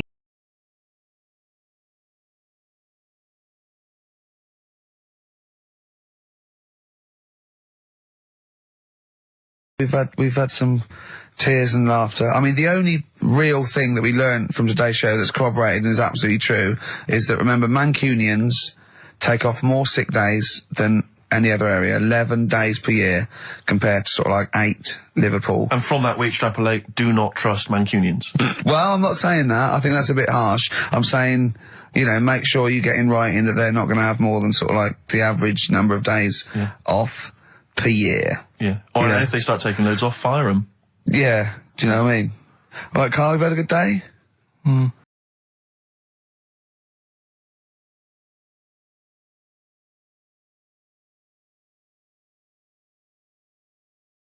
Okay, well, we're going to play some of the best of, some of the greatest moments of the last 3 weeks. Yeah. Ever heard on XFM 104.9. What about this? Do you remember this one? Oh, which one is it? All right, so Here's the first bit. XFM 104.9, Ricky Gervais, Steve Merchant, Karl Pilkington. Tell us about this monkey, Karl. You're going to love this one, Steve, right? So last week we were talking about how, like, a lad left his family because there was problems at home and that. He went and lived in the wood. He got airy. Right? No. Leave it there, Rick. We haven't got time to go into it. Right, so... That's what happened. And that's what happened. He lived with the monkeys. He went airy. That's what happened. Looked into some other stuff about, like, airy kids and all that. Yeah. Came across this story about a bloke, right, who worked in a zoo. Oh, dear. Right? So... Trouble's brewing. Loving his job and that, but it's quite a lonely sort of job because you don't see many people. You're just dealing with animals all the time, right? Ooh. So anyway, he gets a bit pally with a monkey because it's the closest thing to a human. Well, that ape is. Right. Yeah, but you can't really go that close to apes. It's dangerous. What do you mean? What type was it? Do you Just mean let him tell the story. Was it a chimpanzee? I reckon it was a chimp, yeah. Yeah, it was You a don't chimp. even know, so it was it's a an chimp. ape. It was a Okay. chimp. Yeah, but it doesn't matter, does it? So he It's the gets story. pally with him. Right, so he gets pally with Well, him. do they go on and holiday together? Well, no, I mean, it starts On the off pool together. just checking each other out and, probably sharing lunch and that together. Yeah. Right? Anyway, this goes on for a while. They're getting on well on that. And then after a while, right, the monkey starts sort of imitating him a bit more and sort of walking upright. Oh, God. Yeah. Right? So he thinks, oh, that's a bit weird. Anyway, they get on really better and what have you. So he thinks he could live at home with me, because we're getting on the storm. Yeah. Right? So he takes him home, and before Is this the beginning of Beneath the Planet of the Apes? I think it is. I think you've seen this on video. I'm worried, because he's already imitating him and they're moving in together. I'm thinking it's maybe a bit like Single White Female. Single White Zookeeper. Oh, brilliant. Right, so anyway, so it's moving in and it's getting used to sort of the normal human life. He's having a cup of tea in the morning. Yeah, PG tips. He finishes the day off with a... Oh, dear. Finishes the day off with what? He doesn't have to move a piano at one point, does he? He finishes the day off with a little brandy. Yeah. He pours himself one. Is he wearing a smoking jacket? Yeah, I'll tell you what, Carl, you're a maniac, mate. No, this is why it attracted me. It's amazing, right? So he's having his brandy and that, loving his life. Next thing you know, he sort of, I don't know if he loses it or he gets shaved, but the top half of his body is hairless. Right? Apart from his head. Right, so he's got a nice... So it's the opposite of the kid. Well, yeah, this is what I'm saying. That would happen. Right. Well, hang on, but so you don't know if he was shaved or if it's How did it say? Then the hairless... What? I'll bring it in for you, the story, and then you can see if I've gone wrong. Keep going. Anyway, so this is going on, and he's having a great life. Then the zookeeper starts getting a bit annoyed because he's having a better life than the zookeeper. The zookeeper's in the zoo. This is such So the zookeeper's still got to do a day's work. The monkey's at home, he's partying, well, he's it got gets his to a other point when he says there's no point you coming in to the zoo because the whole reason of you being there was because you're being kept there. Right. And he didn't want to bring the memories back, so he said, you stay at home. So you're talking such... Just let him finish. God, I don't know if I can sit here and listen to this drivel. I'm fascinated. It's nearly over anyway, right? It sounds extraordinary, Carl. So he's walking up, right? He's having a tea in the morning, finishing the day off with brandy. Gets a bit out of hand, only tries it on with the zookeeper's wife.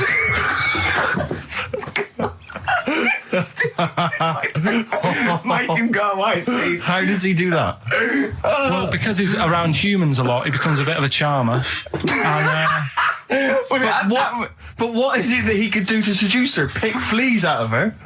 he didn't say. He was built. Yeah, he was well done. So what about that? What do you mean, what about it, Carl? It's obviously not true. I don't understand how I love the fact he becomes a charmer. He's got better taste in brandy. Exactly. And what was it that he was doing that seduced her? I don't know. Maybe because he was at home more than the zookeeper was. But what would he be doing, Carl? The fact that He's not going to be talking with her. They're not going to be playing Trivia Pursuit.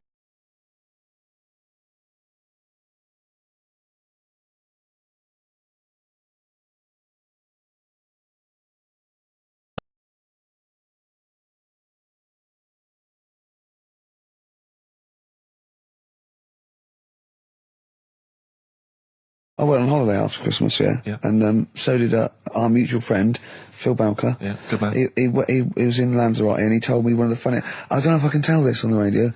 I'll have to say the C word. I'll just go It's in a sentence, so I just go you see when it comes, so you'll know that they're saying the terrible word.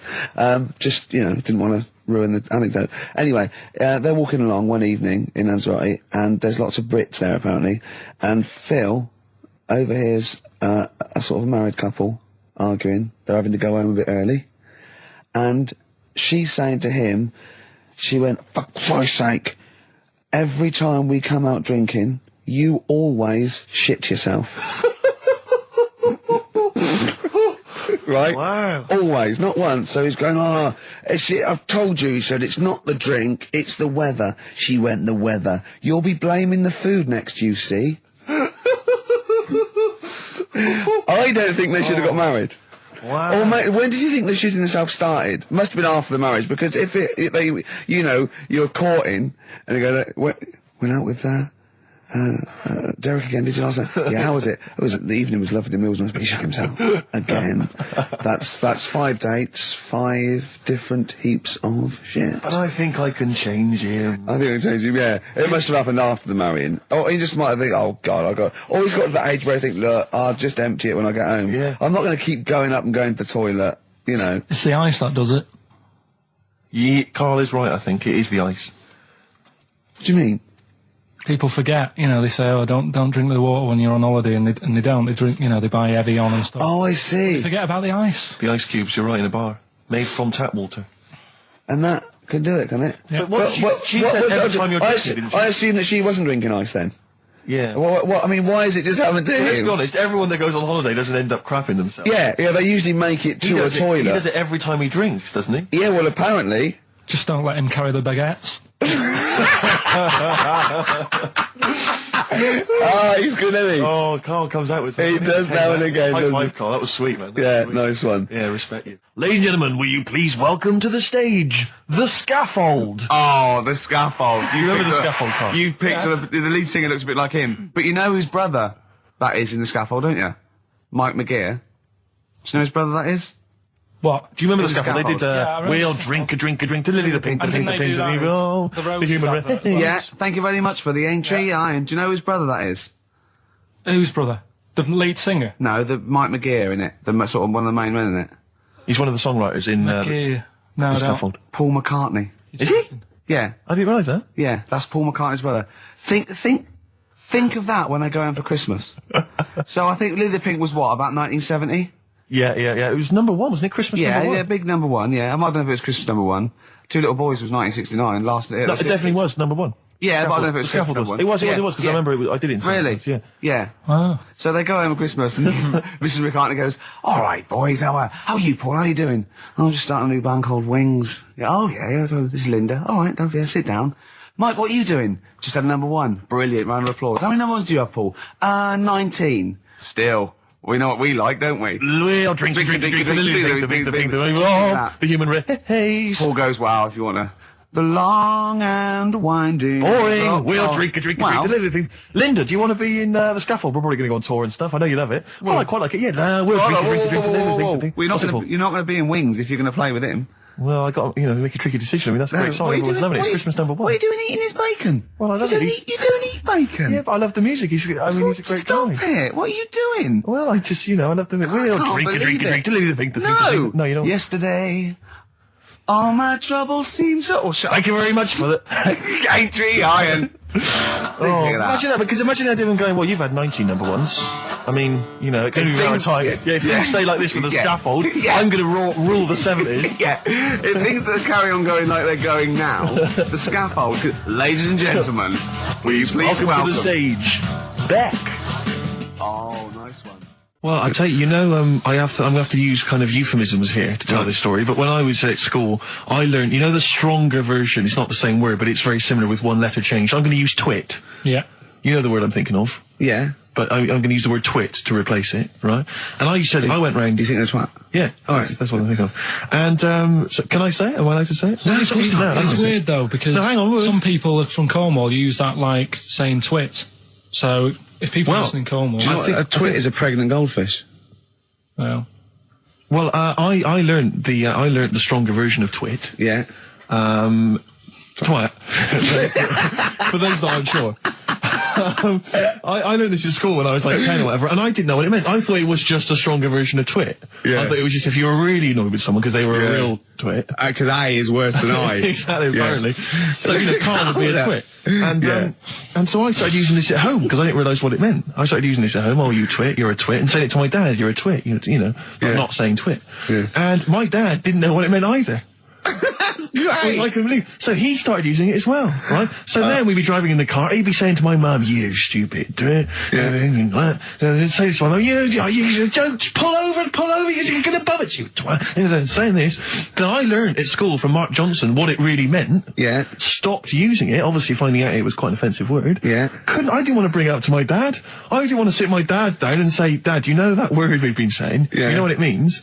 So now, to this day, I've never brought it up with him. So we'll be driving, I'll go home for Christmas, we'll be driving around, he'll be calling my mum that word. Left, right and centre. I think she knows. I think she's just embarrassed. Or she's just upset and she knows what I mean. She goes, "Why does he keep calling me this terrible word?" But he's the only one, I think, in our family who doesn't know what it means. No one's got the guts to say. I don't know whether I should tell him this Christmas. What a twat. I know. Cool, we've got some great tunes lined up. We're going to play today our favourite singles. It's favourite tunes, some of which didn't quite make it as singles maybe, but tunes of the year, because obviously Christmas very soon and we'll be away for a short time. And I think next week we'll be doing our favourite Christmas songs of all time. Yeah, I'm worried we're not going to fill 2 hours with that. I mean, how many times can you play Shakin' Stevens before... Fairy Tale of New York. Yeah, exactly. I mean, that's the only one, isn't it, really? That's the best one. That's the best Christmas song That one's good, ever. but obviously there's Joni Mitchell's The River. That starts with a kind of Christmassy feel. Beautiful. I don't think if there's anything else. Not a great deal. The Waitresses, Christmas wrapping. Is that one? Is that brilliant? Mine. Is that good? Yeah. So This Is Christmas, John Lennon. Paul McCartney came out with Simply Having a Wonderful Christmas Time. Yeah, exactly. Yeah, but John's was Happy Christmas War is over. Yeah. Of course it wasn't, but but I mean, at least he wanted to be. He was dreaming of it. He was dreaming of it. Yeah. Bless him. And to show how much John Lennon's dead as well. I don't know if anyone's... Yeah, no, they do. That's just another bit of I rock and roll like trivia. John's protest against war. He stayed in bed for a week. Yeah.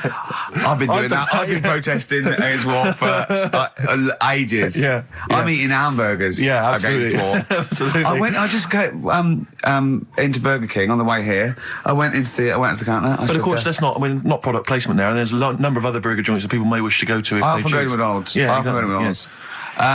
But I went into Burger King because it's close. It's convenient. It's convenient, but then often McDonald's will be convenient. McDonald's is just convenient. Depends where you are. Just as convenient depending where you are. And I said, can I have a cheeseburger and small fries? Take away, please. And he recognised me. He went, "Oh, so you're not telling enough, weren't you?" He went, "There's your meal." So I went, "Thanks." He winked and went, "I'll put large fries in." Brilliant.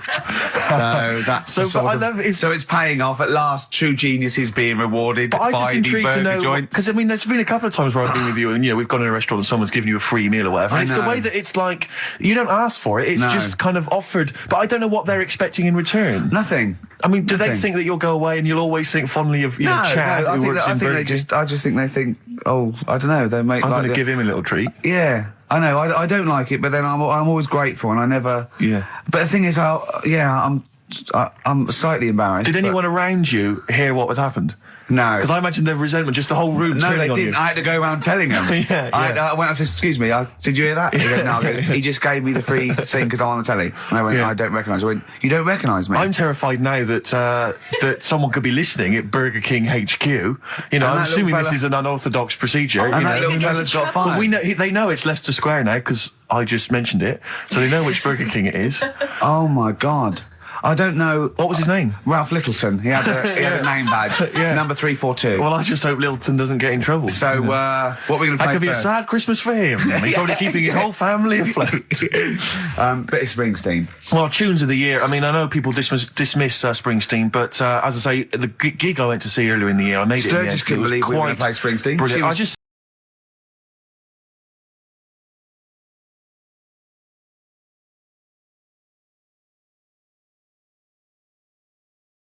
Right, in Turkey. Nice. It's not, actually. Mm-hmm. That's where I went, and there was them little fellas after Suzanne in the kitchen. What? What do you mean? We went to Turkey. You went to Turkey and there were some little fellas? Well, they had quite a few sort of midgets working in the kitchen. Why? Is it a theme? No, was it a theme holiday? I don't know. Might get them cheaper or something. Was it...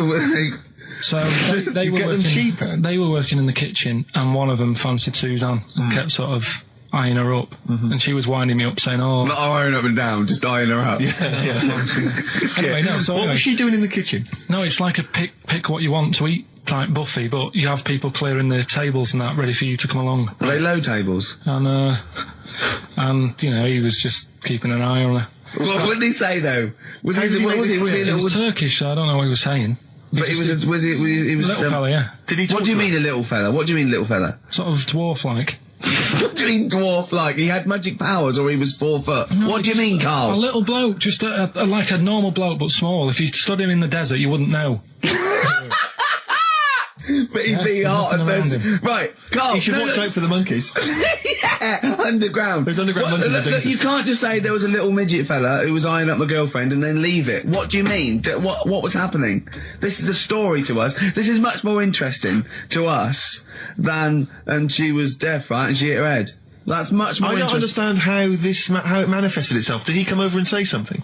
No, do you know when it's like girls know, don't they? When someone fancies them.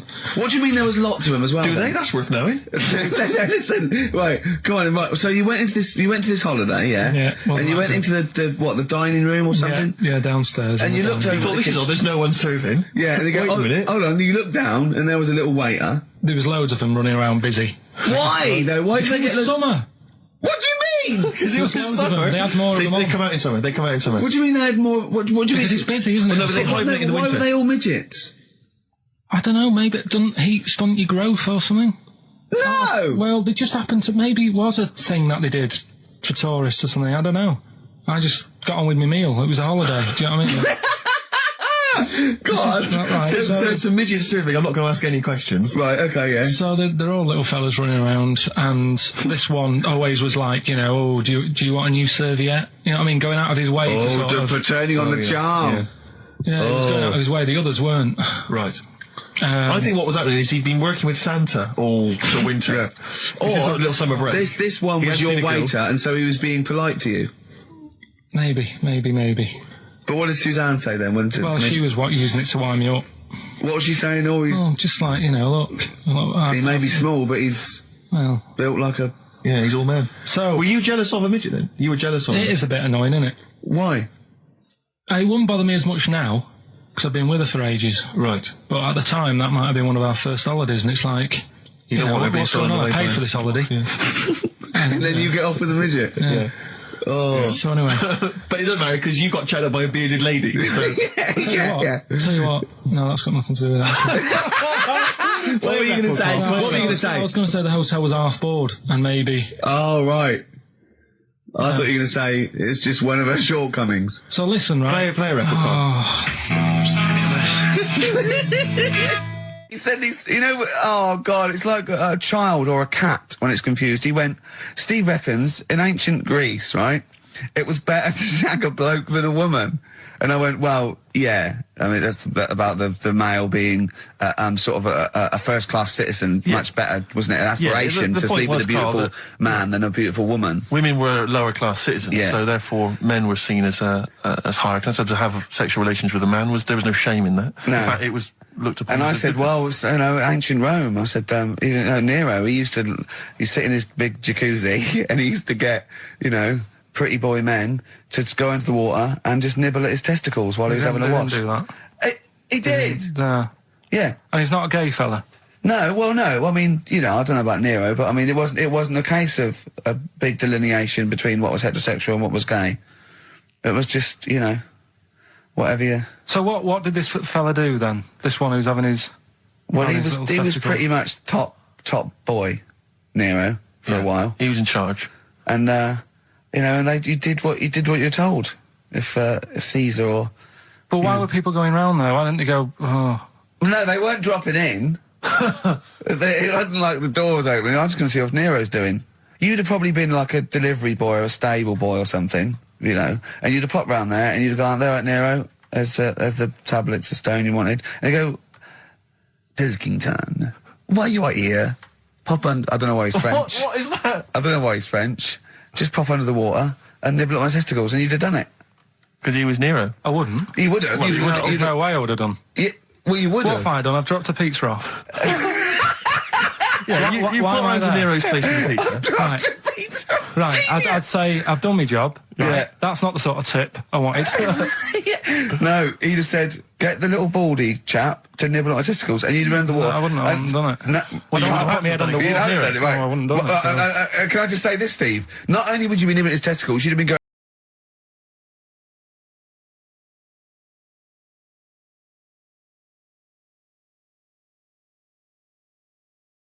It was all right. Yeah.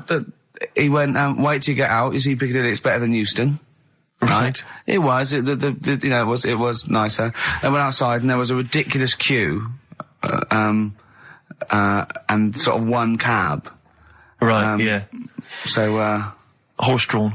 yeah. Yeah. And so I walked, and it was okay. It was only down the road. It was a bit dark. It was wet and raining. Obviously, course. it's the north. I know, yeah. The hotel was very nice, but no minibar. I've never seen that before. I've travelled all over the world seeing them in a hotel without a minibar. No, so I never don't know what's heard the going like. on then. I don't know what's going on there. And then I did this corporate gig in Old Trafford. Pitch was up, don't know what they were doing, but, you know, very impressive, big impressive. I think they're the richest football club, aren't they, Carl? Yeah. You did a gig at where? Old Trafford. It was in a function room. Oh, there well, I for- thought it was the stadium. No, I'm Incredible. not that big yet. No. But I mean, you know, I can't really comment on Manchester. I do know that Liverpool was voted most important music city via poll. True enough. So, Carl, you're making noises while I'm talking. Yeah, but you do this all the time trying to wind me up. And I'm not saying Manchester's the best place in the world, but what I'm saying is there's bits of it that I really miss. Yeah. Like last Sunday, right? When I'd met up with Ricky, we had spaghetti bolognese, which was all right.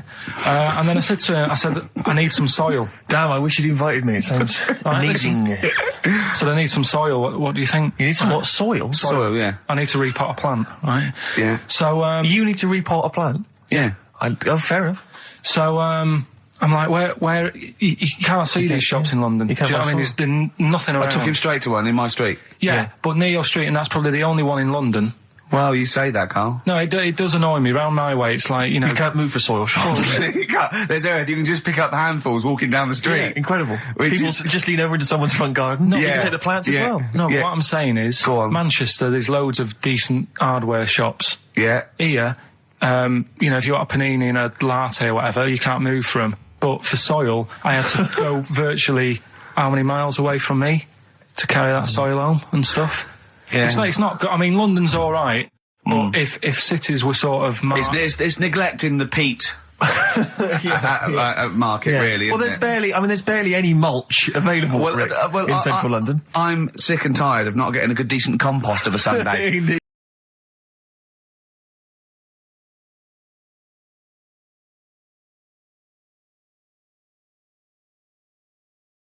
XFM 104.9, Ricky Gervais, Steve Merchant, Karl Pilkington, a regular Santa Claus. I'll leave it now, I'll leave it. Oh dear. Right, listen, right, yeah, New Year and all that. He's great, isn't he? Rockbusters is on the way, we're getting some good stuff coming in. I have to say, I'm amazed. Every answer I've had so far has been correct. I listened to the clues, I've got no idea. And I know you, Carl, I've spent time with you. Have I you know how seen you the work. XFM listeners? Well, of course they're the same as Carl. Sure. Of course they've got the same mindset. Yeah. Oh. Right. So what did you do for New Year, instantly? Well, I cocked it up a bit. Right. You're joking. Go on, You're here we joking. go. You're joking, mate. Go on. I went and booked a You table. got the wrong day. No, right. Booked a table at a restaurant that was shut. Right? What? I booked a table at a restaurant, and the one that I called, it wasn't the one. The call had been diverted. So Suzanne said, call them up and see what they're serving, right? Because I forgot to do that when I booked the table, right? That's great, anyway. Because the thing is, right, it's a restaurant in Covent Garden, but they've got one in Victoria. But when they answered and they said, no, Victoria, I thought that was the person who was answering the phone. Do you know how some people say the name? Right. So then when I called them up and said, what You thought he sounded a bit funny. Right? So I'm confused, Carl, but probably not more. No more than you would have been on the it was a branch of a... all right, he doesn't want to give the restaurant away, so he phoned it up. There's one in Covent Garden. They answered the phone. So it's not, the restaurant's not called No. No, they said, no, Victoria. Why can't we name the restaurant? I don't know why. It's not libelous. Are we scared that, are you scared people are going to sort of see you in there because it's your regular haunt? No, it's just like, you got to pay for stuff, haven't you? Right. I mean, it's... Okay, anyway, so you've I got... wouldn't mention it before New Year, but it's not... So did you go all the way to the restaurant to find out that it was closed? No. What happened is... Was that the name of the restaurant again? Right, the restaurant's called Christopher's. They've got one in Covent Garden, they've got one in Victoria. He phoned up, he went to book, it's a lovely restaurant, I've been there often, I recommend it to him. He phones up, said, can I have a table for new... He said, no problem, sir. Right? And then, so Dan said, oh, you better call up, see if they've got any haddock on the menu. And he went, hello, and they went, hello, Christopher's. Victoria went, Victoria? They went, yeah. He went, oh, no. That's it, innit? So then I just said, no, forget it. I'm not going all the way over there. So I cancelled it, right? So then I called up Suzanne and said, look, I've made an error.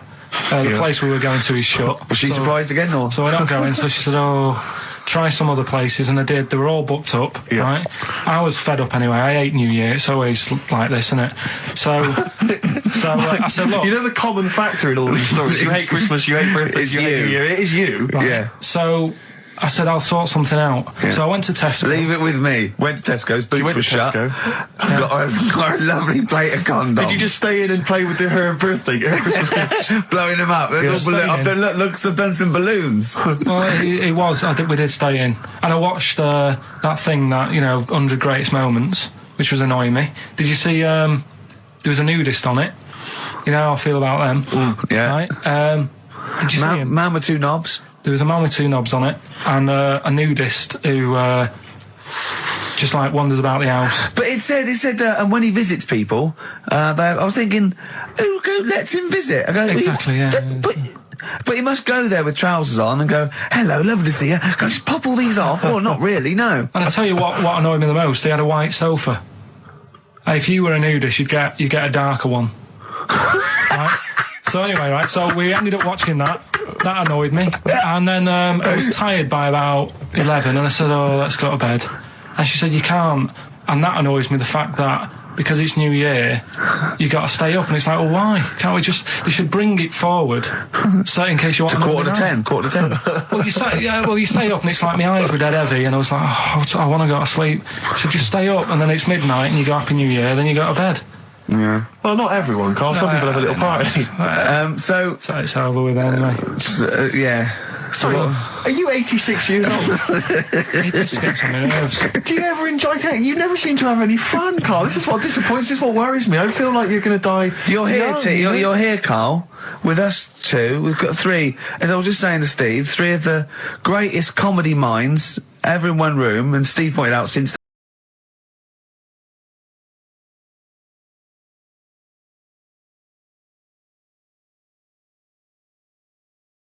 Chance to win that, because if you get today's Rockbusters, you go straight into the hat for the big draw, so you've still got a chance to win all those top prizes. Play a record. Bit of Monkeys. Yeah. Monkeys. Pleasant Rally Sunday. Alright, do you like that, Carl? It's alright, yeah. What's it about? Well, if you heard, it was a sort of description of, typical suburbia, isn't it? Here in status symbol land. It's a sly dig. When the monkeys get a bee in their bonnet about something, you better not... You do not want to be on the receiving end of that. Yeah. We've got a good song with a story later. Go on, what we got? Don't want to tell you yet. All right. Now, is it as pitiful as last week's, where you somehow misheard that Eric Clapton song? What was the Eric Clapton song? Well, Wonderful Tonight, and he was convinced it was about a bloke in a wheelchair for no reason, no evidence at all, other than she's walking around with me. Yeah. Well, yeah, walking around with me. No. I walk into a room and everyone's head turns to look at her, which you didn't seem to helps him to bed. Is he drunk? He's had a few. Never mind. Yeah, well, you're totally wrong. Big day, Carl, though, isn't it? Because there's lots going on, and I know Carl's it's very, very important for him that he champions Live 8. I don't know what's going on. I don't know what... I am sick of it, to be honest. Sick of what? Just sick of reading about it. Sick of this Live 8 thing. Sick of it all. Brilliant. Fed up with it. What annoys you particularly? It's not only that today, though, is it? On the way in today, right? saw a gay fella on a bike. Weird? On a bike, rushing. What time did the gay march start? What time did they have to be? Why are you looking at me? I don't know. No, but he was rushing, left it late, so he'd had a late night again. So my point's right about him. What was your point about, just to people who've just tuned in? Well, the fact that they go out late, so, you know, they sort of have a nice night out from about 11:30. They're riding in the jeans at like 10:30. In their jeans. They're leather trousers. But anyway, right, so... They're cutting the back out of their leather trousers about 10:30 at night. I'm on the way in, right, and I see one stressed out, rushing, right, on a racer, wearing high heels. Oh, I love you. He's 50's dad, isn't he? He's angry. He's just angry. If you're a gay fella and you're proud to be gay, but you also want to make poverty history, you don't know what to do today, do you? You're all racing all over the place. Must be murder. It seems a bit unfortunate that they've put them on the same day. Yeah. Well, you can get little leather studded wristbands that say make poverty history. Yeah. So you know, you can join in on both You parts. could kill two birds at one stone. Yeah. But why is Live 8 stressing you out? It's for a good cause. You must have, I know we've discussed this in the past and you don't really know what you're talking about, but... I mean...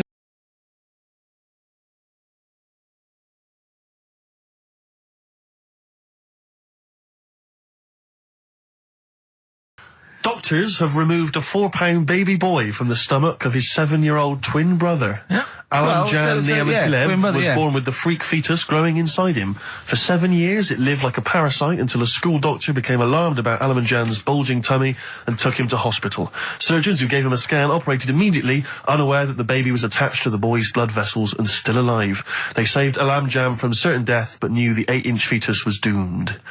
So there we are. Boy pregnant with his own twin brother by Barbara Davis. That was in the Mirror, apparently. So I've read on and all the facts are right. They took him to school. The parents didn't realise.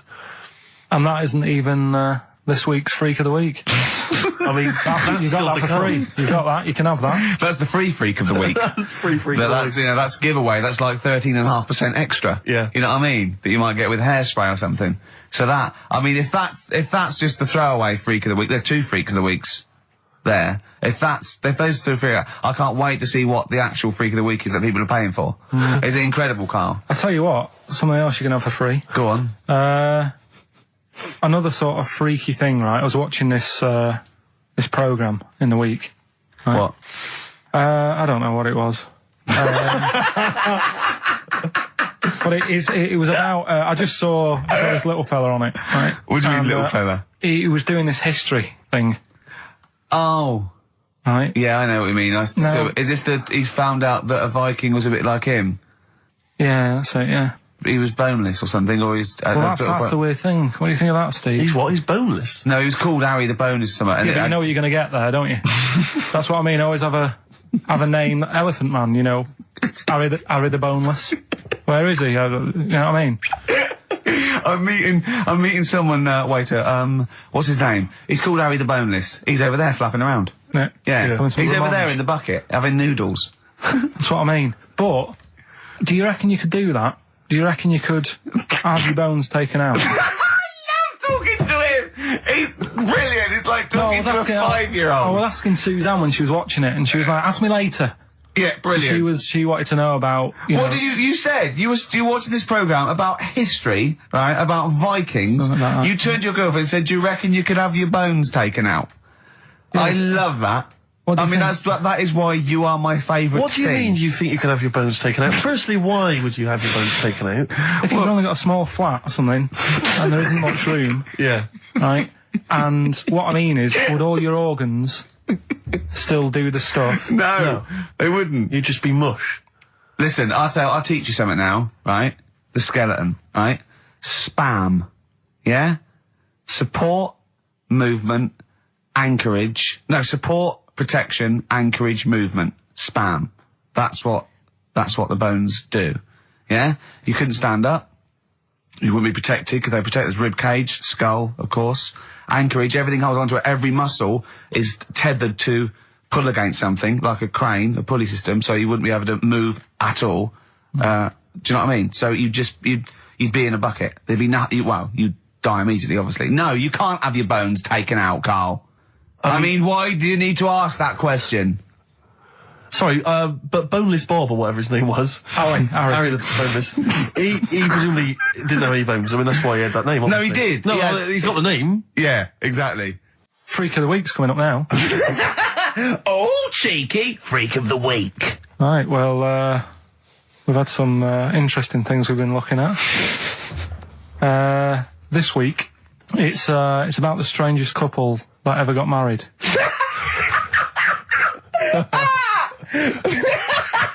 and we've had 2 sets of chimps, so it's stranger than that.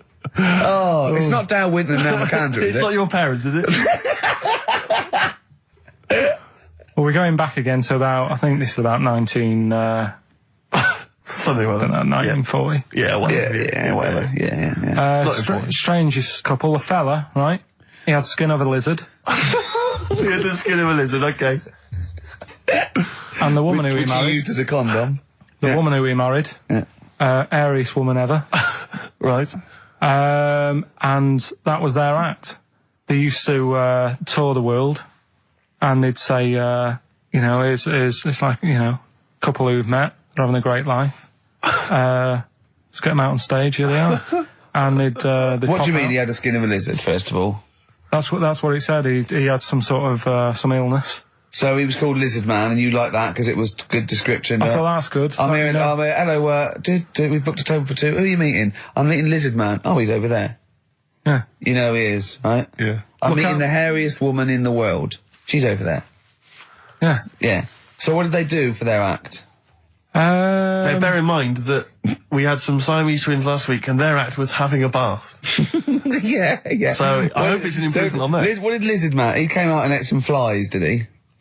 I don't really know. I just think they stood there and that. Yeah, when you read this and it goes the most interesting fact ever, Lizard Man, and you go, that's enough. That's enough. I can extrapolate from that. Well, straight away I start thinking. I'm thinking, right. I wonder if they got the wedding photos. Right? And then, like you said, that they had a kid. Oh, what would that be like? Exactly. It'd be like an ostrich, wouldn't it? It would sort of like. That's what I was thinking. What did you think it would come out like, the baby? I didn't think what that looked like. I just was thinking, oh, parents' evening. You wouldn't want them coming up to the school, would you? So little Johnny, who starts off relatively normal, he's quite good at, he's good at nature, isn't he? And his mum and dad come into the room and they'd be looking around, wouldn't they? Well, it's always like that thing at school when, like, you find out your mate's mum and dad are really old. Right, Have you ever seen that? Yeah. When you go, your gran and granddad bought you? Yeah. For mum and dad. Yeah. And you go, oh. It is weird. What's that we're talking about? He calls him mum. What was that? Oh, sorry. Do you know what I mean? Yeah, And no, like- that's always strange. If you had Godzilla and King Kong as your parents, and it was they're like always you say, fighting. They're always fighting, and like you say, if you're in a school play or something, you wouldn't tell them, would you? You wouldn't want them coming up with a video camera. He didn't tell his parents he was in the... Well, exactly. You did Little Donkey, and you didn't tell your dad, did you? And he came along and videoed it. Yeah. Kept it quiet, don't want them to know anything. But you didn't... What was it was meant to be playing? You had a little drum, didn't you? Yeah, I was doing, I had a little drum. I think I was meant to be playing We Three Kings. Yeah. But, we started doing Little Donkey, and I thought I can add a touch to this. Sure, you improvise. Started playing along. It was like the first remix, wasn't it? It went down well. But yeah, that's all I was thinking with, the Freak of the Week this week. That's what I'm saying about Freak of the Week. It's to get people thinking, right? Thinking how lucky they are. That, they don't have to... comb their face. What are you talking about? What do you mean Freak of the Week is to let people know how lucky they are? Just... What about the little freak you're talking about? What are they thinking? They're going, oh, he's talking about me. I'm a little hairy lizard man on a stick. Pop in, give us a call. I thought, that's what I'd like to do on a TV programme. That's what I want to do. I want to go and, meet these people and say, right, let's just go shopping. Let's, we'll film what your normal day's like. Yeah. Let's pop out. Nip into Sainsbury's or whatever. Yeah. Buy a comb. Park right up close to it. You know what I mean? Yeah. So what you're saying is you just want to get a little message out there, which is that there's always someone worse off than you. Well, there's proof of that in this room. You know what I mean? Oh, Carl, when's your train? in a minute. I'm going to get going now. I'll see you later. Thanks, Carl. Brilliant. What are you playing? You can play a song? Kirsty McCall. Yeah. I'll see you later. Cheers. Here's a bit of science for you. Go on. Right. Read the other day. Yeah. If you dug a big hole, right? Oh, God.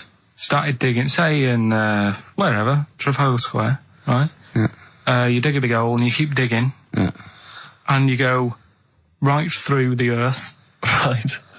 Out to the other side. Yeah. So you're somewhere in Australia or something, right? Yeah.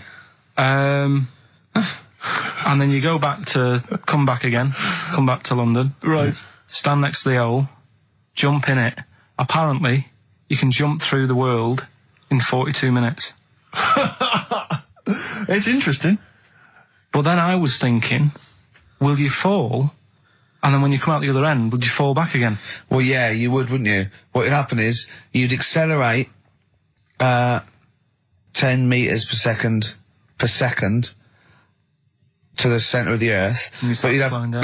But you'd have such inertia, you'd nearly go as far out the other end before it was like a bungee jump. So you'd nearly get as far as the other end, and then you'd go back again, and you'd keep going until back and forth, getting further and further away from making it until you went sort of back and forth in the centre, and then you'd stay still in the centre.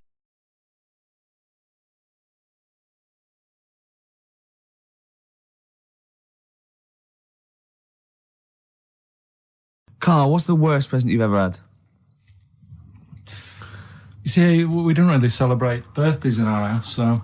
What? Where are you from? What planet are you? What do you mean you don't celebrate birthdays? Are you here from another world observing? Like, trying to blend in, but not quite managing to pull it off? Not that fussed about it. Right. You know what I mean? It's... Yeah. My mum and dad's are on the same day, and I think that just was like... That's a bit weird, isn't it? And their anniversary, and... Well, they got married on their mutual birthday. But Carl, can I just... And Christmas. But Carl, there's a difference between you saying... What do you mean their anniversary's on the same day? Of course it's on the same day. Yeah, and the birthday. But, Carl, what I mean is that... you say that you don't really celebrate your birthday, but presumably you have received some presents at some point in your life from your parents. Or anyone. Yeah. Okay, well, we'll come back to you later. Yeah. Thanks. Let's play a record. Carl, have a think about that and we'll come back to you later. Thanks very much. We were talking earlier about stuff... True story about a little Australian freed the Scottish. The stuff that's dying out that I think you and I single-handedly need to kind of resurrect and salvage. Yeah. I thought the trilby was dying out. Yeah. I'll surprise you. And yet, watching Top of the Pops last night, Jamiroquai was wearing one, and then lo and behold, Danny Minogue came on. She had one as well. I thought, blimey, those two people, they're trying to salvage the trilby. And good luck to them. Well, that's on its way then. Let them do that. The trilby's fine. Let's do something else. But the bowler hat. Ah, the bowler hat. You never see the bowler. I always fancy myself in a bowler hat. I love a bowler hat. Carl, would you wear a bowler hat? I know you'd wear a cape. I did wear a trilby. You wear a trilby, really? You must have looked like a... That's brilliant. What? Because you're a Mancunian. Well, there was a phase, wasn't there, in about 90... When was it? I think that was just round your way. It might have been. It was in Manchester. Did someone get a job lot of trilbies and persuaded you kids? Yeah, I'll tell you what's trendy. No, Sean Ryder wears one of these. Does he? Yeah, go on. Yeah, quid. And then everyone in your street had trilbies on. But you've never worn a bowler? Never. What about Kangol bowler? You might think about it. Out again. I'll tell you what.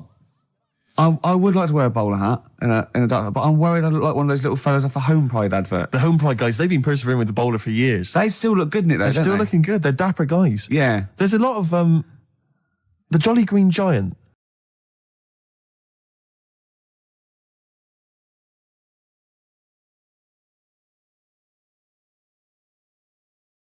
You were going to tell us, Pilkington, Pilchard, you were going to tell us what tickets are away. But it worked for me, you see, because when I was younger, I had a mobile disco. Brilliant, so did I. And it was me and my mate Colin Makin, and the disco was called Pilky's Making Music. That's brilliant. I mean, that's genuinely brilliant. Pilky's Making Music. Guess what? When I first started the mobile disco, and this was when I was about 14, we didn't really go out touring, we just would do it for like people's parties and stuff. We were called the Rock and Roll DJs. No, really? We drew it on some sort of see-through paper and put a light behind it. Rock and Roll DJs. My first disco, I had 2 nights a week in this pub. What, you ran a disco? Yeah, this pub near King's Cross, right? And it was just their records, right? And I had to play this number of songs every time, the same time of week. So all the locals, all drunk, were dancing and everything. One of them was American Pie by Don McLean, right? And they just sing along all the words, sort of drunk. And it's about 7 minutes long. Yeah. The other one was Baby Jane by Rod Stewart. Nice. If I didn't play that, I'd get lynched. And what was the other one? There was another one that I always had to play. It was a ballad. I have to remember that. But yeah. But so, Carl, do you think, and maybe Ricky as well, do you think you know much about DJing for, like, you know, the sort of the wedding party or maybe someone's 18th? Oh, really? Okay, let me just offer a little hypothesis for you then. All right, the buffet's been served, right? Yeah. People have done some speeches, like it's a wedding do. Yeah. So you've already played some records early on, you've stopped for food, you've just played some light backing music in the background while the food's been served. You want to get the party rocking again, what do you kick off with? It depends. I've already got it down to 2 or 3 records. Okay, I'd like to hear what they are. Well, I've got it down to Earth, Wind and Fire. Right. That'd be great. If there's, depending on, or you want to go a bit more modern, I'd probably start off with sort of Will Smith. Well, careful, Rick. I've got to bear in mind, it is a wedding do, so there's people from age 8 to 80. You got to cater to every market. Okay. Carl, what about you? See, this was back in '88, so Kylie. Yeah. Can I tell you what the definitive track is? Go on. Oh, What a Night, Frankie Valli and the Four Seasons. Ding, ding, ding. People don't realise what it is exactly. It's straight away. Ding, ding, ding. Bow, down, down, down, down. I can't actually play it. But, Oh, What a Night. Late December back in 60s. That leads you straight into a 70s medley, and everyone's loving that. I'm thinking Bee Gees. There's going to probably be some kind of ABBA track, Dancing Queen, all going to storm. You're turning your noses up. I can tell you this, that we got bookings endlessly. People are going, you're amazing. I don't know how you do it. I wouldn't have got up. I would have sat there. Well, you might be, because you're one of those grouchy, you're one of those moody teenagers. Oh, I'm not going to dance to this. I'll tell you, the old ladies would have been up. The people with a decent bit of musical taste would be up. No, the first person to get up is a fat lady in a dress with bad ankles and a little kid who's got problems and he's in a little DJ. See, the problem with you two is you're not catering to the market. You're trying to be all sort of bohemian and kind of off, teach people about music and stuff. There's no place for Kylie, not at a mobile disco. Far too avant-garde. All right, kick it in. Grease Megamix. Play a record. Come On Eileen. Have you got Come On Eileen? Play that. What are you going to play? Love Shack. Coldplay.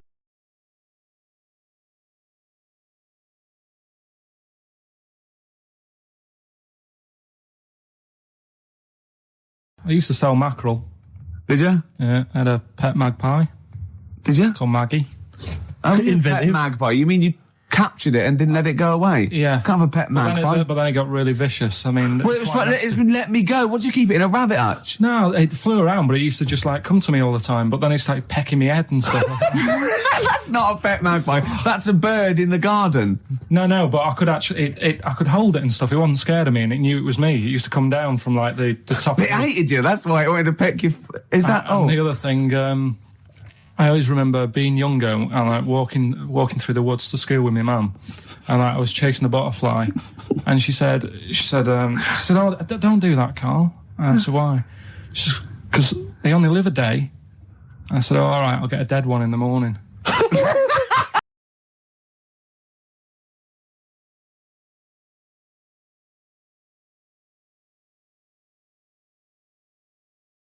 What's the one? What's Carl's view on? Carl, what do you make of nudism? Who's that from? Let me just check who that's from. There's a time and a place for it. That's from... it's very difficult to tell. That's great, you see. There's a time and a place for it. That is just brilliant. That is Dickie Bird. That's that sort of northern, confident soundbite. What do you think of nudism? Time and a place for it. There's a time and a place Would you for do it, Steve? Would I do nudism? Yeah. He's not allowed. Not again. No, Yeah. It's not nice, is it, really? No, it's not with Steve. He's not allowed on any National Trust land doing it because he's caused the death of millions of starlings. That's true. There was something on BBC Choice the other night. It's a really short show. I haven't seen it before. An odd it's not a bloke eating copper soup and then another short show, like maybe someone cleaning their teeth with Colgate, and then the really short show. What was it called? No, what it was about this old fella who he's into nudism. And he was saying he's done all right. Does he play volleyball a lot? He said he's done all right out of it because there's not many blokes who are willing to go nude for modelling and that. And he's about 70, so it's not. Is there much cry for that, do you think? Is there much demand for a 70-year-old nude? He's doing all right for it. Sure. Good. And the odd thing was, you see, he had a corkscrew penis. He was just walking around on a main road in a seaside town. And and cars would... See, that's not nudism, is it? That's mental illness. Yeah, he's just a bit deaf. Yeah. Yeah. Yeah. I tell you, one of your favourite programmes. Is it one of your favourite ones? Just that one with the hot air balloon. And it's adventures. It just goes. It's like in Sydney. Sometimes then it's at a carnival. His favourite programme when he was little. He used to watch it for hours. Was that Little Girl by a Blackboard with 2 toys? Yeah. He used to love that. Didn't enjoyed that, didn't you? You weren't raised as an experiment, and you escaped from a laboratory. You had regular upbringing in Manchester and that. Yeah, I didn't go to school much because my mum and dad had a caravan. Right. No need, is there? No need when you've got that sort of fun at home. Yeah. I used to just go away for weeks. Really? Yeah. Is that true? Yeah, honestly. Where'd you used to go? Portmaddock. But and so you didn't go to school much? No, I did, but not as much as everyone else. Yeah. How many holidays were your parents having? What was their income that they could... No, my dad used to work nights, and he used to travel back, because to Manchester from Wales, it wasn't that far. And Manchester to Wales? He used to do 4 on and 4 off, so me and my mum were, like, loving it. But what Port Meredith? Portmaddock. Portmaddock. Just down the road from Port Merion, where they filmed The Prisoner. Right. Oh, so that's cleared up for me. Yeah, location-wise. So what did you do then? You were in this little 2-berth caravan on the back of a Cortina estate. Right. Well, what was it? What was the car? What was Granada, Ford Granada. Ford Granada. What are we talking? 1980? Yeah, 82, 83, 84, 85. Okay. And you in the car down there, park up. Yeah. What was it? What was Port Meredith? Portmaddock. Portmaddock. I remember Ruth. It's just, it's just a holiday camp. Yeah. And had an arcade and a beach. I was loving it. Yeah. But, so of the 52 weeks of the year, let's assume, I don't know how many weeks you take off normally for holidays anyway. Let's just say, I don't know, you go to school 45 weeks of the year maybe? Generally, most kids? No. Bit less. Bit less than that? 42. How many weeks would you say you actually spent in school? Well, how many weeks do you have off for summer? Well, we'll work that out. That's what about 6 off for summer, about 3 for Easter, about 3 for Christmas. Put it this way, I'm surprised I'm not Welsh, to be honest. Right. So I was there more than was in Manchester. Did the school authority not come and check you out? No, they didn't. Didn't get Manchester, I suppose they didn't care, did they? Not really. Yeah. They're lucky you turned up at all. Why did you just turn up for the last day when you could take in your best toy? Did you know that, or you could take in any game? Just play with everyone else's. Why, I break my stuff. Sure. Yeah. Yeah. No, that's a good Well, this point. answers a lot. This does answer a lot. The fact that you spent most of your time on the beach as a kid. Teachers were no good at my school. We were talking about it yesterday. So you were teaching them a lesson by going off for the summer. Yeah. Anyway. And did you go to university? No. No. Did you go to sixth form or college? No. When did you leave school? When I was about 15. Right. What, you just went on holiday and didn't come back? I just got a job early, didn't I? Where was it? Portmaddock? Getting there. No, I was a printer. BM Print in Trafford Park. Well, that's great. That's a little interview there. Yeah, little next, I'll be interviewing Steve Merchant. What are we playing next? Bit of Elbow. Oh, this is fantastic. This is Elbow. Elbow, Asleep in the Back. I think that is absolutely beautiful. I think Elbow are my favourite new group. We've sang their praises many times and they've never phoned to thank us. Should they? Yes. Do they? Annoying. Really? Annoying.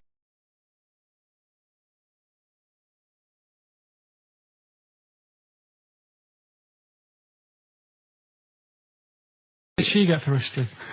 What did she get for history? Yeah. I think she did very poorly.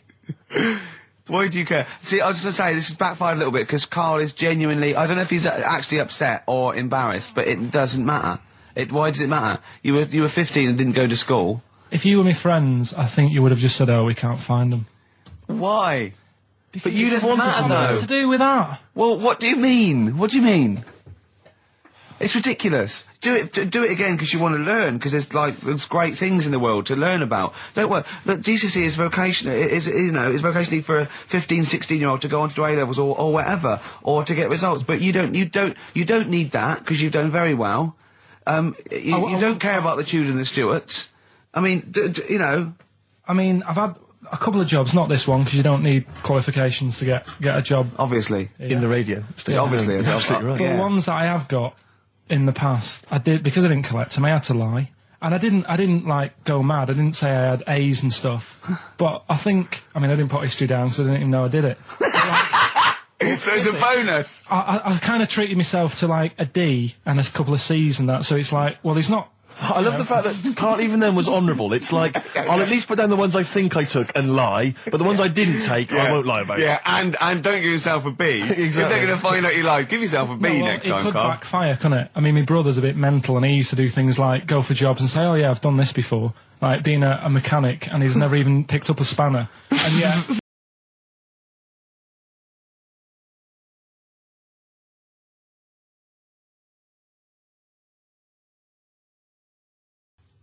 That's just an easy way out. I have to blame myself. Don't I? Yeah. What was the teacher like? Well, there's loads of different ones. I didn't like... I mean, the history teacher, it is my own fault, because with her, she's a bit mental. And I used to kind of stop the lesson by saying, oh, miss, tell us about your fireplace you've got that is made from a gravestone. Because that's what That would stop any English teacher in their tracks. And she loved telling you about it. Yeah. So it was like, oh, I learned brilliant. that from a teacher. So that's why I didn't know about divorce, head loss, and...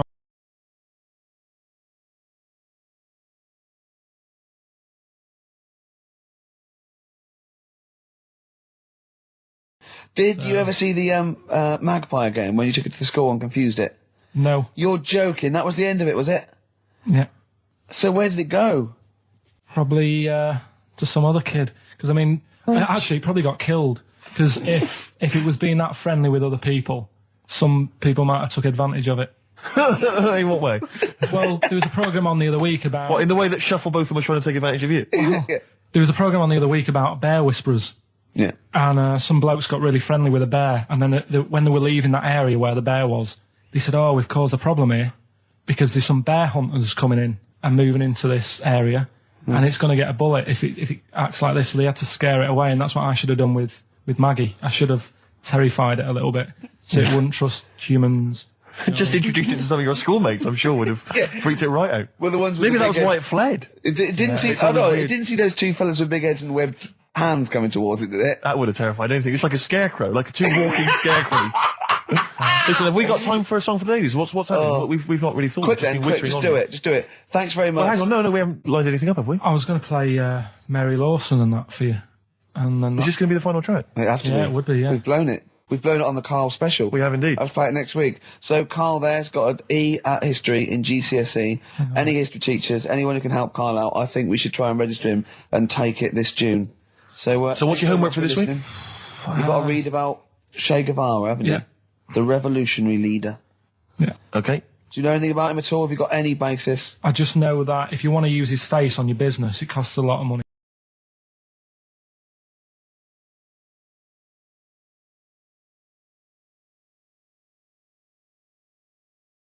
He said, I'd never go on a reunion though. He said, I'd never do that. What, a school reunion? Yeah, and he wouldn't want to see anyone. And I went, well, I said, wouldn't you want to see those two lads with the big heads and the webbed hands? Oh yeah, these were people you went to school with, weren't they? Yeah. Well, I didn't knock about with them. They were in the class. What were they called? Freaks. Right. Right. Okay. And he said, no, I wouldn't want to see them. He said, because what could you say? Oh, you haven't changed much. Right. And he said, and they wouldn't go anyway, would they? I said, why? He went, well, they didn't have any friends. Right. And I said, well, weren't they friends with each other?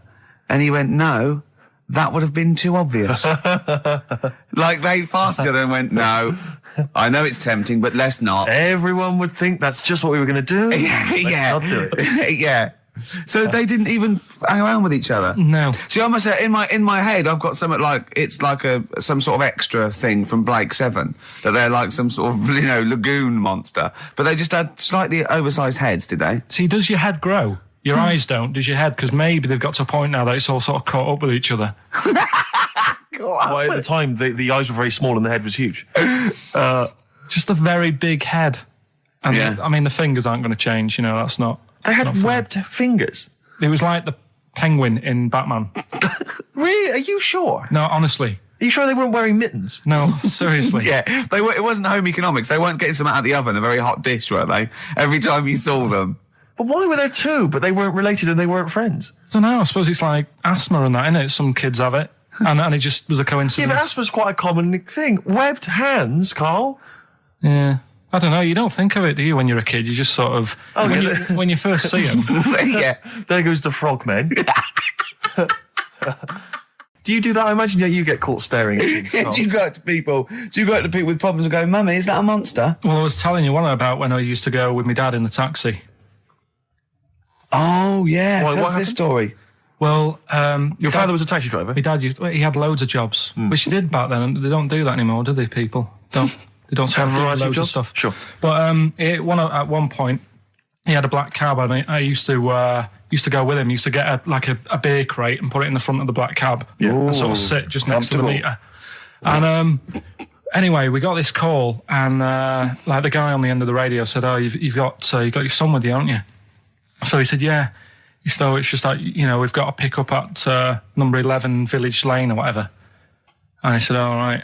And it was this woman. It was like a woman version of the Elephant Man. Wow. The Elephant Woman. Yeah, it looked like... it was really strange because I was in the front of the cab, and when you're a kid, if something looks odd, you're a bit scared of it, aren't you? Yeah. And my dad was like, look, be all right. And we're driving towards her. Look, don't worry, son, I've got loads of buns. And just I'll just throw one down the street if you run after it. You're being mean, right? I am a little bit, So how old were you, 18? No, I was about 12 or something like that, 11, 12. And as we got closer to her, it looked like she was holding like a bag of spuds on her shoulder. For a snack. Right. And her head was all a bit mangled and messy and that. And my dad said, whatever you do, don't stare at her face. Yeah. And she got in the back. Because you turned into stone. Well, she got in the back, and I had like the mirror, the driver's mirror thing, and sort of having a look, trying to work out. And he said, don't stare at her face. I couldn't work out where her face was. It was that weird. Oh, God. So I'm not sure you're from Manchester. I think you're from like Narnia or something. Yeah, you got frog boys walking around. The Lord of the Rings. That got like the claws of a lobster and the head of a toad. Yeah. And you got women getting in with spuds for heads. I mean, what This is not the place you grew up. This is madness. Oh, you can't believe it in London, can you? You come down and go, look, symmetry. It must be amazing. It must be a thing to do with upbringing, though, mustn't it? And because again, do you know, I've said to you before, years ago when I was a kid and didn't have any worries, good-looking lad, you go through it a bit, have a few more worries, and you look knackered. Now, back there's a lot more worries and stuff, so you get a lot more freaks. Whereas in London, everyone's like happy, aren't they? I love the fact that stress can cause your fingers to fuse and your heads to grow. No, but if She must have been really stressed to have a head. Yeah. She was she an accountant or something? You know what I mean? But what did she do? What did she say? Where was she going, by the way? She couldn't speak. London Zoo, please. I think she was going to like to the fair. Seriously, honest to God. On my mum's life, she was. Because at the end of the day, that's a good thing with animals. They don't judge you, do they? She's not an animal. She's a human being. She's not actually an elephant. No, but you know the elephant man was not actually an elephant. You understand that? He's got no elephant genes in him at all. No. That was just a cool name people gave him. Yeah. No, it's the name of the disease, isn't it? Elephantitis. Look, so listen. So this woman, why was she going to a pet shop? She was going to a pet shop. To find her husband. Is this true? No, it is true, yeah. Oh, God. I'm not taking the mickey because it must be really bad for you. Of course it is. Carl, I'm going on to you today about cutting myself shaving. Yeah. I was going on about that. To think that she's probably not alive now, but to think... But you're saying that you're going to say this is a worse problem than a little cut shaving, aren't you? Yeah. Yeah. Do you know what I mean? I think you're right. Carl, there's a couple of key questions I need to ask. One, if she couldn't talk, how did she tell your father where to drive it? Did she have it written on a note? Did she point with her nose? Yeah. Right, this has got silly. Pick your song. But also, finally, where did you say she lived again? It was like in a village, a little small village. Right. Just hidden out of the way. All I'm saying is we could maybe get like some sort of coach, book some coaches, get a coach party up there to have a look at her. Take some photos.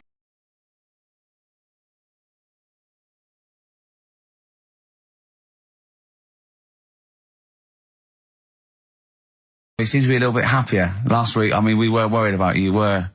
You sort of slipped into some sort of like weird depression. You played placebo twice, so you weren't concentrating. I know you're going to say that me and Steve were annoying you, but, you know, that's an easy excuse.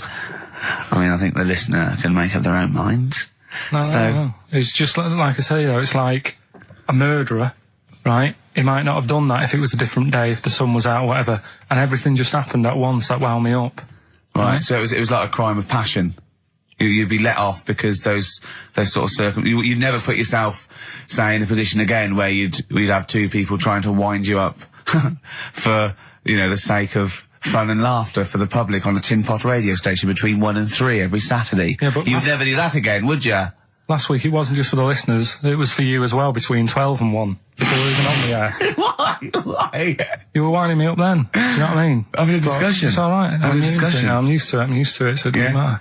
But I found out that I can't do this job anymore. I can't do these sort of jobs where you've got to be happy all the time. Well, you don't have to be happy all the time. No, you do, You really. forget that for the... Yeah, but I can't. Do you know what I mean? I've got things going on in my head. And do you think when Bobby Davrose had a bad day that he doesn't go on stage and give 100%? No, but that's... Do you think Les Dennis let all that stuff get in his way when he did that theatre tour to the people in front? Sometimes he had audiences of up to 15 people. Yeah, and he just went, it's them. It's not a private life, forget that. Bang. Yeah, but good on him. Yeah. He can do that. But what I'm saying is I can't. He's a professional.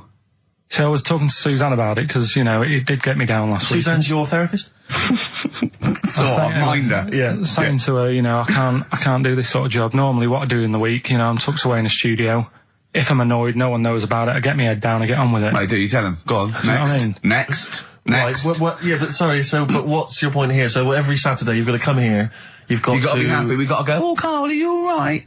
Oh, you're right, your hair looks nice. No, but you know what I mean? That's the first time, innit? Normally people listening go, he's a happy fella, do you know what I mean? They never think you're a happy fella, Carl. Well. They've never heard you laugh. No one has ever... seriously, we get emails all the time, no one's ever heard you laugh. Yeah, but I'm still happy, you don't have to... Well, are you? Yeah. You don't look happy. But anyway, that's the problem with this job. And, I was thinking about it, if do you know, like, if you're a doctor... Sure. And you're on a plane and something happens... Yeah. Even though you're on holiday... You might have to save someone's life just because you can. Next. And I'd be thinking, I'll keep quiet. Sure. I love that. Yeah. See, that's one of the reasons why you didn't actually qualify. as a surgeon. Yeah. I mean, you can still do your consultancy stuff. Oh, sure, but, you know, you don't actually want the knife in your hand anymore. Brilliant. So you're giving this up, are you? Sorry, and how is a doctor on a plane comparable to this? Because that is just the same situation. Do you know what I mean? He's probably got in his head, he's shut off, he's ready for his holiday. He's going to Hastings for a night. Someone, you know, has a little bit of tummy trouble or a heart attack or whatever. Yeah. And is he a doctor on the plane? And he's like, he's going on holiday. Do you know what I mean? I've got to loosen his tie. Yeah. I can't do that. But what I don't understand, Carl, is you get paid to do this.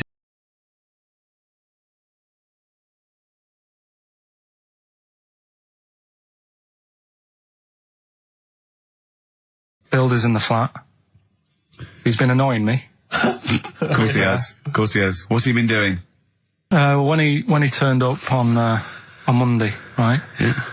Wanders in, and the first thing he says to me is, said, the pub across the road, is it any good? I said, well, it doesn't matter, does it? You're working on the kitchen. Think of saying that to a builder. Probably making conversation. Probably meant, do they do a toasted sandwich? Because I've got a half-hour lunch break. Not an hour, like Karl Pilkington. So I'll probably then get a nice, you know, cheese and tomato sandwich. Is that genuinely what you said to him? Yeah. So Suzanne had to go at me saying, why have you said that? He hasn't even started on it yet. I cannot believe that. You're unbelievable, Carl. And you say it's us that are rude, crass, I wasn't being thoughtless. rude. I just was letting him know. Do you know what I mean? I know what he knows what he was there for. He had it down on his little docket. Do the kitchen this week. Yeah, he didn't come there and go, what did I come out for? Was it to go to the pub for a week? Why am I wearing these overalls? Yeah. Who's the little bald mate twat insulting me? Let me just check. Let me call the head office. I wasn't having a go, though. I mean, they should have finished it yesterday, and they're there now, right, on their own. And what annoyed me is they turned up late today. Hold on, Carl, I've just realised something. They're probably listening to the radio. This, I assume, tuned to XFM, isn't it, in your kitchen? Yeah, but they don't know it's me, do they? Do you know what I mean? No. They'd go, he's got a whiny mank voice as well. So's the bloke who owns this place.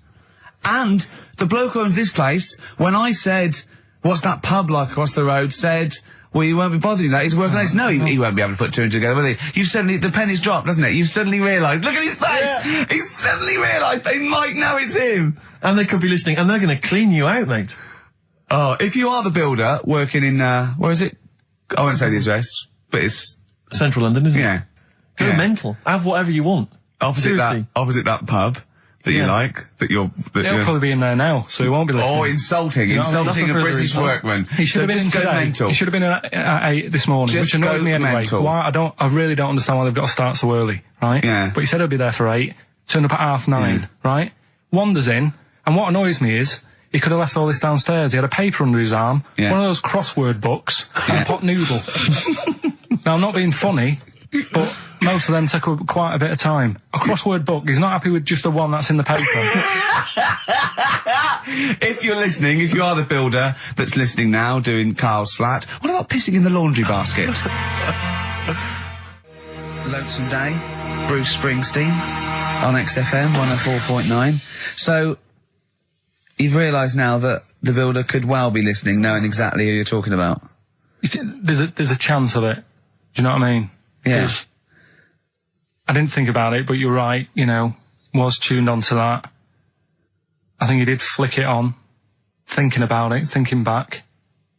If so, yeah, he's probably listening now. No, he probably isn't. He probably is about half hour. If he's got any sense, he turned it to Heart or Virgin or Magic or something. But, there is a chance. Good advice to the listeners. Yeah. If you've got any sense, if you finish your crossword puzzles. I think, according to our figures, there's a 5% chance of him listening to it. Yeah. So, if we want to be accurate. Although he isn't a house with it tuned to that, so I think it puts him right up to 50% straight away. But then again, Rick, he's got a job of work. So why would he be listening to this show? Well, he's doing a crossword at the moment. Yeah, well. You better hope he's not listening. Well, I mean, they do annoy me. I'm sticking by it. Yeah, anyway, go on. You might as well keep digging. Yeah, go on. No, I'm just saying they do annoy me, the way they wake you up at 8 and then... Well, that's when they start work. Because I told you, I mean... Oh, we'll leave that one then. Yeah. No, but it's like the other day when they came in, I always like to test them. Do you know what I mean? When I had some work done on the last flat that was in, right, that was renting, the builders were sorting the shower out and that. They woke me up about 7:30. Yeah. Right? Were you in the shower? No, all right. Good thing about cleaning this shower, there's never any hair down the plug hole. Yeah. Right? So, I left early to come to work, right? Sure. And I thought, I wonder what they're doing. I wonder if they have started. So I walked back to go back in. They'd left the flat and they were outside having a Starbucks. And it just annoys me that they couldn't do that first. Do you know what I mean? Have your breakfast first, then come and wake me up. But don't wake me up to then get me out of the flat and then say, right, let's go and have breakfast. Well, they've probably got to get in, haven't they? What for? What for? They can put all the tools in the little lobby bit. Do you know what I mean? Yeah. Just winds me up. Sure. Now, the thing is, the guy today who's doing the tiling, that's narrowed it down a bit more, right? When I knew he was in there, I went out for a bit, had a cup of tea and a bacon butty, right, at a cafe.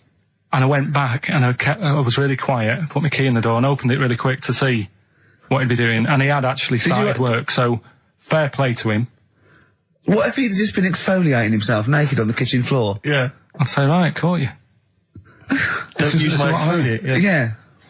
So, yeah. If you're listening, go through the wardrobes upstairs. Go through the wardrobe, get some stuff, yeah. They won't get anything. I've put everything in places where they wouldn't think of looking. For jewellery and stuff. So you're thinking that where have you put the jewellery? I'm not saying. Go on. So you're thinking that they're going to thieve from you as well? Okay, so if you're listening, don't think about the obvious places when you're looking for the jewellery. No. But I do things like, I would do things like, just pop a little bit of urine, maybe in the salt cellar or something. Yeah. Just do something. I'd say what I do is I take the toothbrushes in the bathroom, just pop them in the toilet, flush it, and then take them back again, just pop them back in there. Leave them nothing, leave them out. When they were coming last week, I brought the biscuits to work. Suzanne was like, no, you didn't really? No, mates. You no, brought your biscuits into work? No, it wasn't a tin, it was just a packet of good quality cookies. Good quality cookies. Oh. Yeah, you thought I'll be down if they're out there. God. But that's what Suzanne always says, don't know, why you like this, because, it's not as if you've been sort of harmed as a kid or anything. But I like the fact that you just once said to us that you don't need friends. You don't like friends because they're a bit of a pain. Because they call you up and they want to be with you. Yeah, but mates are a hassle. I woke up today, right, and I think it was might have been on 5 Live or something this morning in the bedroom, right? And they were talking about how it's Nelson Mandela's birthday, 80-odd, 20,000 people turning up at his party. I thought, I'm glad I'm not in. I couldn't be doing with that. 20,000 people. Think of the carpet afterwards. I mean, a good percentage of them were putting out fag butts on his carpet. After Tommy Walsh and Charlie Dimmock, what's her name? the lovely patio and the water feature. He's gonna come back and he's gonna go, it's ruined. And what's he doing for his birthday? Karaoke? Chinese meal? Bit of karaoke? I wonder what Nelson Mandela's birthday party is like. Big cake. Bit an enormous cake. Yeah. The Spice Girls jumping out. Yeah, the Spice Girls, isn't it? Well, everyone. I don't know. Yeah. We are the only 3 people that hasn't met him. I thought everyone's file would have been in the cake. Yeah. Yeah. Just in case, you never know. And, if Winnie calls, I'm not here. Have you not invited her? No, of course no, definitely not. Poor Nelson.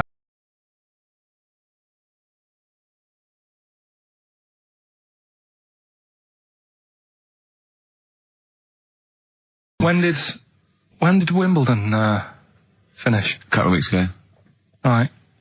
Found myself sat there, right? I'm not having a go. I know we stopped Cheeky Freak of the Week and all that, right? So I'm not going to be having a go. Christ, I sat there. I'm scared. No, I'm not having a go. You've always got to remember that. Go on, just get on with it. Get on with it. I'll apologise after. I'm just saying, watching Wimbledon, it wasn't, one of the major games. It was little fellas in a wheelchair having a game. Little fellas in a wheelchair. Right. But for me, I mean, great. They're doing a sport and everything. Don't put it on the telly. What was up with it? There wasn't like a rally going on. No, do you know what I mean? Do you know normally, Christ. like with well, not to Enman, but with some of the other, with some of the other players and that, they're playing for ages, aren't they? It's like, who's going to win this and that? Yeah. None of that. It was just like, hit it, net. Oh, Christ! Oh, God! I don't know what to do! And people were like sat there watching it as well when they've got other games going on in there. That's what I couldn't understand. If you've paid your money to get in, yeah. I mean, like I say, good on them if they. Do you know what I mean? But it would have been. I don't know. We'll start first in the marathon.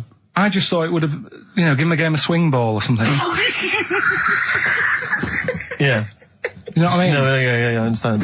Oh, God. Yeah. There's never anything on. XFM in the community. Did anyone confirm? Actually, I had an email earlier. Swing ball? No, I'm not having a go, though. Tell them. This is what I'm like, aren't I? Sorry, this is recording you as well. What do you mean I'm not having to go tell them? Do you think you just said that to me? Do you think you haven't got a microphone? You just said to London, keep wheelchair sport off the telly because they can't get a rally going. You called them little fellas in wheelchairs. What? And I meant to go, what Carl meant was... What? I mean, what? They can hear you as well. Yeah, I know. It's just that they might think that I'm having a go, and I don't want them to. That's why I stopped Cheeky Freak of the Week, because some people got the wrong end of the stick. Right. And what have you. So, well, it was funny that a woman was born with deformed legs. They might think you were taking the mick. So anyway, I just was wondering if anyone could confirm. We had an email earlier, I forget who sent it in, but thanks very much indeed for it. They said that the Paralympics began this week, and apparently during the opening show, the entertainment was provided by Riverdance. Now, I don't know, I don't know if that, I can neither confirm nor deny that, but it does seem rather tactless. Let's play a tune. Ricky Don Gervais. Don't put my name to this.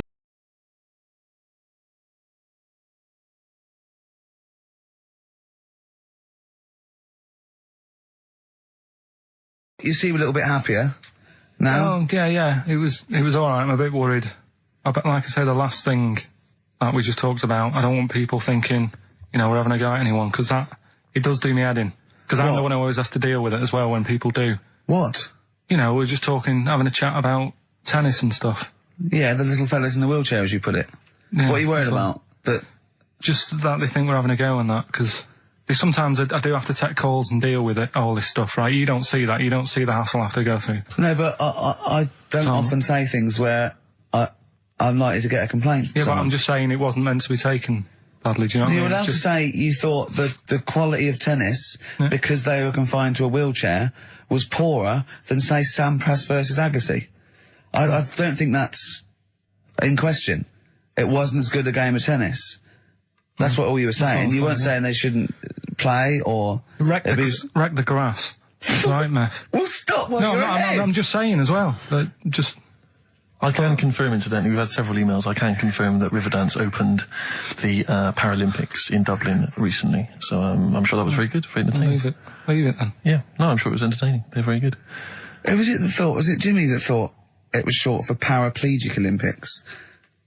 Really? I've no idea. Yeah, it's Parallel Olympics, isn't it? It's yeah. Right. But as we pointed out, that would be pretty much blow football. Yeah. There wouldn't be many sports in the Paraplegic Olympics. It stands for Parallel Olympics. I'm educating, Carl. Don't let me like that. I'm educating. I'm not saying funny little fellas in wheelchairs playing up the grass. What? I'm always educating. I'm always telling you about stuff that I learn about and that. That you get off-handed over, and it's about a monkey who became king. No. So is... No? Have you got monkey news this week? Got a little bit of monkey news coming up. What does he do? Drive to Spain, rob a bank, or get married?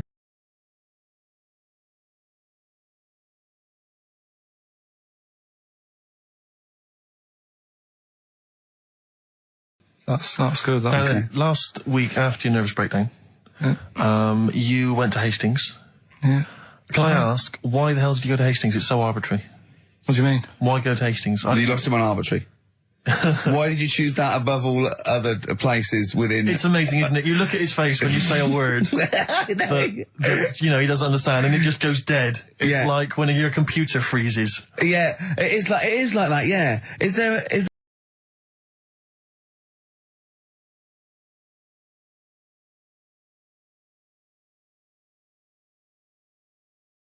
It's the big one. It's what people tune in for.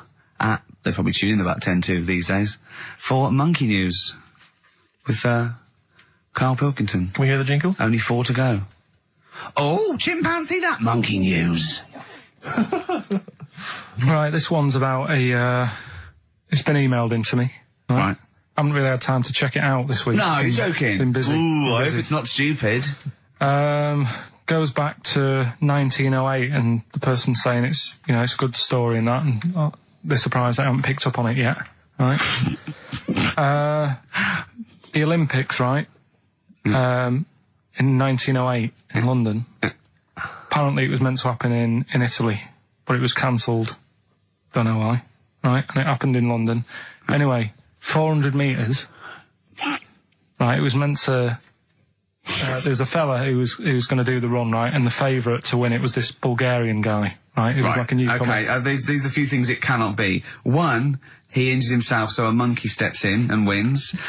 2, he does a drugs test. It turns out that he is a monkey. So if it's either of those, right, I'm going to go mad. So anyway, so the fella, right, this favourite, everyone's putting the money on him, thinking, yeah, he's going to do it. Is he hairy? Is this bloke hairy? So anyway, so the race happens. Yeah. And everybody's lined up, ready to run.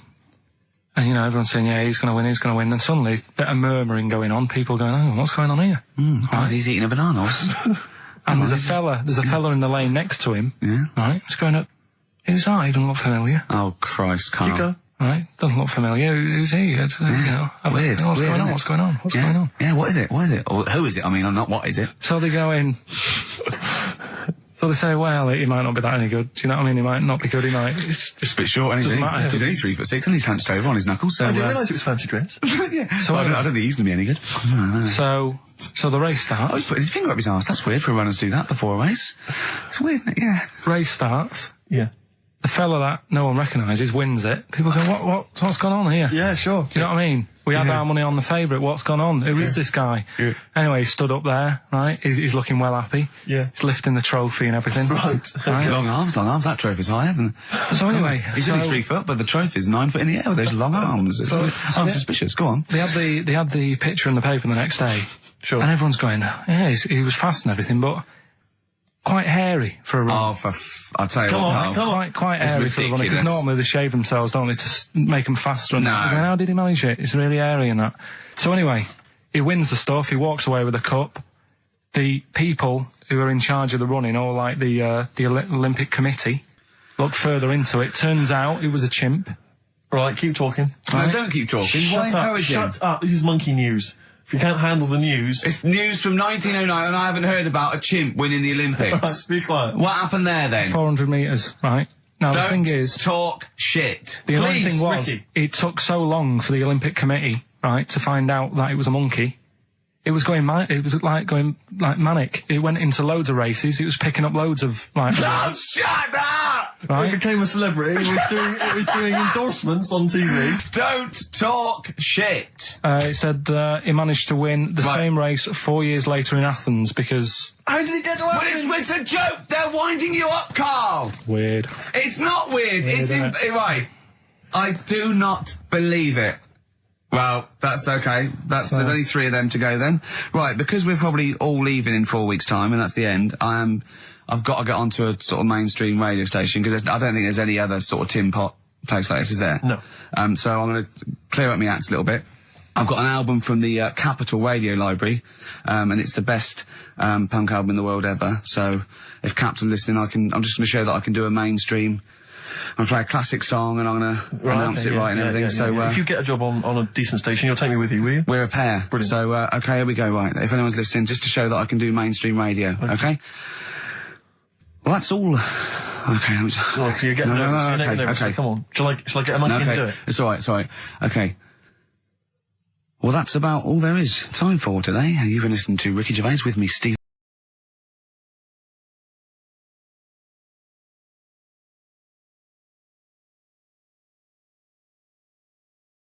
That's good, isn't it? On XFM 104.9. Brilliant. Great DJing there. Well, I've heard it before. Good, isn't it? Yeah. No, it was good. It was very good. It was very good. I was watching cable TV. I do a lot of that. And there's an advert I've noticed. It reminded me of the sort of adverts you used to see when I was a kid. It's one of those attempts to kind of educate young people. But doing it in... Yeah. Yeah. It's on MTV, but it's one of those things where it's clearly been made by people who are in their mid-40s. Who have never been cool. Yeah. Who've been working really hard to get into TV all their lives. And now are trying to appeal to, you know, funky and possibly wayward young people. Yeah. And it's kind of... Nerdy wows. Yeah, exactly. And it's a kind of stunning model, and 2 of her stunning model friends. But they're just a couple of average girls, you know, going about their business. And, you know, it says something like, it's all shot very funkily, like a kind of, you know, lock, stock and 2 smoking barrels kind of thing. And it's a girl, and she's just grooving along with her friends. And it's kind of like, the captions are things like, you know, Isabella's 17. She's cool, she's quite funky, she's got these great friends. And they're sort of hanging out, laughing. And she just pops into a tattoo parlour. Why not? Her friends are like, what are you doing? But she just goes in, you know, she has a tattoo done. And it sort of says, she's wild, she's crazy. You know, she lives life as she sees it. She takes every day as it comes. She's not tied down or anything. She doesn't smoke cigarettes. Yeah. So if if you think she's cool, if you think she's cool, if you think all this is cool, then you probably won't want to smoke cigarettes. Exactly. If you want to be cool, then like Isabella or whatever. Except the thing with that is that people watching that, the youth watching that will go, well, Bill at my school, he smokes and he's cool. Exactly. Yeah. Well, this is the problem with it. Yeah. It's not that the impulse is wrong. The message is fine. It's just this thing I can't imagine those things ever working with young people. No. With youths. It's like when you know, what was it? What it will do is that you'll get a lot of 13 and 14-year-olds sneaking out and getting a tattoo. Exactly. So the parents be going, I'd rather she smoked. Exactly. She might give that up sometimes. That's her life. She's got a spider's web on her face now for the rest of her life. Yeah, exactly. Yeah. But it's like, you remember that thing when they tried to get young people to vote? Do you remember that? Was it Rock the Vote? Was it called Rock the Vote? Was it people like Billy Bragg and people kind of... Yeah. I don't know who that appeals to. I don't know, you know, some youth is kind of smashing up a bus shelter, throwing bricks at old people. Goes, what's that, Billy Bragg? Billy Bragg, yeah. I just can't, I don't believe it ever. I think it was Mick Hucknall was another one. What's that, Mick? Oh, dear. Well, I remember the ones where you just, if you were going to go off with a stranger, your cat went, well, don't. Yeah. Ask mummy first. Yeah. And I remember I was trying to jump in cars left, right and centre, but my cat, when I was like 5 or 6, would go, and I go, good point. Yeah. You're right, he could be a nutter. But I seem to remember the Charlie's... The Charlie Says. It was Charlie Says, wasn't it? Yeah. Charlie Says. Charlie Says. I always find them really unnerving. He lived in that really eerie kind of world where you never really saw anyone. Yeah, but it was very kind of, it was very eerie. It wasn't a very kind of comforting world. They hadn't spent a lot of money on the cartoon. No. No. But I always got the sense with him that he was probably really quite lonely. But I like the fact is that... And he had a cat. Mummy was so pleased, but by the time I came out, they'd gone off and I missed the picnic. But Mummy was so pleased that I'd asked her, she gave me an apple. No, I think Charlie got something he liked. He gets a fish, right? I was thinking, an apple? No, I seem to remember it being that... I'll get an apple anyway, get me some sweets. Yeah, or a tattoo. I always thought it was a con when your parents got you some clothes you needed for Christmas. Yeah. I'm not falling for that. Exactly. I'd go, look, I'm getting the clothes anyway. I want battling tops. But the Charlie says, I seem to remember when they asked him to go off for the picnic, by the time he'd asked Mum, because she was on the phone, I don't know who she was chatting to in the middle of the day, the kids had gone. One of her clients. Exactly. I seem to remember that he said, don't worry, he was fine because Mum took him and Charlie on a picnic. Not as good. Who'd rather go with your mates or with your mum on a picnic? And your cat. Yeah. I mean, I think they were friends. There's Scotch egg sinks of fish. Well, I had to bring it for Charlie. Don't bring raw fish in the picnic basket. I think they weren't friends of his. They were just local kids who go, let's go and ask that weirdo with the cat if he wants to come down the park. Let's go and ask the weirdo who thinks the cat can talk, and then run away when he goes to ask his mum. When he goes off to ask his mum, they're just going, ask your mum, ask your mum. Yeah. Hello, hiya. All right, we're the local lads, the cool local lads. We smoke, we got tattoos. Do you want to come and play with some puppies in the disused mine? Ask your mum first.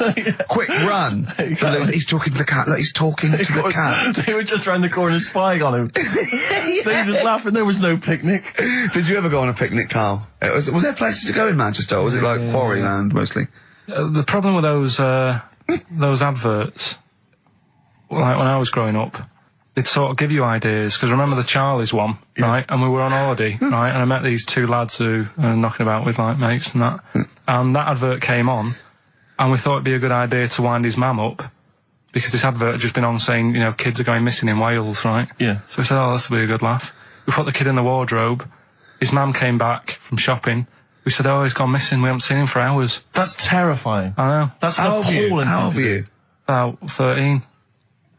And what was his mum? She must have been. Yeah, she was going mad, and that's when we thought, oh God, we've gone. Will we say anything? Will we pretend we don't know where he is? Open the wardrobe. He'd suffocated. Yeah, that's horrible, Carl. I know, but it's just what you do, isn't it? It's just what you do. Well, no, you do. What do you mean? It's just what you do. What was it? Was he in the wardrobe? Was he listening to this? Why didn't he go, Mum, it's all right, when he heard her crying? No, she wasn't crying. She was just panicking and like screaming a little bit and that. Screaming a little bit. Okay, we'll tell her when the screaming starts. Exactly. Yeah. And then what's the other thing? Like on the same, like, you know, all this was going on when I was growing up. And one time we're on holiday, and my mum says, right, if you're going on the beach, it's a big beach. But you know, if you're going to go out and play there, I need to know where you are. So where are these bells? Where this cowbell round your neck? She gave me a balloon. Good idea. A balloon, and it just, you know, sort of attached to my arm, so wherever I was playing in the sea and that, you can see the balloon and that. Brilliant. But then the problem was, everyone else thought that's a good idea. And it was just like loads of kids with balloons and that. Oh, I ruined it. So that didn't work. Yeah. Had to bin that idea. Weren't you in a car park once? Oh, no, it was New Year. And we were all gathering up, you know, like in Trafalgar Square at New Year, everyone gathers and they have a big kind of party and stuff. Well, in Bristol, they do something very similar on a smaller scale. And I was there one New Year, I was with my friends, and for some reason I picked up a balloon during the evening. You know, I don't know where I got it from, but I was holding this balloon, and these girls came up to me, and I thought, yeah, nice, you know, maybe a little New Year kiss. They came up, they said, hey, are you going to be here for a while? And I said, well, yeah, I probably will. They said, it's just that we've arranged to meet back at you at midnight. What do you mean? Because I was so tall I had a balloon. I was towering above everyone else. I said, what? I said, we're going to meet back at you at midnight. They said, don't worry, you can go about your business because we can see you wherever you are. This is where Nelson's column is. No. No, this is in Bristol. Oh, right, okay, yeah. And so I'm sort of wandering around, and then at midnight these two girls turn up again, and some of these lads come and meet them, and they're sort of laughing and joking. I'm thinking, oh, they're probably going to invite me back to a party. I watched them get in a cab. They went off. They had a wild night. But then I did have a balloon, so it was a great New Year for me. I did have a balloon. Oh, should we have a little bit of Tupac? Yeah, if you want. Yeah. There's a great lyric in this. It's picture me rolling, right? But at the end, he's saying about look at me now. I'm drinking Remy and I'm in a Rolls Royce. And he goes, oh yeah, I forgot the DA. Can she see me from here? Can you see me, ho? And I think this is like District Attorney turning on the radio and Tupac going around going, can that ho see me? She's going, yeah, I can see you. Yeah, it's brilliant. Tupac. I'll tell you what, we should get rolling. Rockbusters. No. All right. No. Well, he has done it. He just said that he was worried about it because we said it's the last one. What do you think, Carl? I just don't think I mean, can I just say now, Carl, seriously, I'm only responding to what we're getting on the email, which is people do not want Rockbusters. They really... There's one guy here he says, it's James Pooley, he says he's preempted Carl by giving my answers to this week's quiz. I don't know what the clue would be, but his answer is no Van Ear. Nirvana. Yeah, good. Nirvana, yeah. That sounds like one. Number 2, he's just guessed. I don't know, again, what the clue would be, but the answer is Kid Creosote. Yeah, that's good. That's a typical Rockbuster. That is brilliant. That's a better game. And the last one is Harry Seacombe. Yeah.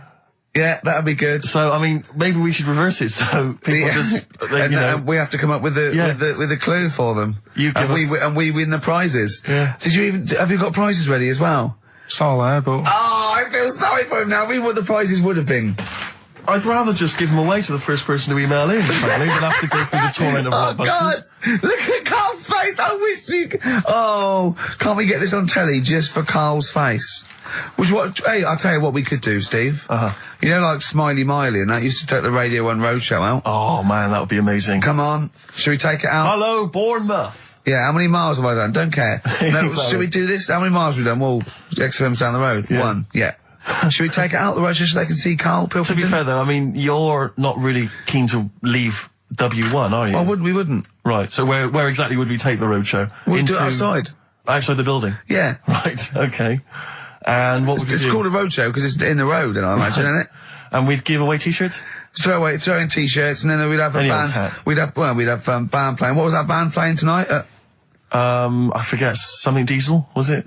Yeah. See, instantly forgettable. I mean, that was my point, really. we could have them on. Yeah, great. Yeah. Get a couple of celebrity pals down. Someone from Big Brother 2. That would be ideal. Well, Josh, the other little gay fella. Yeah. He'd come on, just wave. Yeah. I'm beginning to like the idea. Yeah. Brilliant, yeah. So we'll have Josh, something Diesel, we're playing the Bull and Gates tonight, whatever it is. Yeah. Well, I'll throw out some T-shirts. Yeah. And then, Karl will do a live Rockbusters. Yeah? Well, I don't know. Do you want it? I just think that ruins it slightly. It would just bring the whole afternoon down, Rick, I think. We get it sponsored by someone. Yeah? No? Well, I'm just trying to inject a bit of... Read the prizes, what they would have done. There's a PlayStation game here. I guess it's maybe not been released yet. It's a little demo of that. What's this? The American Song Poem Anthology. I don't exactly know what that is again, but lots of songs on there and a couple of compilations, arbitrary compilations, the Club Anthems compilation, the best summer holiday album ever. Wow. You've certainly sold it to me, Steve. The best air guitar album again. Brilliant. And an old edition of Only Fools and Horses. So, you really haven't put the effort into the prizes, Karl. So if that's the prizes, if that's the whole point of the competition, and they're the best prizes you could conjure up, in God's name, how bad are the clues this week? That's why he doesn't want you to do it, Karl. Alright, we won't bother. Forget it. Doesn't matter. Good. Excellent. Well, that's resolved. Brilliant. That's excellent. What we have got, though, is Educating Ricky, haven't we? Well, another one of my little things. Oh, it's brilliant, then. So how long's this going to last before you want to get ditched this? Well, we'll see. A couple of weeks. It's not like that, Karl. It's all one. It's all it's one.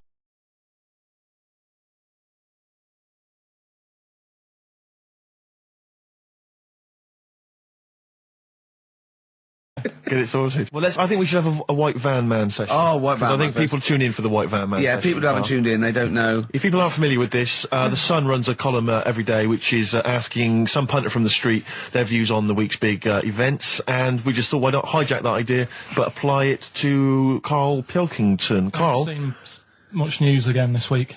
You've not seen much news? Don't worry, I'm sure you have an opinion on it. Just give us it from your heart. So, Gladiator. Okay, so, well, on the subject of Gladiator, what do you make of Russell Crowe's appalling behaviour at the BAFTAs? This is, I heard a bit about this. This is, when he got some director or something, because... Intellectual producer and threatened him, because they cut his bit, didn't they? Yeah, they cut a poem that he'd done during the acceptance speech. I watched it on Sunday night. Sure. I didn't realise it wasn't live, to be honest. Yeah. But I quite liked the way it was to the point and didn't mess about. He went up, he said thanks. So you're saying that he shouldn't have beaten up the director?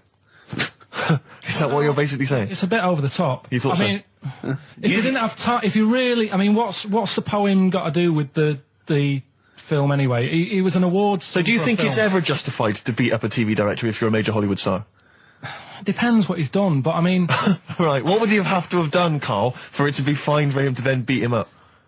The thing is, right, forget all the beating up. At the end of the day, it was a awards thing for a film. The poem had nothing to do with the film. Yeah. So go up, collect your award for that thing. And if he really, really wanted people to hear about this poem, he could have photocopied it and left it at the entrance and said, on your way out, this is a really nice poem, pick one up. No, but the thing is, he knew it was televised, so he knew by saying that poem once, he was reaching 5 million people. That's a lot of photocopies. Do you see what I'm saying? I'm not saying he was justified. It wasn't a poem award. If it was an award show for poems, you'd say you can't cut it out. It'd be like doing the top 40 and then going, number 1's good, but we haven't got time for it. But it's a films thing. Okay. And he went up and he got the award for the film. Which film was it for?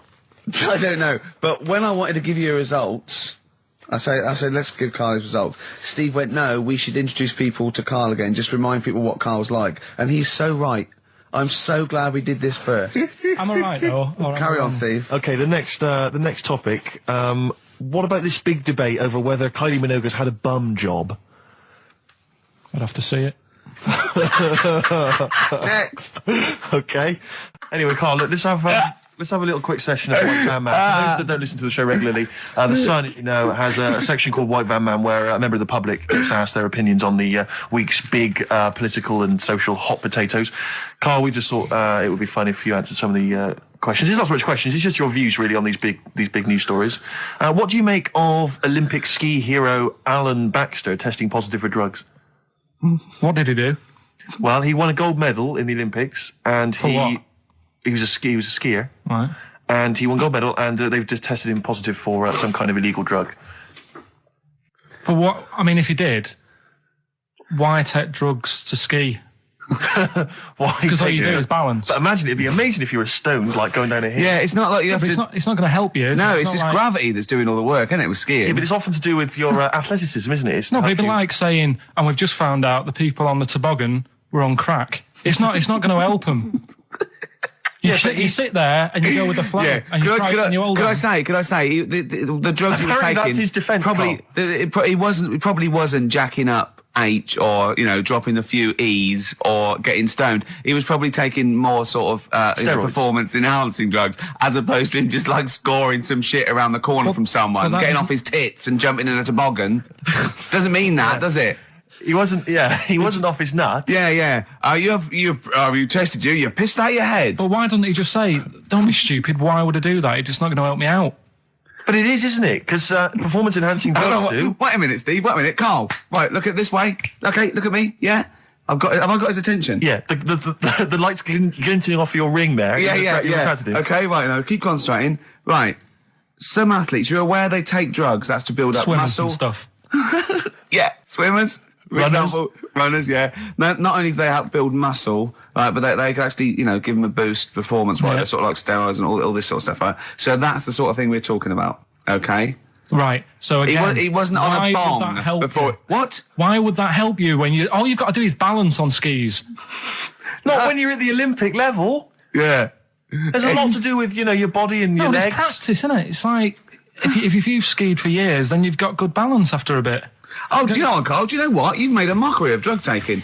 Well done. Right, next one, Steve. I hate this. Okay, what about the fact that the pension crisis is going to force Britons to work into their 70s, Carl? You might have to carry on working into your 70s before you can claim a pension. I think it's a good thing. Because you see a lot of old people who look bored. Okay. And I honestly think if you keep your brain busy, you'll live longer. Yeah. It's only when you actually shut down, right, that's when your body sort of dies because it doesn't feel it has a purpose. Yeah. It's like if you've got flu, keep going to work.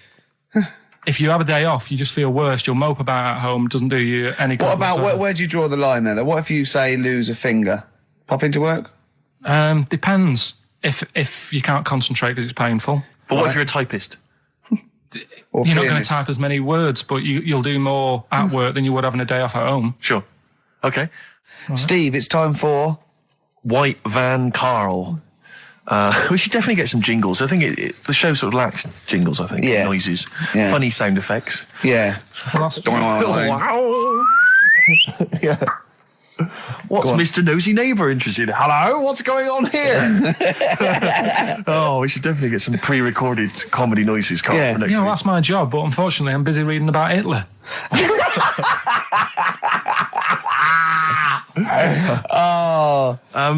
For those that don't know and aren't familiar with this feature, basically The Sun runs a white van man column where it asks just people who, every men and women, their views on news stories from the week, and we decided we'd just ask Carl his opinion on some of the same issues. This week... Not like us to rip off another idea and just use it for our own... No, but this time... The white van man in The Sun this week is Herbie Crossman from Harrow in Middlesex. Herbie. And he's asked his opinion, Carl, and what's yours, on pop idol Will Young admitting he is gay. Come on, Carl. I don't understand what the big deal is, to be honest. Okay. Talking to different people about it, and they've said, it could affect the sales, girls won't like him anymore, which I think is rubbish. Yeah, because it finished George Michael's career, didn't it?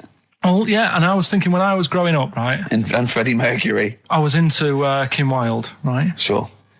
Now... And her kids. You're not going to tell me she's gay, are you? No, but if they said, she's a leather, right? I wouldn't say, right, that's it, I'm taking kids in America back to the shop, I'm disgusted. Sure. I liked her. Yeah. I don't think I'm ever going to meet her and marry her and that, so what does it matter? Yeah. Will Young, he's a good voice, he's gay, a lot of gay people in the world. Georgie boy was gay, I guess. There you go. Nothing more and nothing less. The kindest guy I ever knew. So Do you Bowie? No big deal. That's one of your favourite songs, isn't it? Brilliant. Killing a Georgie Parts 1 and 2, isn't it? Yeah. Okay, what do you say to the fact that a judge has decided that we, the general public, have a right to know about stars' flings? Basically, this is an excuse. This is basically saying, should papers be allowed to print tittle-tattle about celebrities? Oh, this is... Providing it's proven true. Oh, this is something about, isn't it, a Division 1 football or something? It's definitely out of Premiership football, it's unfair. And it is true, but he's trying to keep privacy. And the judge said, well, it's not for us to censor the press over things that are true. Right. It's up to the general public to either boycott or not, that publication. What do you think, Carl? What about all this, exposing, going through the, the bins of celebrities? It's not right, is it? But no. People are interested in it and buy the papers to read it. Do you know what I mean? I mean, like I said to you the other week, everyone has a go at Beckham for not being that bright. But at the end of the day, he's a good footballer. It doesn't really matter what goes on.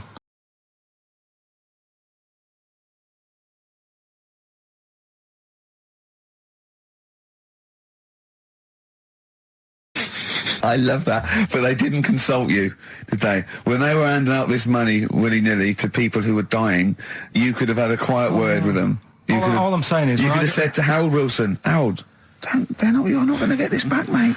You are not going to get this back, mate. When I wanted a mortgage, I had to supply 3 wage slips, is what I'm saying. I was double-checked out loads of times.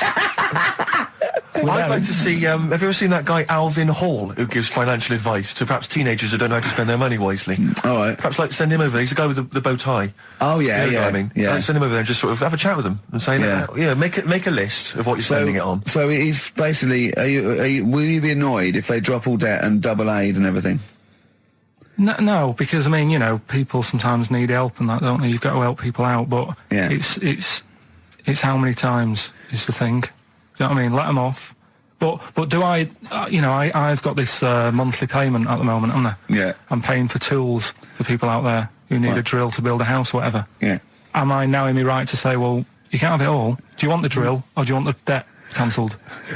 This is what I'm saying. I'm just, I'm all happy to help people out. Do you think they're taking us for a mug? Is that what you think you might be taking? We'll see, won't we? Time will tell, won't we? You know what I mean? If next year at the same time Geldof's putting on another gig, I'll go, what's going on now?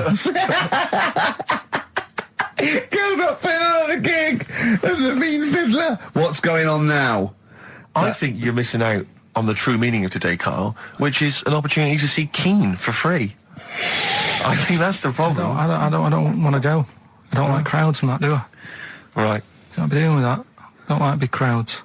People, because I was talking to people at work about it, and they were saying, it's a big occasion, it's one of them events, like, you've got to be down there, because in years to come, when they say, were you there, I don't see what's good about having a memory being stuck in a crowd of 150,000 people. I'd prefer to do something nice, say if I have like a nice cake and a cup of tea, right? in years to come, when they go, do you remember that day when we were all cramped and what have you? I'll go, no, I was on a nice cake and a cup of tea. So I've got a nicer memory than them.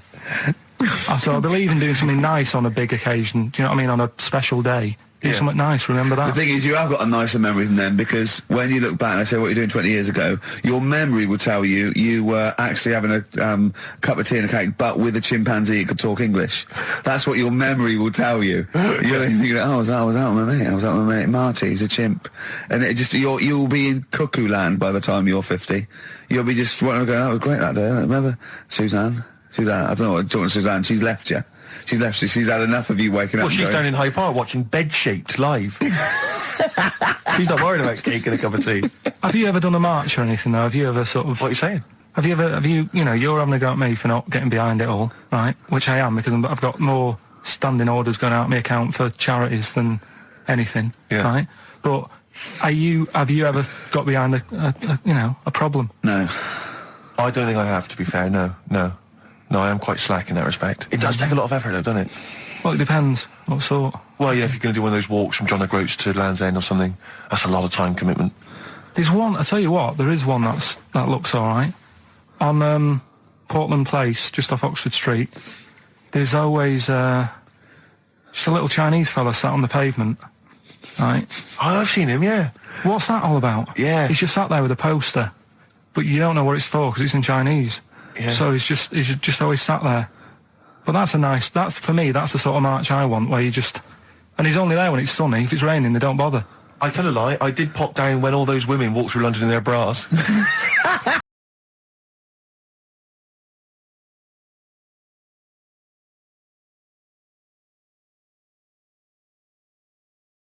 Those papers, no. So... Is this the same one or a different fella? I think it might be the same guy, I'm not sure. Trying it on. So there's a huge conspiracy amongst these Chinese villages that every when time... When you get to about 50, say you're 70, because no one will believe us. Well, if you can confirm or deny that, then please email in, ricky.gervais@xfm.uk. This is the Racist Show on XFM 104.9. Call in if you're anything less than a little mank. Outcast, Hey Ya, on XFM 104.9, with me, Ricky Gervais, you, Stephen Merchant, GQ Presenters of the Year. Radio Personalities of the Year. It's official. We're the best radio personalities of the year. We got that award sent to us, didn't we? And we did a little thing. But it was only our two names on it. It had your name, Rick, definitely. I remember that. It had my name. And your name. Didn't see Karl Pilkington's name No. anyway. And yet he's the one with the day off and the money and the conning the MD and making him cry at home. Let me just remind. Can I just check that again? So he's made a fool out of the MD. He's made a fool out of the MD. And all the major, basically all the capital this shit shareholders. About, I'm not sure if I'm coming back or not. I want a day off then, which is the same day off as his girlfriend gets off. So Convenient. he's just like walking around, I don't know, Hyde Park, just feeding ducks, when he should be working out what he can do instead of Rockbusters, which is basically Blockbusters with a word changed. Christ's sake. Right, if that's annoyed you, I'll tell you what has really wound me up. Go on. The last week or so, this postal strike. I tell you, Rick, I have got no sympathy for him. I'd be a scab. I'd be walking through there and I'd be giving him the finger. I'd go, you can intimidate my family, I don't care. I don't care because the post has got to get through. Because I'll tell you what, it's not the fact that, the unions, they could organise a strike. I'm behind that, it's fair enough. But not when it's these wildcats. They're just out there, they're just taking days off willy-nilly. They're sealing out the post boxes. It's going crazy. Maybe Karl could deliver a few records Monday. Well, I know Karl must be livid because his copies of The New Scientist and the Literary Review haven't turned up. So he's in a terrible way. And I got important documents that are supposed to be coming to me. There's nothing. There's hiding the hair of it. And I was cooking last night, and it got me panicked because I was thinking about if this just is going to spread now amongst other organisations and other groups. And do you know what? Like a cancer. It was partly because I was cooking. Yeah. But I suddenly become terrified that they might go on strike. Go on. The guys in charge of the potatoes. Oh, anyone involved with potatoes. I had so much the mash farmers. last night. I had so much sausage mash at the second helpings that I had to sit on the edge of a seat so my stomach could hang down. I love spuds. Spuds and bread. I could not do without spuds and bread. I feel like maybe I could make my own bread. Spuds, I wouldn't know where to start with a spud. Yeah. And it's like, they're amazing. You can boil them, you can broil them. Yeah. I don't know what broiling is, but I suspect it's tasty. I don't think it's as good as... I mean, obviously the chipped potato is... For the working classes, it was always on. The chip fat fry was always on in my household. The ceiling, the the the death trap fire, polystyrene ceiling was yellow. Exactly. Come Wednesday in our house. And, we always had chips. Because all I remember hearing, if I think back to my childhood, all I remember was, gotta stop and get some potatoes, or phone your dad, tell him to get some potatoes. Well, that was your job, wasn't it? Carl? Yeah. I mean, it does concern me because what did you have to do? Didn't you have to fill a diary out for your teacher? Do you know when you're at school? I don't know if you do the same thing, but you get like a little red book, right? And every night, I think it was a way of the teachers sort of keeping an eye on you. So if you went out robbing, if you wrote it in your diary, they'd go what you're playing at. Sure. Right? So you'd have to write down what you did every night. Yeah. But I didn't get up to that much at that point. Sure. I used to just go on my errands. Yeah. And it was my job to like... I haven't heard errand since the 70s. Nice to hear that. I went to U-Phase, right, the little local supermarket. Yeah. And I got... What's it called? Euthanasia? What? I did... U-Phase. U-Phase. U-Phase. U-Phase. Yeah. H-U-G-H. U-Phase. Oh, Hugh Phase is his name, right. Yeah. And I Euthanasia, just had to get like a bag of potatoes. Of course you did, yeah. And a loaf. Staple. So I used to put that in my diary every day, and it got to a point when like even the teachers were like, just make something up. Yeah. Stop putting the same thing in. Sure, start joyriding or something. Live. I remember when Jane was little, she was at school, I think it was about telling something like that, do a project over the week, and they were given a big list of, like a list of 100 animals that they had to tick when they saw one that week. And the teacher knew she cheated because she ticked beaver. So she was trying to win and get it, as you knew, unless it was Susie Dibblethwaite's beaver. I know the school slut. I don't know, maybe. I don't know. But, yeah, so, I'm just, as I say, it feels like the potato people have got me over a barrel. You know, I mean, they could hike the prices up. I still have to buy the potatoes. I got nothing else. I got to have that. You know, you got your fancy pastas for the upper classes, but for the working classes, it's chips or mash, isn't it, really? Yeah, no, I wouldn't worry. I don't think people who do potatoes are going to go on strike. I don't think so. Because we just go and pick them ourselves, don't we? Or grow them ourselves. Sure. What would be the most pointless strike? What would be the strike that we went so? Do you know what I mean? I'll tell you one strike that would go so. Those guys who do sketches in Covent Garden. Yeah, take me a picture, or they do a caricature of you. The strike, imagine the strike! You go out and you go, well, I want one with a big nose and a big chin. I want an amusing caricature of me and my sister. yeah. Oh, dear. But I need a sketch, I need a pencil drawing of Leonardo DiCaprio. Looking like a monkey. I mean, how are we going to get this? This is unbelievable.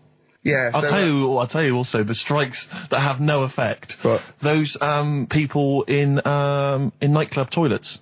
Who just, you know, kind of there, they got the Lynx deodorant sprays. Oh, no, quite controversial at the moment, with the Tweedy case. Oh, the Cheryl Tweedy case. Do you know what I mean? Sure, I got some thoughts on that, actually. Like what? Well, maybe we play a record, I'll share my thoughts on. Well, coming up, some Steve Merchant thoughts on the Cheryl Tweedy case. XFM 104.9. Some R.E.M., Rick? What's the frequency, Kenneth? What's the frequency, Kenneth? I'll tell you, it's 104.9 XFM. I'm Ricky Gervais with me, Steve Merchant, and Karl Pilkington. Karl, the user Pilkington. Just takes. Takes. Destroy the man. Over to you, Steve. You should talk like that more. It's cool and sexy. Thank you. I make it clear now, I do not condone in any way, shape or form what Cheryl Tweedy did.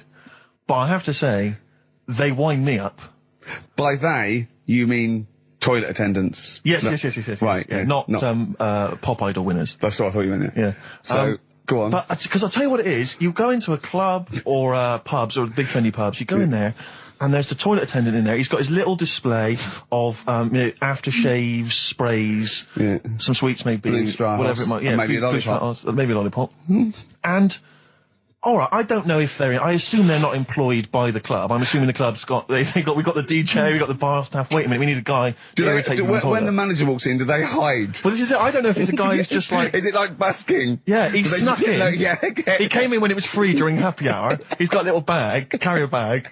Yeah. He snuck in the toilet. But the thing is, it's the fact that toilet attendants, fair enough. I mean, I'm happy if a toilet attendant sneaks in under cover of darkness, cleans it for me, and then shoots off. But it's when I have to see them there. I feel guilty because it's like, I maybe wash my hands, I'll forget he's there. He'll hand me a paper towel. Suddenly I've got to tip him like a quid or something. It annoys me because I wash my hands at all. I don't usually wash my hands. I sometimes don't even bother getting my knob out. I do it where I stand and change my trousers when I get home. Exactly. So it annoys me I have to go through this charade of getting it out, slushing out of it, shaking it dry, and then washing my hands. See, just just he 'cause did any of those elements, What, I'd shaking tip it him for a you? quid, yeah. Pop it out. But yeah. not to hand me a paper towel and get it myself. And I know. it's this guilt, and sometimes I'll hold it in because I'm nervous I don't want to go back in there. What It's annoys costing me me a is that, fortune. like a posh award ceremony, it's a pound a piss. It is a pound a piss. Do you know what I mean? So, Or in a top hotel or something. Yeah. It's absurd. And I'll tell you what's worse than that. I know that he's doing it because he's got to feed his kids, but it's the fact that I've got to look him in the eye.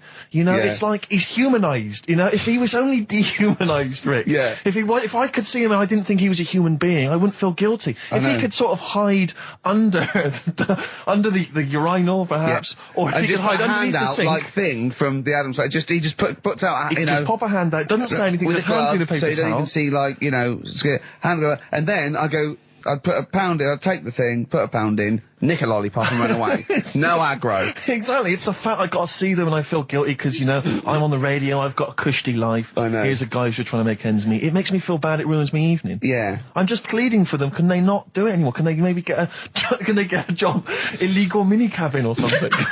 Please. Born Again, Star Sailor on XFM 104.9. We're back. It's the 1st of November. Ricky Gervais, Steve Merchant, Karl Pilkington. It's the same old email address if people want to get in touch, ricky.gervais@xfm.co.uk. We've had a couple of emails, Rick. Someone, actually Ian, he's emailed in, he said that because of the blinking postman, it's his wife's birthday today. She's had no cards or presents, because, presumably because she's got no friends, but also because of the postal strike. But you won't be able to use that excuse for Suzanne's birthday again, because she knows that the postal strike won't be on around that time. All right, Carl. But anyway, so would you just say happy birthday to Tracy? Have those condoms run out yet that you got for Christmas? Carl? I've still got them. Have you? Just say happy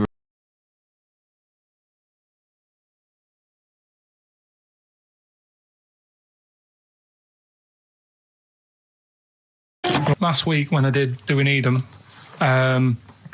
do you know when I called up one of the museums in a science museum? Yeah, you talking to me? Yeah, I'm just saying, I wanted to tell you before when the song was on, but you're so busy listening to it. Yeah, that was I so busy listening to a song I was playing? Yeah, but we're doing a radio show, aren't All right, we? what's your point? Well, I just wanted to say, she emailed in to say I got her name wrong, so I'm just apologising for that. What did you call her? I think I called her Jessica. What was her name? I don't know, I've got it on email somewhere. This is not an apology! No, I'm You've just got saying... it wrong You've not again! even said her real name! How is that an apology? Well, I remember, I read the email, so, yeah, I Who are you apologising to? think her name's Jackie, I think. Oh, you've got it wrong again, haven't you? Well, anyway, and she just said if you want to see dinosaurs and that, go to the museum. You were complaining about that as well, weren't you? You went to a museum and there was too many dinosaurs. He said you just need 4. No, well, Steve, have you been to the one in Knightsbridge? I think this so. one that I called up, right? It's nice. You go in, you get a good collection of stuff. You walk in, there's 3 or 4 dinosaurs. You've had enough, right? I went into New York, right? I went to the museum there, hundreds of them. You can't move for dinosaurs. Yeah. It's almost like they're responsible for them being extinct. There's loads of them. So all I'm saying is, if you want to see a dinosaur, go to the one near Knightsbridge. They've got a nice selection, some old vases and stuff. It's worth going. So... some people emailed in the songs with stories in it. One of them was Babushka, and he went, "What's that?" And I went, "No, it's Katie Bush." I went, "What is it?" I said, "Oh, it's about a woman who dresses up as another woman and seduces her husband." He went, "They wouldn't work." Just dismissed it like that. Why do you think it would work? Because you'd know. I mean, say like, right, Suzanne, right, who I go out with, right? She can see me from, say, if I'm coming down the high street. Yeah. She knows it's me by the way I walk. Right. So, just the fact that this woman went and put a wig on, there is no... You haven't even heard the song! I know, but you're saying that she put a disguise on and he's like, oh, I fancy her, and he takes her out, and he doesn't know it's his missus. You're not buying it. I mean, I'm controlling this Whereas feature. the flea with your brain going to Glasgow, perfect sense. Yeah, Babushka, rubbish. Carl, can we have the tomato story after the next tune? Yeah. Bit of Coldplay. Yeah, love it. Yeah. I was watching, did you watch The Mammals in the week? No, David Attenborough. No. I was thinking, actually, right, all this MTV stuff, if there's one reason why I'd like to do it, is I was watching Attenborough, the Mammals programme. I reckon I could do something like that. Right. And just have like me, instead of Attenborough, like a young, sort of fresh person. Yeah. watching like certain animals and saying, "Do we need these?" Do you know what I mean? Yeah. Oh God! What do you call it? Death on Earth. Well, That's amazing. Do we need these? And, No, 'cause there's loads of and the stuff. audience at home would vote. Would there be something like Yeah, telephone like a vote? vote out system. Oh, But the thing is like, it's something interesting that Attenborough was saying the other night on on Jonathan Ross's show, on his telly show. Right, he was saying, he said you could take all the humans off the Earth and it would carry on, but take like some animals off it, mammals and that. You got problems on your hands. I thought that was quite interesting. Yeah. So it's like the question is, do we need these? Is that part of the big thing? Right. Like jellyfish. Yeah. We've talked about jellyfish. Yeah. Yeah. So which mammals in particular were You talked about watching our that Zoe you Ball thought- show, haven't you? Hey?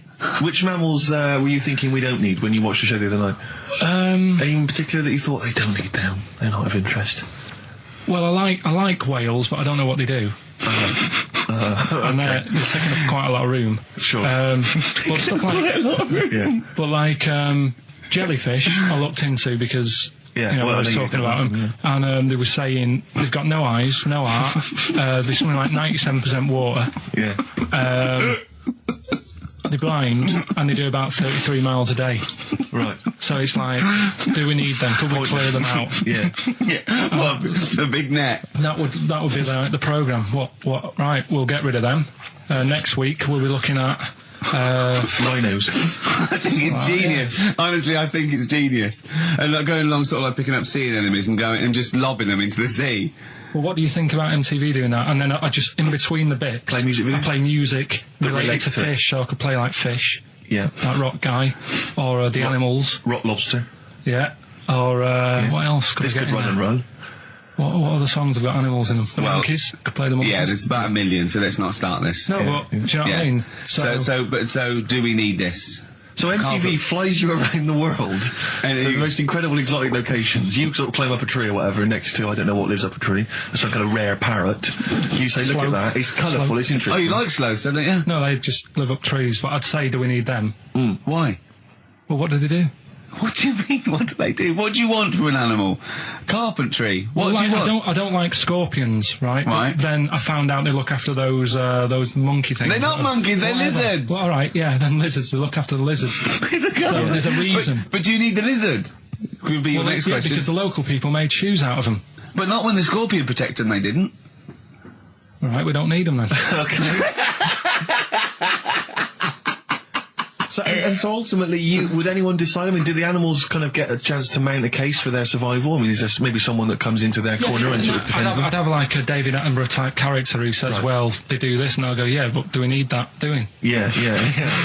Okay. So what does an animal need to do in order for you to feel that it sort of gets a chance of life? I mean, like a pet, like an animal, like a dog maybe, or a cat, I mean, they give a certain affection to its owner. Is that a valid reason to survive? Not particularly for you.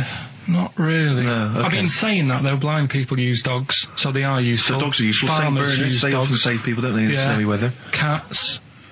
I'd have to think about it. Okay. Keep the mice down. Yeah, but you've got rent-a-kill. Okay. So what I'm saying is something that will affect the world. Right. I think you'll find everything does. Except Carl. I'm not sure what effect he's having on the world. I'll tell you what, though, Steve. Right? Did you watch the mammals? I didn't see the mammals. They had bison on it. Right. The weirdest looking things you've ever seen. Yeah. They've really Again, you're on dangerous ground here, Carl. but they've really got it's like, decide what you want to look like. It's just a mismatch of stuff. It's got a really big airy head. Yeah. Unlike you. Sort of bald at the back. Right. Sort of It sounds like thinner. someone you went to school with. Was there two of them? Oh, brilliant. That's nearly it, Carl. Right, what's your last room 101? Oh, God. It was, holidays. Holidays. You want to put holidays in room 101? People who are sort of annoying on holiday. Oh, yeah. Do you know when you go away? Oh, yeah. It's sort of touched on this before. Is this going to be the Scouse guy? Yeah. Go on. Oh, it's so long, though. I mean, it was holiday when we went to Tunisia. And the Scouser pissed you off. Surprise, surprise. Yeah. Yeah. But the annoying thing was, when you go on it was a cheap holiday, and like the lesson here is, if you want a good holiday, you gotta like spend some money. Yeah. And we didn't on this one. We spent about, I don't know, 400 quid for 2 of us for like a month or something ridiculous. And we got there, and you get to the hotel and you go, we have made a mistake. It's a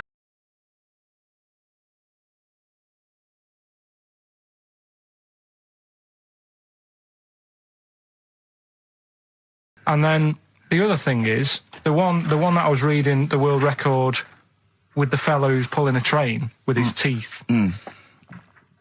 Does that make any difference that he's done it with his teeth? What do you mean? Well, what difference does it make? Well, isn't it? It's quite hard to pull a train with your teeth, I imagine. Well, it's pretty hard to pull a train. All I'm saying is it because he couldn't beat the fella who's pulling it with his hands? Well, this is my point. I think there was one bloke with the record for the running backwards 100 metres was sort of like 11 and a half seconds.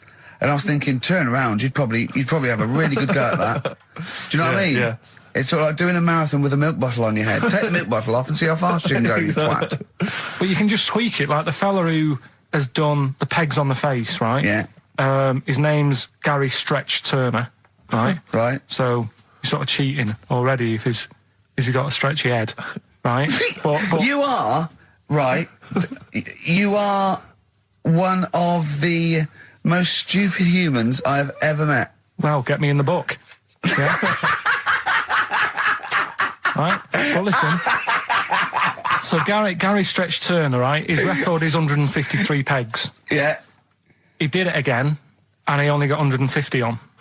So he hasn't broke his own record. Right. But what I'm saying is, if he tweaked it a bit more, would that make a new record? What? Well, if he said, I've got 150 pegs on, but at the same time as eating a burger. I see what you mean, yeah. He'd be the world record breaker for pegs and eating burgers at the same time. Yeah, just change it a bit. If you know you're not going to make it, just do something else. I'm assuming the rules are set at the beginning, Carl. That's Yeah. it. That's where they say, right, you're just going to do the pegs thing. You're not going to introduce burgers halfway through, are you? Definitely not. And then they have a go. I was on one leg, not interested. How many pegs? 150. Can I just ask very briefly, I was quite interested by the family had to move because they lived on Butthole Road. Yeah, I quite like that one. Now, I don't know if I've told you before, Rick, where I used to live. I'm not going to tell you the name of the street that I used to live on, not on air, because my parents still live there and I don't want, But I'm going to write it for you now. This is the genuine name of the street I used to live on. And just imagine when you're at school. Yeah. And like in class, for instance, in French, you've got to say, you've got to answer where you live. Yeah. J'habite, wherever. Yeah. That's the name. This is actually the name of the street we lived on. No, it's I not. swear to God. That is... Absolutely right. I could phone my father now and he could confirm that for you. I swear because he doesn't want to God. And I tell you that... But listen, do you know what worries me? It's the apostrophe S. I know. Because that's blatant. Yes. Amazing, isn't it? That is incredible. But imagine how embarrassing So that if was. I look that up in the Bristol... You will find that in the Bristol A to Z. I swear to God. That is really... Why have you never told me that before? I can't believe I haven't. That's I'm incredible. still embarrassed now. Do you know, whenever I have to phone up, if I have to give that address, I always spell it instantly. Really? Like, somehow that'll hide it, that'll disguise the name. But I can't get over that. Anyway,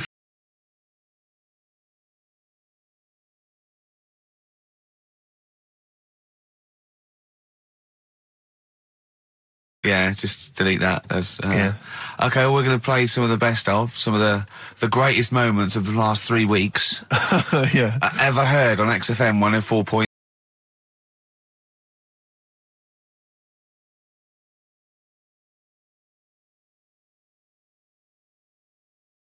Right. We've got Rockbusters, that's rolling. There's people coming in, they're getting them right. I don't understand it myself. As ever, Rick, you'll be amazed and confounded. So I don't know the answer, and I haven't looked at the answers. I just like that moment. It's like when you go down Christmas and you're excited about a present, and it's like some condoms. You know what I mean? Well, I love that. that moment. Yeah. I don't know how he's going to top that next year. I don't know how he's going to top that. All I can think of is some corn plasters. Right. It's all right, love. The batteries are included. Got you a pumice stone. Right, now, and then we went on to a whole thing about homeless. He wants to do a game show with celebrities being homeless for a week. What do you think? Actually, I've got to say, that's not bad at all. It's not bad, is it? No. Right, do you know how, like, Lenny Henry went to the jungle? Yeah. Right? And you've got You've got who else did it? Joanna made slippers out of a bra, right? So I'm thinking, like, get a celebrity and say to him, no, just because. I'll tell you why, right? I'll tell you why all this came about. When I was walking back from that Christmas meal that I bought my girlfriend for 150 quid, right? Lest we forget, right? I was walking down Mortimer Street and there was a homeless fella there, and it was like, oh, you know, it's really, really bad. But the weird thing is, it was about, I don't know, probably about 8 o'clock. Yeah. No, about 9, right? And he was asleep. And I just thought, do homeless people ever think, you know, I think I'll have an early one tonight? Right? That's what got me thinking. It's a bit weird, the whole lifestyle of it, the fact that he had an early night. So, like, the fact, what, if it's a bit weird that he's sleeping not in a home, but on the street? No, it's just that if I was homeless, I'd probably stay up quite late, because it's not nice. Do you know what I mean? What are you talking about? Just being homeless isn't a good thing, is it? No. People forget how bad it is. Yeah. Right? But surely sleeping gets you out of reality. They sleep because they're tired. They can't sleep very well, so they need all the sleep they can get. Yeah, but sleeping's nice if you've got a nice big bed. What, you think that they can go, I'll stay up, I'll go to bed at 2, I'll go straight to sleep, and I'll pop up at 8 when the alarm clock goes off? Well, it's just what I was thinking, right? So I was thinking how bad it is, and it's, you know, especially this time of the year, you know. Yeah, it's terrible. It's the worst thing. And to sort of give it some publicity and get a bit of help behind it, get celebrities, someone like Phil Mitchell, maybe, off EastEnders, who's a big fella, he can look after himself, put him in a shop doorway, have some cameras set far away in a building or something, they can film him, and it's up to him how he raises money for food to eat. He could sign autographs. Well, they wouldn't know him though, would they? Because you never look at a homeless person. You get, what's her name? Gail Porter. Yeah. Gabby Roslin. Right, yeah. Narinda from Big Brother. Yeah. Who else would do it? I got a game show idea. Les Dennis, I reckon. I got a game show idea called On the Game. And what happens is, you get Narinda from Big Brother. It was your girlfriend's birthday, wasn't it? Earlier in the week? Or last week? On Monday, yeah. And, I mean, obviously it was a triumph with the stuff you got her for Christmas. The condoms. The box of condoms. Box set of condoms. Oh, yeah. Not just the singles, the whole set. Yeah, a complete collection. Brilliant. So what did you go for this time? What did you get her? Yeah, but... No, but it's her birthday. How long have you been together? About 9 years. Okay, so, ooh, God, it must cost you so much. I know, but it starts getting tricky, doesn't it? Because I spoiled her a lot in the first few years. Yeah. So then here's a packet of rubber bands. Enjoy them. Oh. Well, it's what she wanted. I mean, you're making out as if... No, everyone wants paper clips. Come on, what did you get her? Got her a new pair of gloves. Right. All right, well. And? What, nice leather ones from Selfridges or Harrods or something? They were good ones, the sort she likes, so... They weren't... Well, they weren't the little woolen ones that she had. Yeah. I thought that was a joke when she said he got me these, because I laughed. No, I know that's the one she did have. When they said it's his birthday, right, it was her birthday Monday, and me and Steve wanted to get her, and she went, he got me these, because she had those little woolen gloves on. I laughed, because I thought she was joking, Carl. That's what she wanted. Right. I've told you before about buying presents. Did those gloves have your name sewn in them? And a piece of string that ran over the back of your duffel coat? You know, I've never been into getting presents and that. I had the problem at that Christmas one, that time with the Victoria Plum. Yeah, we'd hate that. We'd hate to bring that back. We've done that. Because you talked about the book, because it's kind of to do with your dad, isn't it? He's a very bad gift buyer, was that the problem? Well, yeah, my dad just wouldn't bother. It was my mum who sort of made an effort, and she sort of worked out half of what I wanted, then she left it to me dad to get it off someone, see if he could get one cheap or whatever. I love the fact that usually people talk about, like, drinking heavily or violent abuse, right? Yeah. But here's what he's been left with and scarred with from parents is bad gift buying. Yeah, and that's the Victoria Plum incident. In the greater scheme of things in the world, that's not a bad thing to have, is it? Right, there was this, this is what it's like about getting presents and stuff, right? With my mum and dad. Go on. My mate, Colin, right? No, Colin Bailey, right? Yeah. He had a little Sinclair Spectrum, right? Yeah. Computer, which was like the thing to have at that time, right? Yeah. You used to always go round to his house. The deal was... Not the one you had to play through the window because you weren't allowed No, that's another lad. Oh, right? yeah. This is a different lad, and the deal was, he came to our house, and my mum gave him a pie. And then I'd go round to his, and I'd stay there for a few hours playing, you know, Hungry Horace and stuff like that on it. Sure. Right? Now, my mum and dad knew that I really wanted one of these computers, right? So I waited about a year. Came round to Christmas Day. I thought, I reckon might have one. Turned out they bought me the wrong one. They bought me a ZX81 instead of a Spectrum, right? And Christmas Day, I'm there trying to load the games up. It's not working. I'm thinking, what's wrong, right? And the thing with me when I was a kid, I used to get quite sort of agitated. This is the moment, right? I found out that it needed a RAM pack to make it work, right? Looking in the thing and it's saying, and make sure you put your RAM pack in the back. And I was like, oh, where's the RAM pack? And my dad's going, I don't know, I've got you the main bit. That's it. So, I was that wound up, I just was sick, right? Just sick. I didn't feel sick or anything, I just was like, oh God. Went to the sink, just sick. Because I was that on edge about it. I said, come on, we've got to get one. And my dad's like, Tandy's shut, we're not gonna get anything today. Ruined again, Christmas Day. That was after the year when my train set got blown up by our kid. The following year, no RAM pack. And now you ask me why don't I get good presents? He's scarred. He just I'm gonna die. Honestly, I'm gonna die. He's just being sick. Yeah. There's no RAM pack. Did you get to the bottom of it? Why wasn't there a RAM pack? You have to buy them separate. Oh, It's one of them cons. What do you mean I can't play Frogger? Oh no. So, wasn't there another incident when you threw up? Spontaneously threw up? Through sheer anxiety? I do get it. It's not so much now because I've relaxed a bit, but as a kid I used to be quite on edge all the time with certain things. Do you think that's what happened to your The cat wind. that kept being sick? That it didn't get the food it wanted? And it just threw up? Do you remember that? Yeah. God, so they shaved it.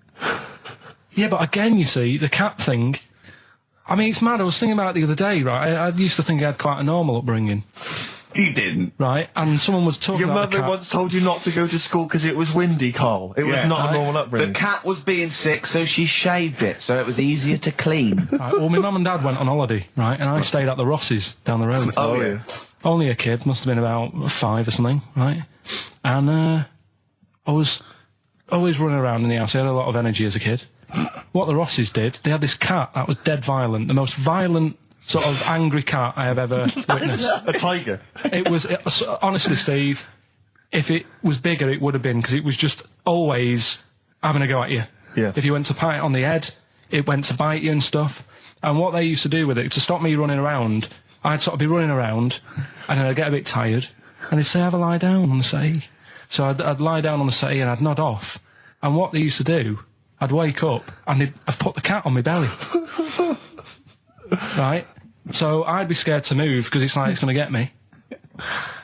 But it would keep you there. It kept me there, and it used to sort of slaver on me, and they'd sort of, you know, go out or whatever, and I'd be lying there.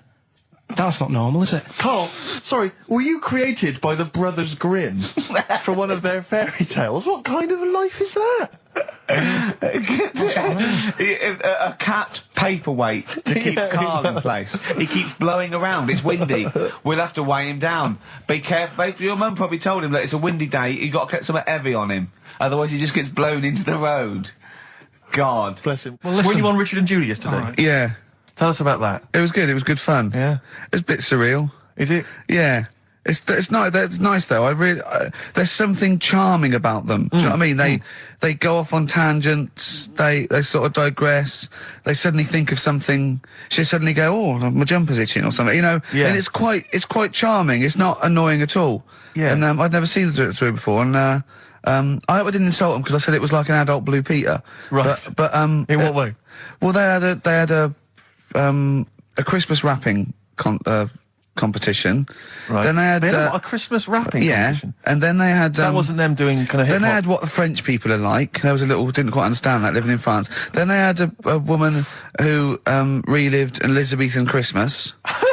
The bit that made me laugh was she was sort of announcing this through an Elizabethan microphone and PA to all the people sitting around dressed as. I'm a bit confused. This sounds fascinating. It was good though, and at the end.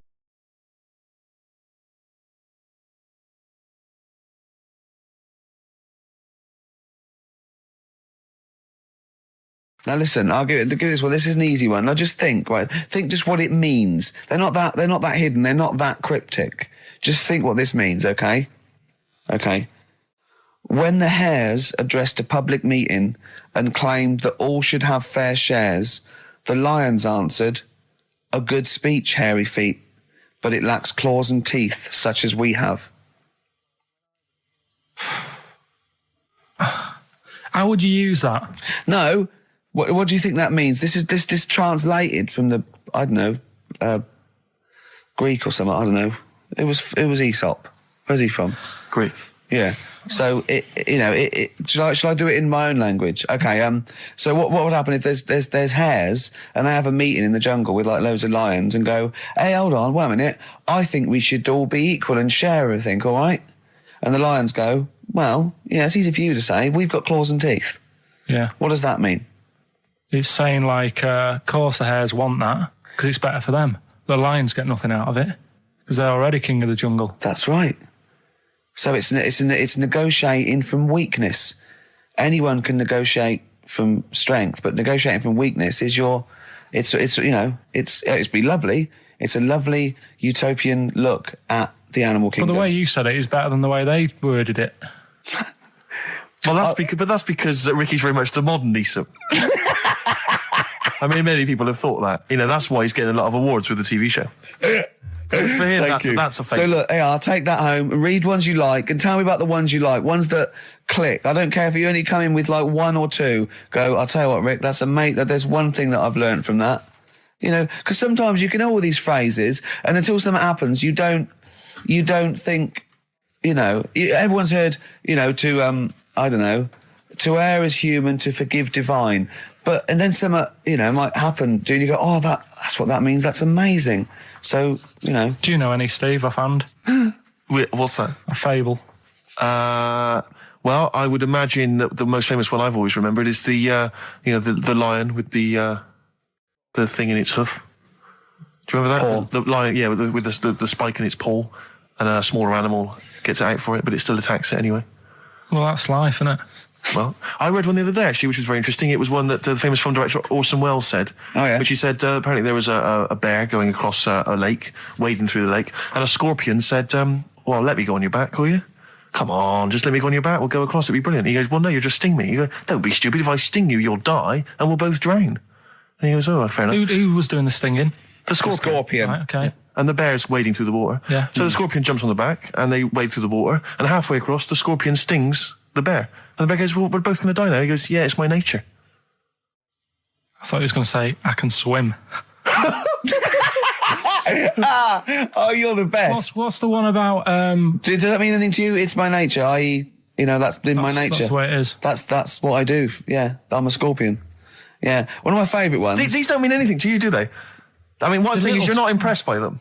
They're all right. What about this? What about this one? Don't trust bears. Here's one of my favourites. What? He said, well, why not just say, don't trust bears? The bear's the one that was too trustworthy. Don't trust scorpions. Yeah. Right. Here's one of my favourite ones of all time, okay? A lion is dying. It's an old lion. He's in the front of his cave, and all the animals come around, like the foxes and the hyenas and the rabbits, and they're all taking the piss out of him, and they're laughing at him, and they're laughing and going, you can't fight us now, kind of. And just before he dies, he goes, fine, but I was a lion once. What does that mean? Don't know. Well, he's saying it's better to have lived and had what I had, because I was great, if only for a short time, and you lot are still alive, but you're nothing. You're rabbits and hares. I was a lion once, so I'm Are they happy. always using animals for these stories? Well, yeah, I could change it to refrigerators and household appliances if it would make it help, but animals, I remember the one about being ill a lot, and you say something about go on. If you keep doing that, if you keep having time off, well, I won't believe you. That's the boy who cried wolf. Is that right? Yeah. Do you know that one? Have you heard the famous one? This is probably the most powerful one. When you're pulling a face, and they say, well, if you keep doing that, the wind changes. I've You've heard got to stay like that. Because that's scientifically proven. That is. That can happen. That can happen. Should we have hip hop hooray? Yeah. Are you queued up for that? No, but go on, you... Carl, sort it out, mate. I was going to No, come on, this is what I asked you to play, mate. If you've not, you're getting too big for your boots now with your showbiz lifestyle. You're not paying attention, are you? You're not playing the record if we want you to play it. Heat magazine's favourite. Yeah. Okay, so, we dropped that. You'd embarrass That's clumsy. Oh. You're, with the big I can't believe you're not... Oh, fables are great. He's not impressed, is he, Rick? No, I am. I mean, once I get to this book...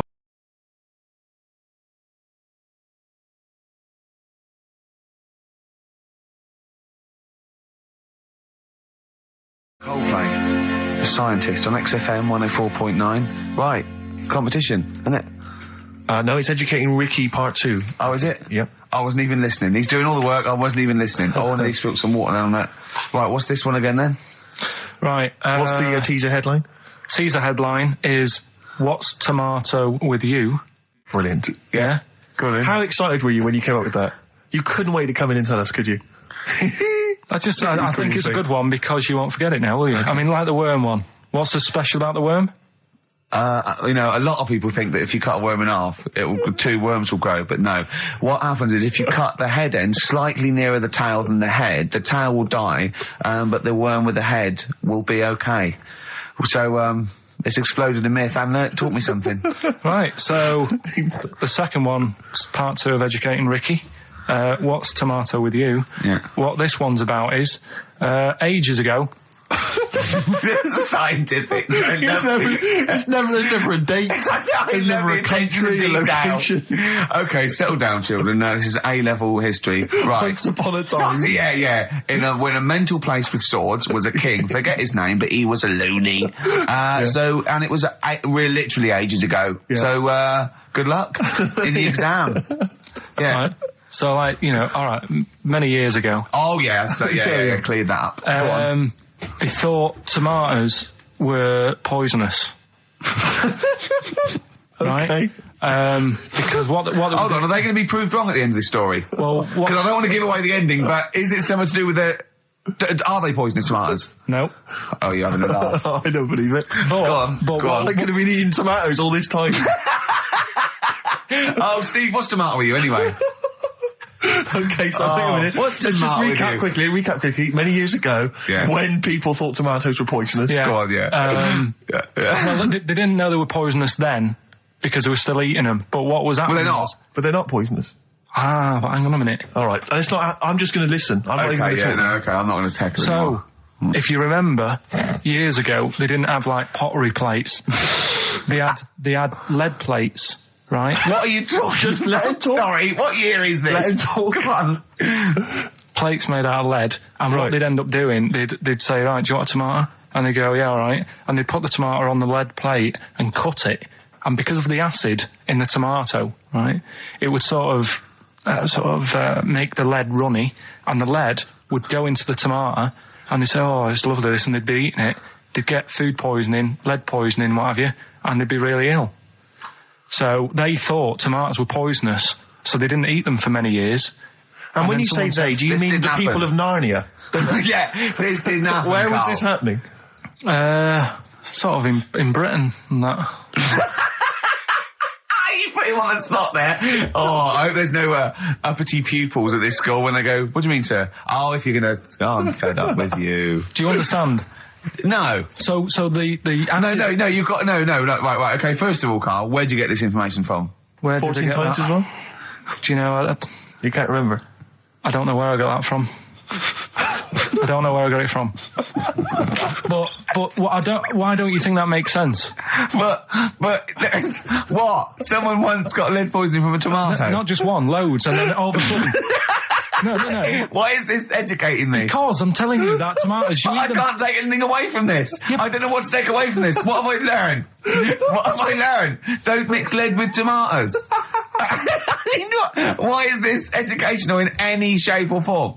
What are you telling me? A long time ago in the land of Glunk, right, where the ninnies did slib, right, they thought tomatoes were poisonous because they ate plates of lead. What are you talking about? Yeah, but we all know tomatoes aren't poisonous. Is that what we're taking from the story? Is that the moral of the story? Don't believe these people that I'd never heard of before. What are you talking about, Carl? I think it's a bit weird. It's a bit weird, yeah.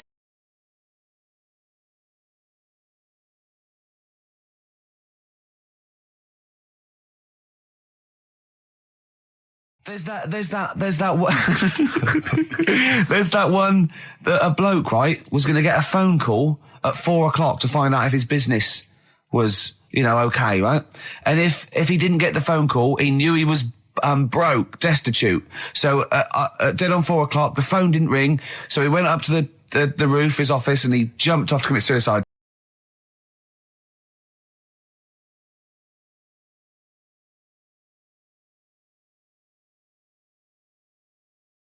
I've got that feature Educating Ricky, which is a bit of a play on words as well. Right? Do you know the film, Steve? Educating Rita. Yeah. I see what you've done. Go on. I'm doing that, and I teach Ricky stuff. What do you teach me, Carl? Well, I've got a few different topics. Go on. Do you know, like how you taught me about Hitler and Che Guevara and Winston Churchill? I'm going to come in with topics every week, and this week I've got ghosts. No, hanging bacon is one of the topics. Say that again. Hanging bacon. Hanging bacon. All the titles. Francis Bacon. No, all the titles are sort of named to sort of tease you and get you more interested in it. Hanging bacon. Well, you've certainly intrigued. Go on. What's another title one? Hairy Chinese kid. I'm going to go for that one. If there was a university degree with that title. Yeah, no, I'm going to go for Hairy Chinese kid, And I think. the final one, Yeah. Alien gives man a beard. Right. Alien gives man a beard. I am going to burst. Right, listen, Carl, you've got to tell me. Right, first, let's do it in reverse order. We're not going to do it now anyway. What do you mean? We've got to do it now. This is the first interesting thing you've said in an hour. Okay, the listeners have just been subjected to rubbish and mistakes and everything for the last 6 months. Please, we've got to do Alien gives man a beard. What is that? Tell us that. Right. Sorry, this is just you telling me something, is it? This feature is you telling me something. I'm teaching you something. Educating Ricky. Huh? So are we playing it now? We're already into this feature. Well into this feature, are we? Yeah, I suppose we are, yeah. Should there not be a jingle or something? Yeah, can we have a There's jingle? no point, because look, I come up with ideas and you dismiss them straight away, so I'm not wasting my time making stuff. Right. If you don't like well, okay, it. let's play Educating Ricky. Right. Brilliant. Go. Right. So- Ding-a-ling-a-ling-a-ling-a-ling. Educating Ricky.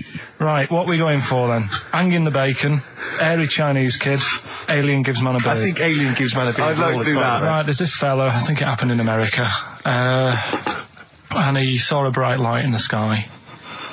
And God, if you're bored. and he stood there. This is a true story, is it? Yeah.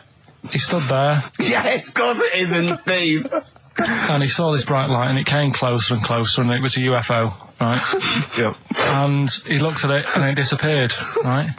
And he gets back in his car He looks in the mirror. and he looks in the mirror. Yep. He's only got a beard. He has. You sure it wasn't someone else who got in the car and he was still standing out there? Right? What? And it turned out Yeah. he got home and said to his wife or his girlfriend, it's a bit weird. So I just got out of the car to look at a bright light, and I got back in the car, I grew a beard, and she said, never mind your beard, where have you been for 3 days? And what had happened is... He passed out because he was pissed. No. The UFO had taken him for 3 days. Yeah. But he'd only thought that he'd only looked at it and it went away. Yeah. But what had happened is, he took him and he grew a beard because he hasn't had a shave. Right, okay. I mean, was Will Smith or Tommy Lee Jones anything to do with this at all? Did you see this on a video maybe and thought it was an educational film? No, it's from a book that some kind person sent in to me. Here. Can I just ask again, just again, I'm just throwing this right back at you. Do you think there's any other possible answer here? Right? A man is absent for 3 days from home. He's the grown a length beard. of time that it could take to grow a beard, lest we forget.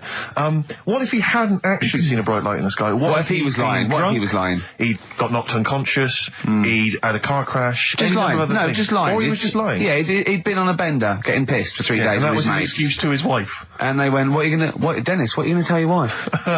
Well, wait a minute. Wait a minute. He's not going to believe I was out with you, lads. Just say you're only away for a minute. No, I wasn't away from it because of the beard. Oh, yeah, look, it looks like you've been out for 3 days. Well, we have. That's Exactly. right. Okay, we've got to cover that then. Alien abduction. Great one. Okay, let's try that.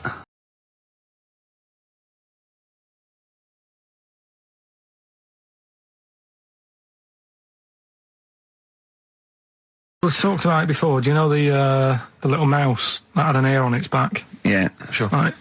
Well, you thought he had a bad time, right? Listen to this one. Mouse walking about with us, sort of wearing a monkey's testicle. They're just having a laugh. This is what I mean about a lot of scientists. What are they doing? When's that going to come in handy? I don't know what you mean. Well, they were seeing if, say if a fella loses one, right? Yeah. Hitler or whatever. And they go, well, don't worry about it. We can sort you out. I don't know what the monkey's going to do. I don't know if they keep passing them on or whatever. But the actual monkey testicle was put on the mouse. And it worked. It worked for the mouse. But isn't it... I mean, isn't a monkey's testicle quite large in relation to a mouse? Would it not look like the mouse was on a space hopper or something? Oh, yeah, it didn't look good. Well, they didn't put it where its testicles would be. No, they did. Like, well, how could it walk, then? The ear was on his back, so he could just get about. Well, I don't know. But you don't know, do you? You just guessed. Did they grow the monkey's testicles where the mouse testicles would... Well, it looked stupid anywhere else, though, wouldn't it? Oh, whereas a mouse with monkey testicles, that's fine. Oh, you'd be showing off. You'd be all right. I'd prefer that than the ear. When that mouse gets put back in with the other mice, do the other mice go, George, you look different. Have you had anything done? but the weird thing is, as well, apparently it still works as a monkey. What? So, like, what are you talking about? Like the sperm and that was it was still sort of monkey. Of course sperm. it was. What are you talking about? Well, that's weird. But what, Carl? What do you? It's only a thing to give it nutrients. That's all the thing they're testing. It's like grafting at that level. Right. What's your question? Because I'm right. What do you think? It would change eventually. It would have changed into a mouse testicle because it had been hanging round a mouse for so long. No, I thought the actual sperm of it though would be a mouse's. Why? Because it's hanging off a mouse. No, but your sperm is actually created in the testicles. So that's why it has to be outside your body. Otherwise, we put them in a nice little cage. But I'm guessing then that they've done this operation so that they can do it to humans. Yeah. Why would I want a monkey testicle if my kids are going to be monkeys? What use is it? No, think. That's no. That's going to happen anyway, Carl. Yeah, but think. Think of what you're saying. They've grown a monkey testicle on a mouse to see if it would still function as a monkey's testicle, okay? So they can do that to humans. So think, Carl. What they'd do is they'd grow a human testicle on a mouse and it could still be used as a human testicle. So what? To give you a testicle that you've lost. From a mouse? No, from another person who it was kept alive on a mouse. Because it's kept the nutrients alive, as opposed to keeping it in a deep freeze. Maybe bollocks go off after a week. I don't know. Maybe they get accidents. He had a little a card. Do you donate your testicles? Yeah, I'll tell you what. No one needs testicles yet. Let's keep them on a mouse. You have yours ripped off in some sort of bizarre skiing accident. You go, well, you're in a Battersea Dog Town. You pick the ones you want. They can grow them on anything. They can grow them on a Dachshund. Bulldogs are growing them usually, that's where you see a bulldog. Usually that's waiting for an operator. What don't you understand, Carl? Hang on a minute. I thought this was knob news, not testicle time. I don't understand what this testicle time's not for another 10 minutes. Yeah. No, it's all sort of linked and that, though, isn't it? Well, sometimes it's linked to a mouse. But what do you think about, like, I don't know, testing stuff out like that? Is it worth it? Could you not just go straight from... But listen, Carl, I'm getting this information from you.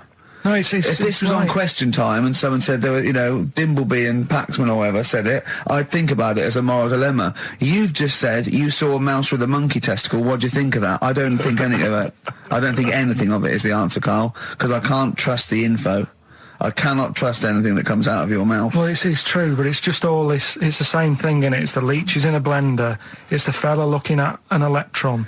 Yeah. It's the mouse with an ear on its back. Yeah. I don't know what the point is.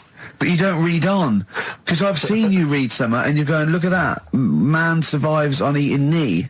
And I go, what else? You go, I didn't read on. I didn't read on. You look at the mouse with the ear on the back and you just think, that must be murder at a concert. You don't think. You don't think. No, I just think, is it worth sort of wasting You think he swallowed someone's ear? He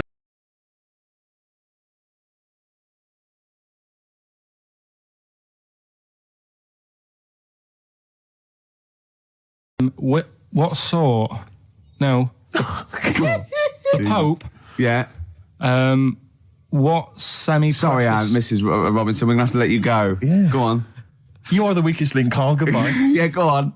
The Pope. Yeah, the Pope. Yeah, we've got the Pope. Yeah, that's not strictly a question. He wears a... He wears a dustman's hat. He wears gore blimey trousers. Yeah. Does he live in a council flat? Yeah, he lives in a council flat. He wears a semi-precious stone. What's the stone? The Pope wears a semi-precious stone. What is the stone? You mean, what is it called? Yeah. What is it called? What, has it got like a kind of papal name? I think it's like, is it a 18-carat one? So we got to try and get the carrot yeah, of the Pope's big diamond. He calls it Dennis. He calls it Dennis the Stone. Do they want the type of gem it is? Like, or is there some kind of papal name for it? Or do they want it like the Rosetta Stone? Or I don't know. I can't actually. Play a record. Play 2 records. Let's not. Where's your head at? Basement Jacks. Right, okay, let's get this right. Have we knocked this on the head then? Is this not happening? Oh, here he is. Look. Here he is. Come in. How have you... Oh, God. I don't believe that. Oh, that's pathetic. I do not believe that. That's absolutely pathetic. Now, they won't believe this, will they? No. Right, if I say that Jonathan Ross just got his massive member out, and he is a big lad... Come and sit down. I've got your tickets, Mr. Gervais. Thank you. What's going on here then? I mean, why are you dropping off tickets? Well, because, in the spirit of the Comedy Awards, we like to have the rising young stars of the British Comedy Awards. That's right, yeah. And that's me. Well, we couldn't find any this year, so we asked Quirky whether he would sit in the rising young star seat, and I wanted to deliver the tickets personally, so there's no excuses if he doesn't turn up later. Yeah. I always suspected that you were sort of pretty well endowed. Yeah. And now we've seen, it's on webcam. That was just one of my cocks. That's the one you're wearing today. That, didn't we? Don't say that. No, This is meant to be the happening young station. What's going on? No, you can't say stuff like that. You can't. Just careful what you say. Look after Judy and Clary. 10 years of the wilderness, and he comes back in a person life. 10 years of the What happened wilderness. to you? That's Jesus you're thinking of, isn't it? Just because you're on everything at the moment. I walked in here, and I came in here, and I thought, this is the young happening place, and what do I see in here? 3 old men sitting What are you talking about? I'm only 28, 27. You're wrecked. You all look wrecked. Well, that's because we're always partying. I was looking for some youngsters. Where's the youngsters? I wanted to see some tight leather pants. I wanted to see some foxy chicks hanging on you every word. What is it? It's a bunch of old blokes and a bloke out there washing up in a sink. But look at him. He even dresses for radio. This is ludicrous. It's amazing. It's like, I love the fact you were on the phone to Gervais last night, weren't you? Asking his advice. Yeah. On clothes. Look at him. He's going for the man down the DSS. I like that look. That's a nice look. Have you got a single pair of trousers that aren't elasticated at the waist? They're maternity jeans, aren't they? They've got a whole frank panel that puts it The forward. thing is, what I do at the end of the week, I can pop these in a pan and I can make a nice soup with all the food that's encrusted in As them. his years as a homeless coming to the fore there. Look at you, one step away from Lawrence Llewellyn Bowen. I'd like to be that bit closer. But why are you dropping off tickets? Are you a little bit... Because I thought you were married and stuff. Why do you suddenly got this obsession with Gervais? Because I'm a bit rough, ain't I? yeah, it's like when you see Dale Winton out with those rough boys. I'd like to get one of my own. When a top celebrity in a lovely looking suit walks down the corridor with his penis out, yes. Yeah. I know that I'm still attractive. You've arrived. I was inaugurated in the same way. For me, it was Des O'Connor. It's like it's the passing on of the baton, if I may use that euphemism. and you've been battened. It's fantastic. Well, it is a pleasure. I don't think I'm complacent just because I'm mixed with you. I still wake up and think, I don't believe it. I'm mates with Jono. Can I just point out one thing? I was listening to the show last week and I heard you, as always, revealing a little too much about yourself, if you don't mind me saying so. Yeah. Steve tried. Not as much as you. No, but that was just for the benefit of the room. Yeah. And talking about when you used to occasionally urinate in the sink. Yeah. When you were around my house last time and I came in and you looked a bit shifty.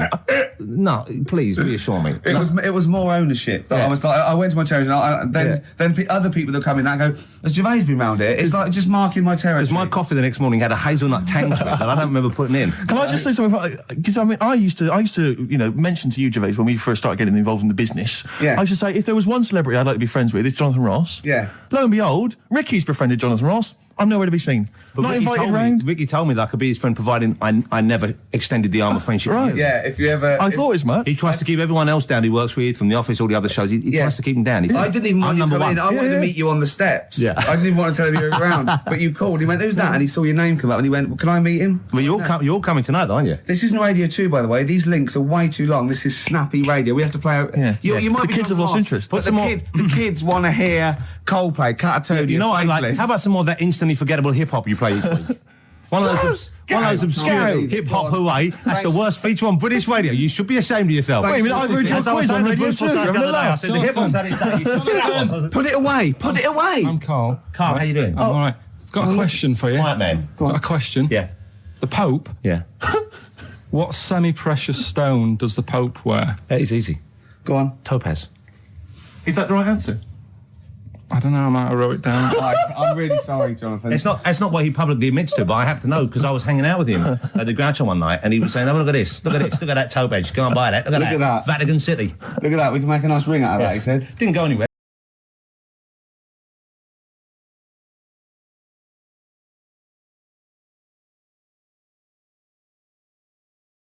Go on. This fella goes to the doctors, right? Oh, right, okay.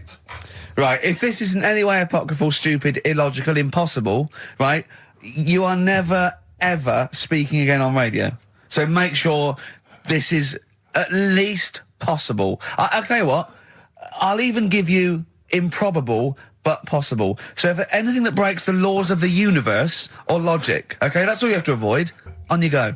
Right, so this fella, right, he goes to the doctors because he's got earache. Right, okay, if a chimp's living in his brain... Go on. So he's got earache, he's sat in the waiting room and it's all, his ear's all bunged up and it's hurting a lot and what have you. So the doctor comes out and he goes, right? And because his ear's all bunged up, he doesn't hear it that well, right? So he thinks it must have been me, right? So he wanders in. Keep going. Anyway, I'm going to hate this. I can just feel it in my bones. Steve, I'm going to let you take over. Okay, let's hear it. So the doctor says, sit yourself down there, right? So he sits himself down. He goes, right, take your pants off, right? So he's thinking that's a bit odd.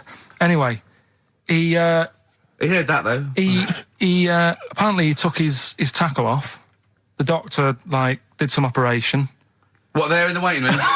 No, in his office. In his office, yeah. What? Wait. So he removed what? His genitals? Yeah. In his office. Why, Carl? Why, Carl? Because he hadn't called him in. Oh, he'd called in the bloke who wanted his testicles taken off, and he didn't do it. What? So the doctor went out and said, Mr. Jones, who's here to whip off your cock and balls just here and now, right? Bloke comes in, didn't it? It must have been me. So the bloke who wanted his balls taken off didn't say, oh, I think he said me. So he...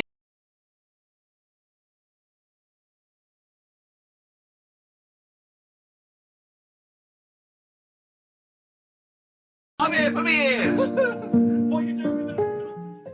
Right, there was this. This is what it's like about getting presents and stuff, right? With my mum and dad. Go on. My mate Colin, right?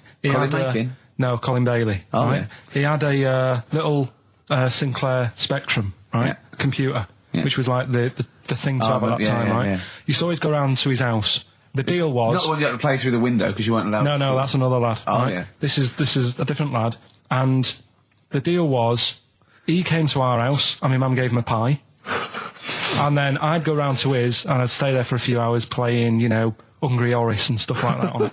Sure. Right? Now, my mum and dad knew that I really wanted one of these computers, right? So I waited about a year. Came round to Christmas Day. I thought, I reckon might have one. Turned out they bought me the wrong one.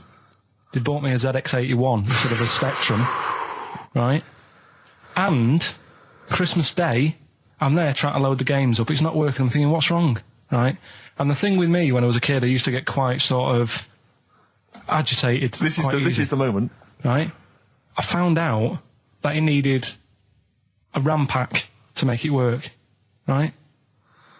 Looking in the thing and it's saying, and make sure you put your RAM pack in the back. And I was like, oh, where's the RAM pack?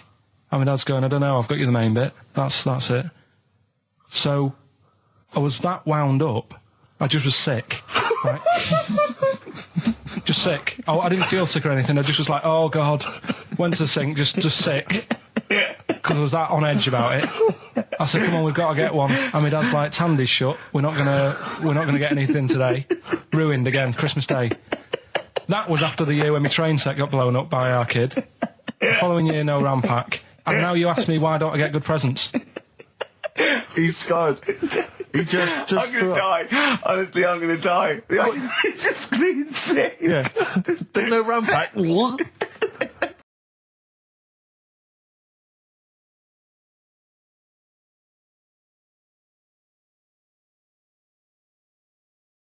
Why have you got a headache? You got a headache? Just a bit stressful because the moves on this week. Are you moving house? Oh, by the way, the XFM listeners came round to my house and bought the futon and table. Did they? Were they happy with it? Quite normal. They were well happy. Yeah. Couldn't believe the luck with it. What do you mean quite normal? What do you mean quite normal? Well, it's always a bit scared, isn't it, getting people round. I imagine they were scared. No.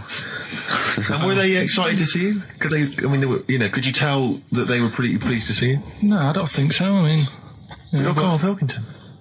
Yeah, but the fellas sort of, they brought the whole family round, which was a bit odd. Well, it's not often they get the chance to visit a living creek. Anyway, no, they were nice. And you're moving now, yeah? He said he phoned me up today. It was absolutely tipping it down. Right? He had to cycle in. Right? Because he said, because of the move, he doesn't want to leave his bike round there. Right? And he said, and Suzanne, I can't say this in case he's listening, can I? He won't know. He said Suzanne's hired the oldest removal man in London. You should hear him. And the thing is, right, we booked him because everyone else happened to be booked out, but this fella's free, right? So he called up this morning. I've never spoke to him, but he was on the phone. He sounded about 90. Yeah. Can't think that he's going to have to do all the work. And the thing is, right, cheap. It seems to be cheap. He wanted some Werther originals. Yeah, right, yeah. Listen, it seemed to be cheap because it's £50 an hour. But how long is it going to take him? Yeah. Oh, that's genius. When's the move on then? When's the? He's coming round. He came round today to bring some empty boxes, and he was struggling with them.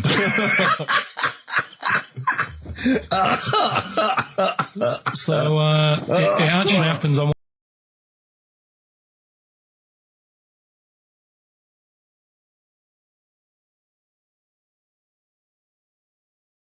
It's a thing that uses sort of metaphor, analogy, just to explain sort of morals. They're very old for a start, and it's all. I'll give you an example of one. A quick one. Oh, the one about the dog with two bones. He goes to a dog's got a bone. He sees a reflection in the lake, and he thinks, "Oh, that dog's got a nice bone. I'll have that." And as he goes to get that one in the reflection, he drops the one he's got, and that's one about I think I was told one when I was younger. Go on. I think it was one. This young lad, he's got a dog, right, and he sort of is about 8 years old, and this dog, he's had it since he was about 4, and it's a bit tired now, and he chucks sticks for it, and it doesn't go for it, and he's saying to his mum, "Oh, I want a new dog, because this one's useless. It doesn't do it doesn't have any fun with me." So they say, "Oh, no, but, Rover's a good little dog. You should look after it." And he's like, "Oh, I don't like it. I want a new one." So they buy him a new puppy, and it's running around, yapping about, and he's loving it, and he's playing around with it in the grass. And then one day he goes to the park, and he's messing about and rolling about with it, and he falls into the lake, right? And the little puppy's, yapping at him, and he's going, help me, the little dog's yapping. And then the old dog comes and gets his collar, and it pulls him out of the lake, and he goes, "Oh, God, why did I forget about you? You're the better dog." And he loved that one again rather than the puppy. I got a feeling that was Lassie. Well, yeah, that was an episode of Lassie. What's the moral?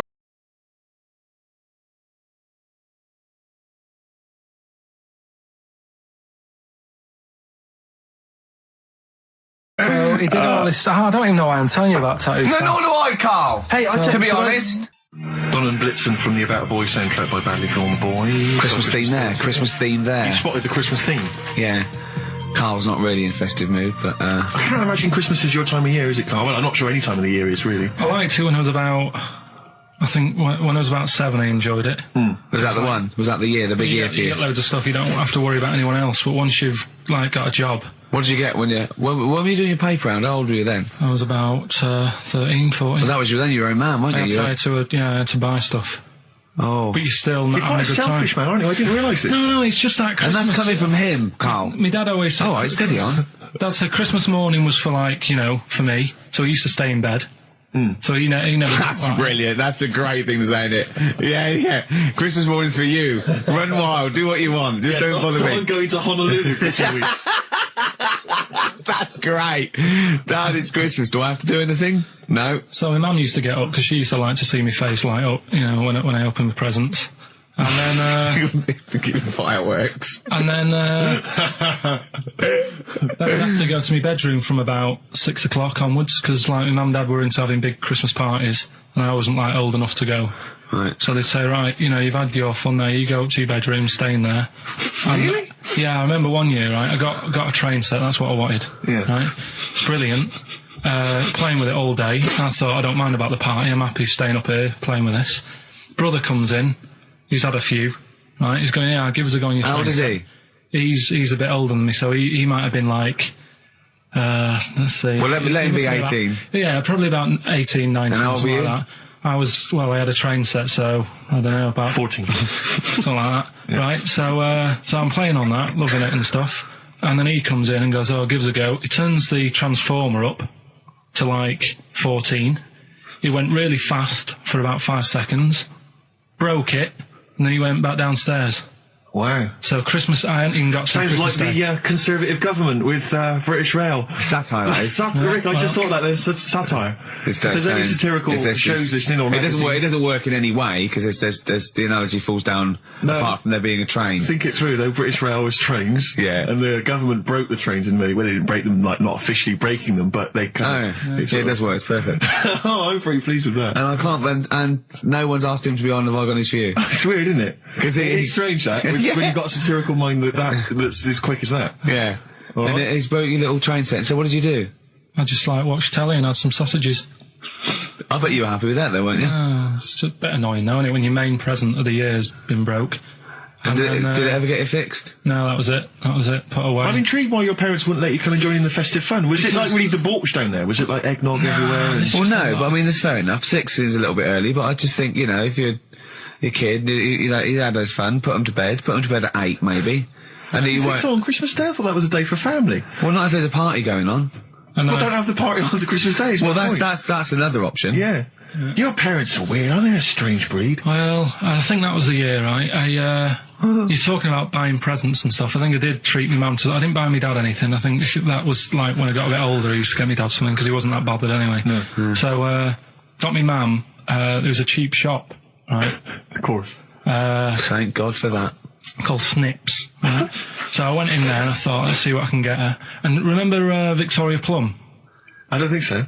Well, it's like a fairy character. Right. Right? I mean, Mum's into gnomes and stuff, right? So I thought, right. She must be pleased with you then.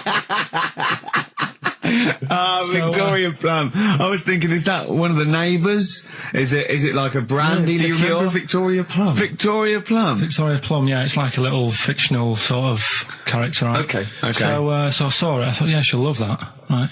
So I did my paper round, saved up for 2 weeks, right? Aww. Got that sorted, went to Snips, bought the Victoria Plum. Next day, I'm in town with her, right? So I think, I know what I'll do. I said, come in here a minute, right? So we go in and we're looking around and I tested her, right? I went, look at that there, that's alright, innit? And she goes, oh, it's bloody awful. Oh, Carl. Oh, Carl, oh, God. So then Christmas Day comes, I said, don't bother opening it. She said, no, why? I said, Oh, no, why don't you still give it to her? So, well, it's too late, I'd already bought it. Oh, Carl. So she opened it and I was like, and she said, oh, that's nice. I said, why are you saying that? I said, the other day you said it's bloody awful. She said, oh no, I thought you were pointing at something else. Oh, no. So that's why I don't get anyone anything anymore. Oh, God. Play record. Oh, God. Oh. That's good, isn't it? Not bad. Gold Rush. Let you down. I'm actually quite affected by Carl's Victoria Plum scenario. Just the fact that, like that eagerness, he wants to make sure it's a great present. He's saved up his paper round. He thinks it's like a gnome, but modern. I'm worried that you're using it as an excuse now. And that's why you're not buying anyone any gifts, because you've had your fingers burned once. I mean, you were 6, 7 years old. To be fair. No, you weren't. You were about 13, weren't you, if you're doing your paper round? Yeah, I must have been, 11 or 12 then. All right. Yeah, so I'd saved up. Oh, no, I'm not using it as a thing. It's just What did you get your mum this year? I've sent them some money so they can get a passport. So they can get a passport? What do you mean, where are they? Are they trapped somewhere? Well, they're in a holding bay somewhere in Dover. Yeah, I got a friend who's a truck driver who's going to sneak them across. What do you mean?